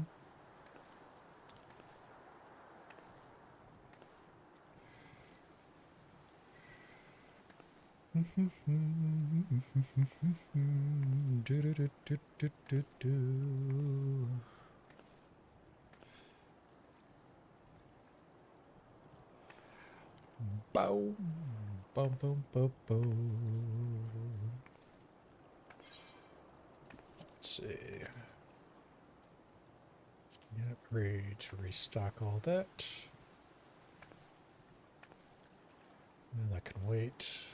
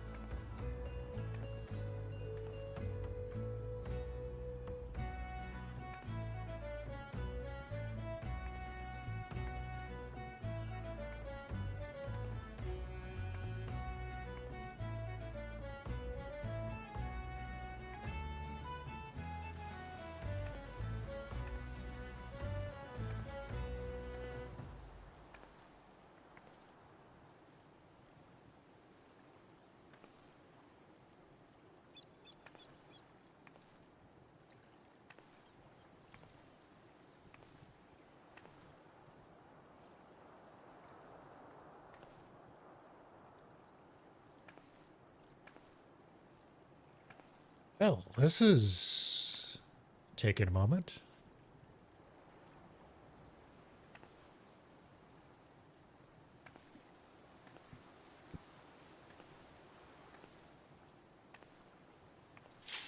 There we go.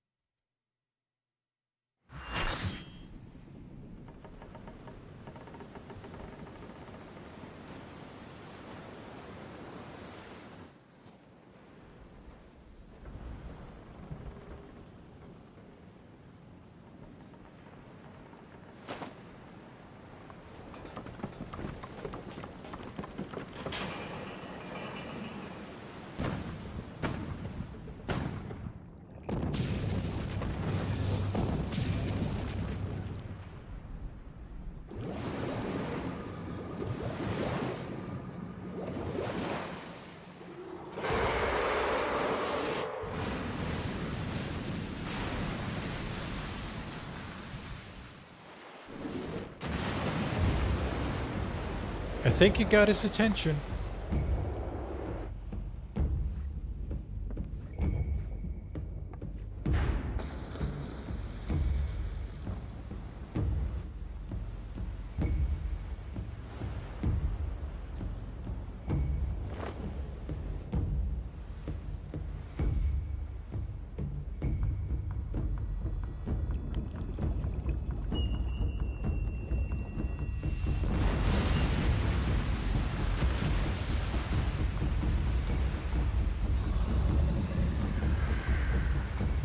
The eyes was a nice touch.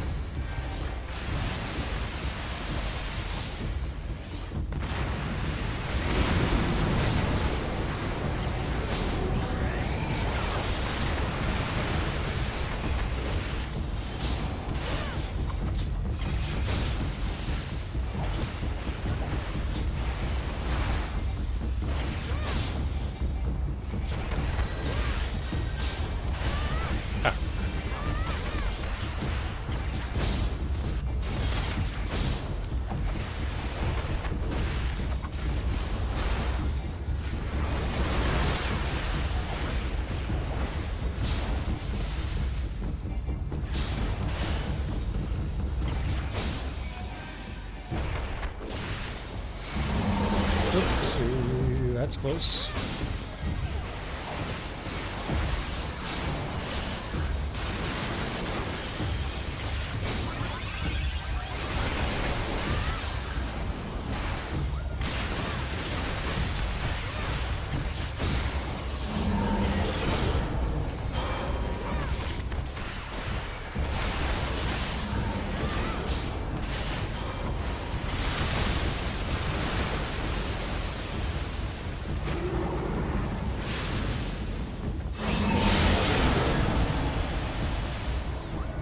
And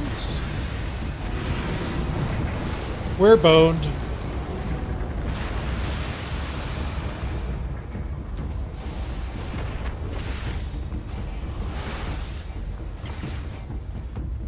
I really hate when that happens.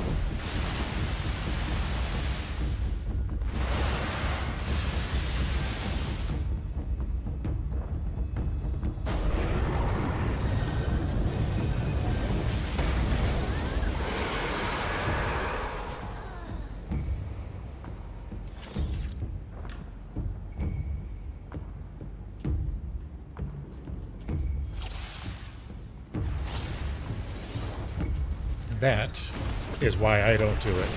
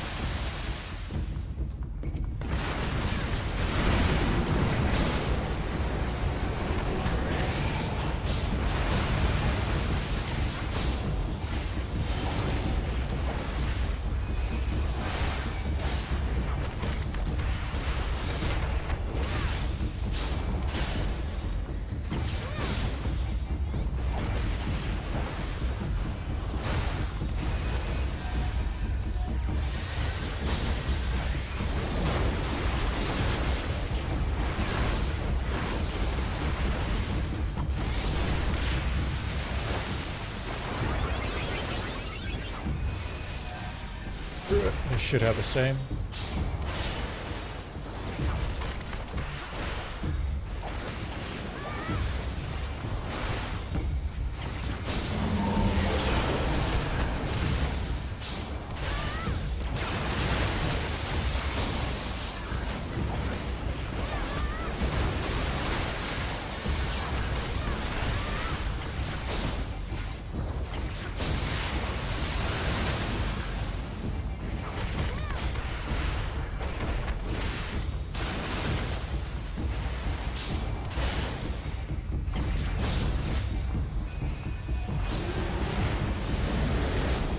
No. Yep, he's doing it.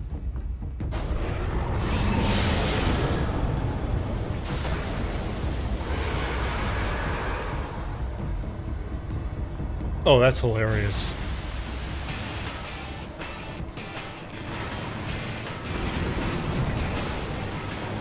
And that's just an insult.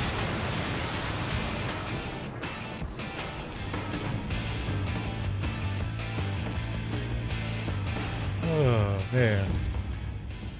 I love this trial.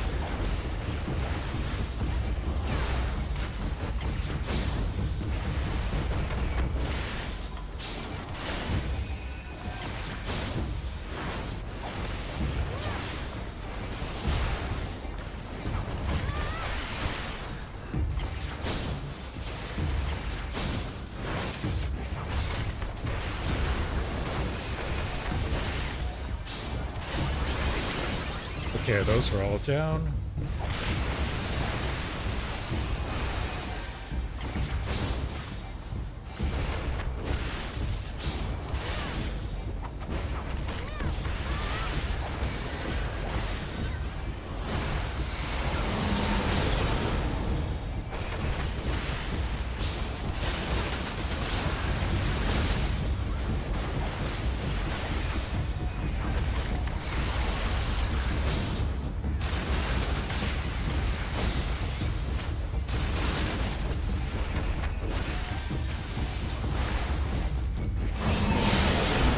That was way too early.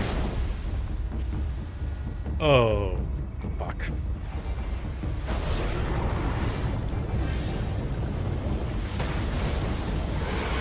Or not. I take it back. I take it back.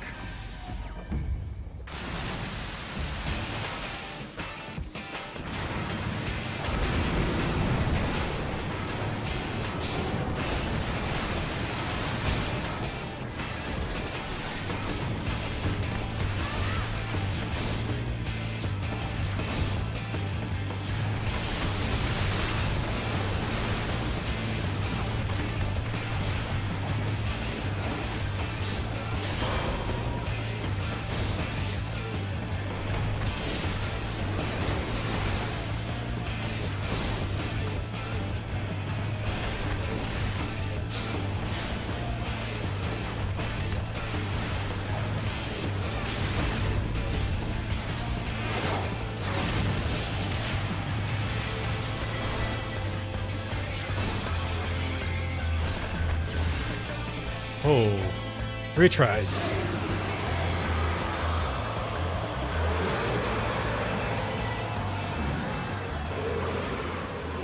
Yeah, that one can be a little hit or miss with the damage.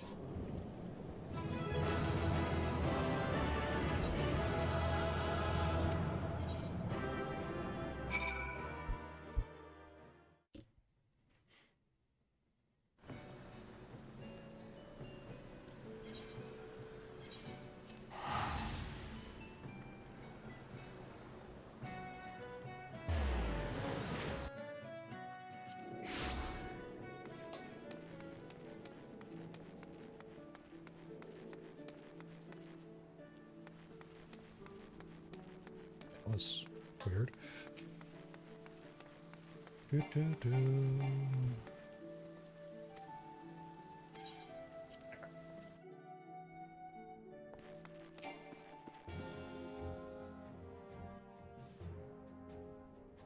We Lominsons are sworn to strive, till sea swallows all. And swallow all it would have, had Leviathan prevailed. That we still strive now, we owe in no small part to you.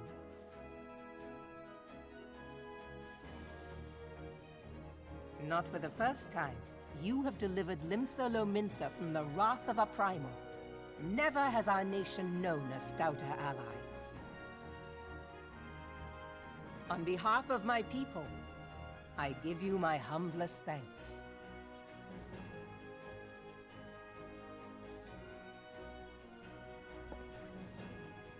'Tis meet that I give thanks to old Mistbeard, too, for his fine solution. Whatever else he may have been, 'tis clear he was a resourceful soul. Would that I had a man like him in my service.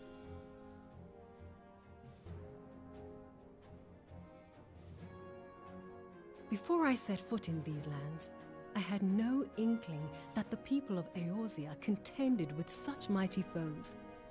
Suffice it to say, their existence came as something of a shock, as did the idea that they could be defeated.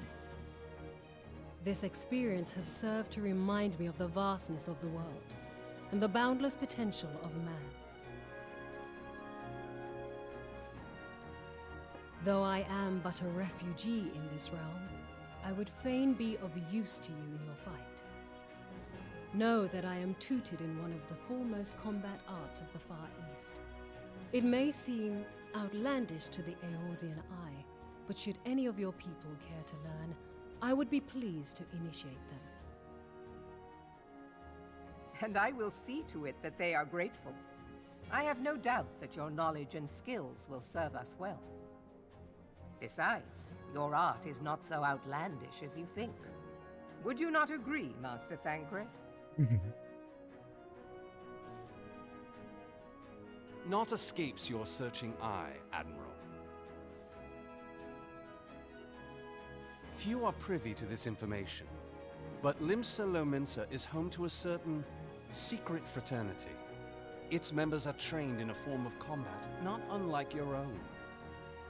Yep. By my judgment, it should not be beyond such individuals to adapt to the techniques I witnessed you employing with such admirable deftness. I am heartened to hear this. I too noted a kinship between your style and mine own, though it seemed to me that you fought differently in the beginning. I suppose I did. What can I say? I'm a man of many talents. Though you may labor to believe it, Thancred was once something of a scoundrel who fraternized with the criminal class in these parts. Yestola! You jest, of course. But for a chance encounter with Alphino's grandsire, he might never have left Limsa Lominsa, or received an education in Sharlayan, or taken up his post in Uldar, which is where he trained in the blade, lest you wonder. Or gotten his Archon mark. Minfilia, please! It would seem there is more to you than meets the eye, Master Thancred.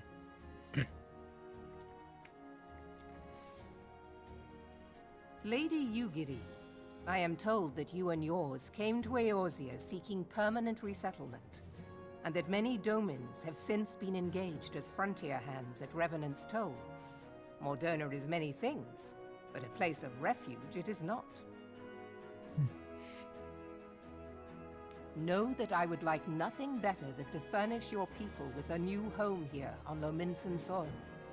Alas, racked by instability as we are, our nation is in no fit state to take you in. Yet I'll not have it said that we turned a blind eye to your suffering. Until such time as we can do more, I pledge to send provisions. We are in your debt, Admiral. I realize that it scarce qualifies as repayment, but if it please you, I shall set about sharing my martial knowledge with your people at once.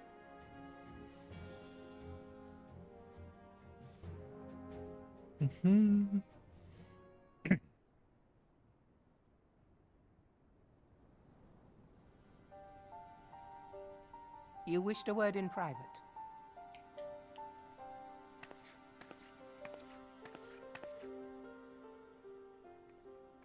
The better not to spoil the festive mood. History repeats itself, Admiral. As the kobolds did before them, the Sahagin resorted to summoning their god over a territorial feud. They acted in self-preservation. It may be that the Sahagin initiated this particular clash, but how it begins does not interest me so much as how it ends.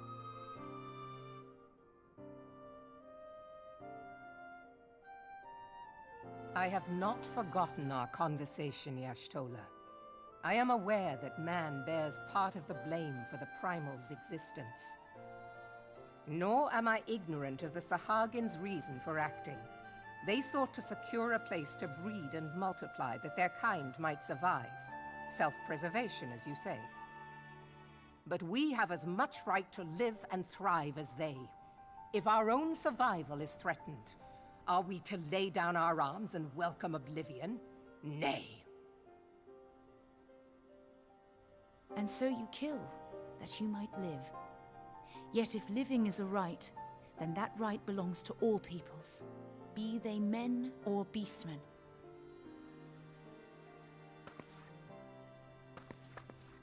I'll not deny your reasoning, but when a storm gathers, it falls to me to see my people safely through it. That is my duty, and I shall do it.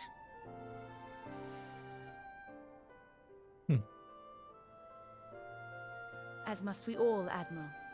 Stay the course, then, but know that it will lead to no good end.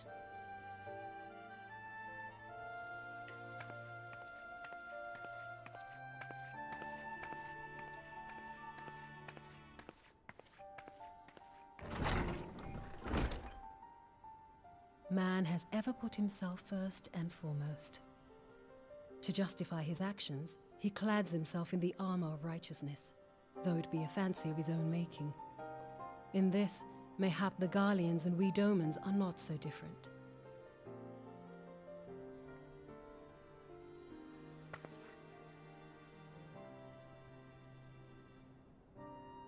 Eorzea has become as a raging sea. If we are to keep our heads above the waves, we cannot scruple to drown the man next to us. When hopes of coexistence founder, strength must determine who has the greater right to live.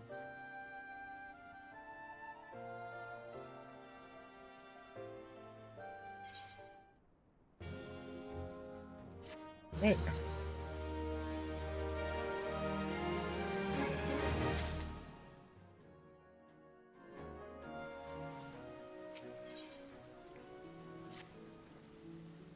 The Admiral has informed me of the arrangement.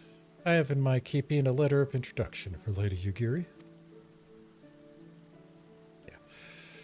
To the south stands the gate leading to the pier for smaller fishing vessels. Look for an inconspicuous Huron man there and present this letter to him. He serves as a gatekeeper of sorts. Now, before you go, I am obliged to remind you that the members of the fraternity to which you will be introduced abide in the shadows of Leminson society. They value their independence more highly than pirates, and are united by a bond stronger than mithril. To wit, they are invariably wary of new faces. Though it be penned by the Admiral herself, mere words on parchment will get you only so far into their confidence. You must work for every ounce of trust they place in you. But here's the letter. Go to the aforementioned place and show it to the aforementioned man. Oh, and good luck. Yep, these fellas.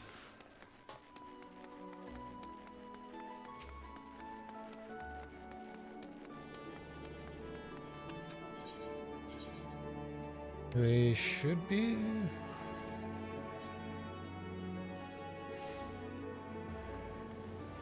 Really, they're on the lower decks?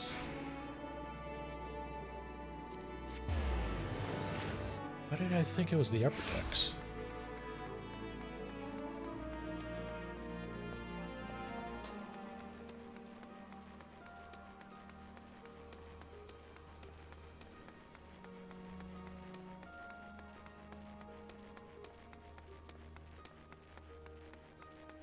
I always get lost in this part of Limsa.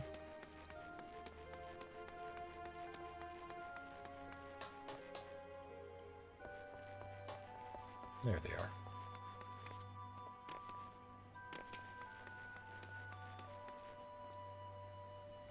Hey, you got business with me, Venture?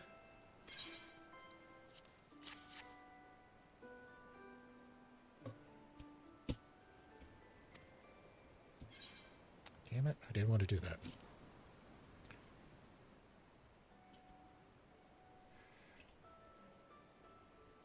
Come on. Oh, all right. I was hoping might catch a glimpse of Thancred too, but been a while since I saw him shit-eating green. With all these doe-eyed wenches about, I expect he's got his hands full.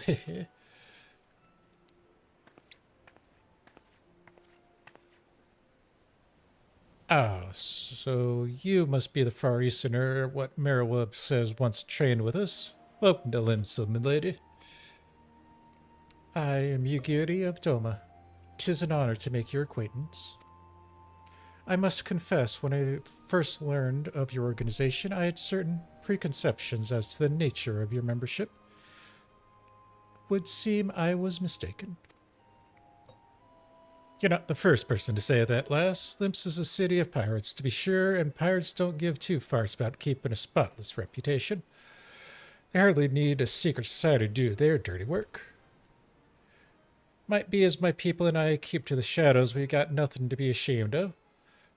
Simply for the better business of what we remain and seen. And so you shall have developed fighting techniques suited to this purpose? I see. I know that the practitioners of my art, too, are denizens of the shadow. 'Tis in stealth that our strength lies. There is much we might learn from one another, I think. Then what in the seven hells are we waiting for? If you come with us, Yugiri of what's it?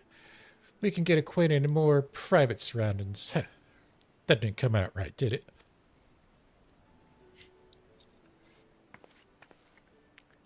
Lady Saphrine, I shall remain with these people for a time, that I might study their ways. Though I am loath to be separate from my countrymen, I take solace in the knowledge that they are in the best of hands. You have been a true friend to us Domans. No words would suffice to express my gratitude. Ere long, I hope to be impartial. I hope to begin imparting my martial knowledge to the people of Eorzea. When that time comes, it would be my honor to welcome you as a student.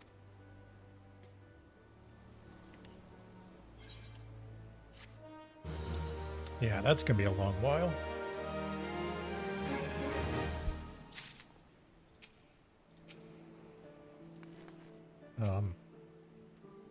Oh, there we go.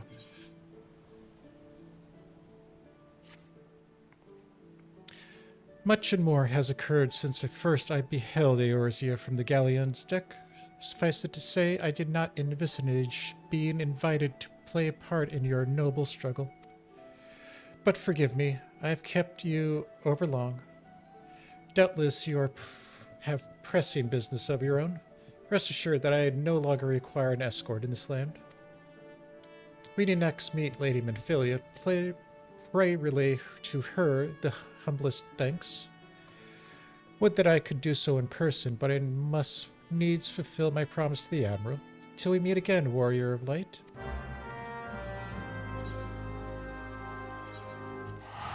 Alright, let's finish up this last one so we can end this whole ordeal.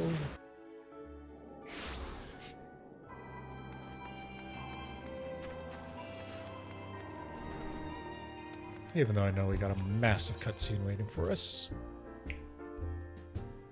And hopefully it'll be voiced.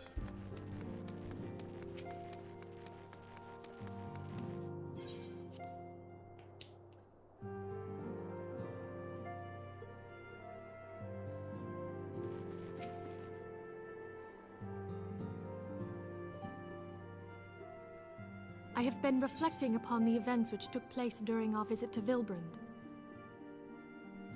If you have a moment, I would share my conclusions with you. Please, bear with me. When the Sahagin Elder summoned Leviathan, he employed the power we have come to know as the Echo. Though I cannot well explain the how of it, it would seem he became immortal in so doing.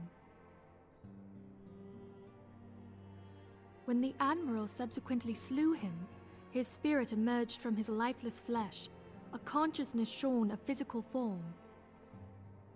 Thus transfigured, he took up residence in the body of his minion with the ease of a man donning a favorite glove. Long have I known that the Echo allows one to pass through the walls of a man's soul.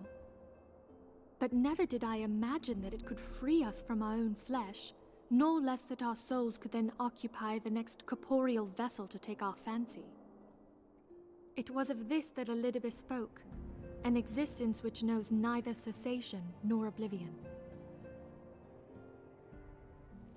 And yet, though the Sahagin had mastered his gift and thereby become immortal, he was by no means invulnerable. As we both bore witness, he was ultimately absorbed into Leviathan.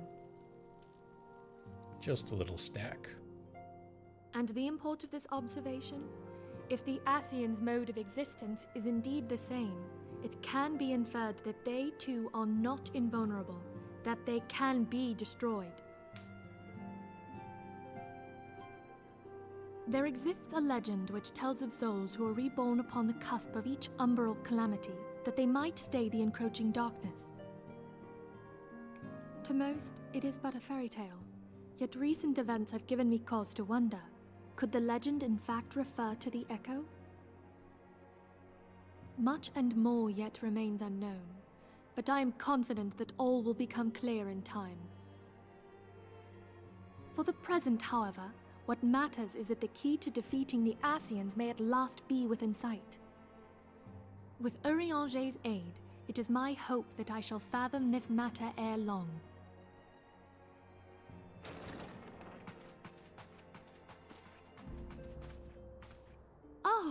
I was just about to send for you, my friend.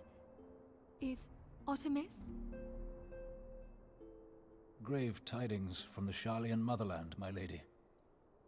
It doth concern our distant allies, the students of Baldessian. Ah, shit. What of them?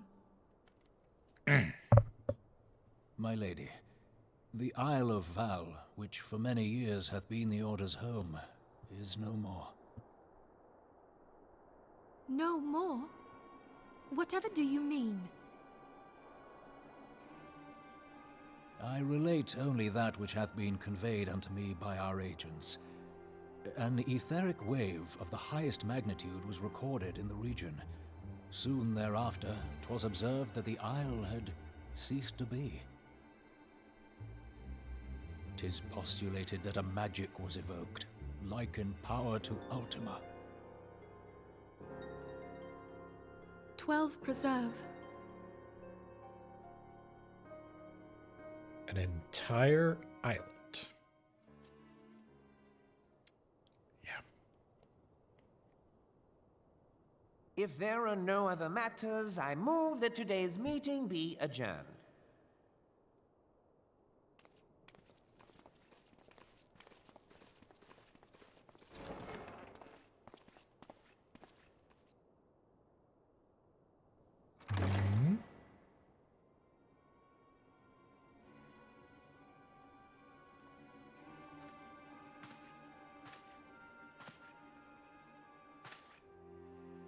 It is done, my lord. Forgive my impertinence, my lord, but these orders, I am uncertain as to what end they serve.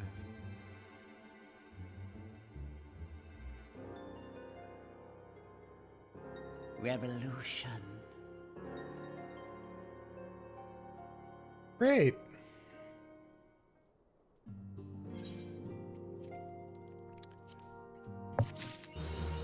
And with that ends 2.2.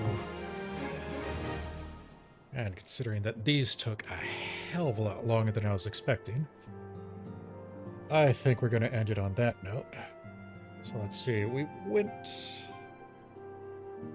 and dealt with the Mughal issue in Gridania. Slapped the king around a bit.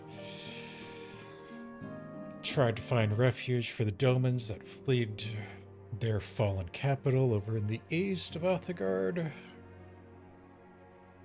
Played tag with a fish of oversized proportions in the ocean at Limsa. And now, who knows what else we got in store for us in the future, since we found out that an entire island has disappeared over in Sharlayan somewhere. But that is for next time. I'm definitely going to have to rework the schedule to try and accommodate things as they've changed. But for us here at the corner, we're going to call it on that one. So, as always, thank you for watching, and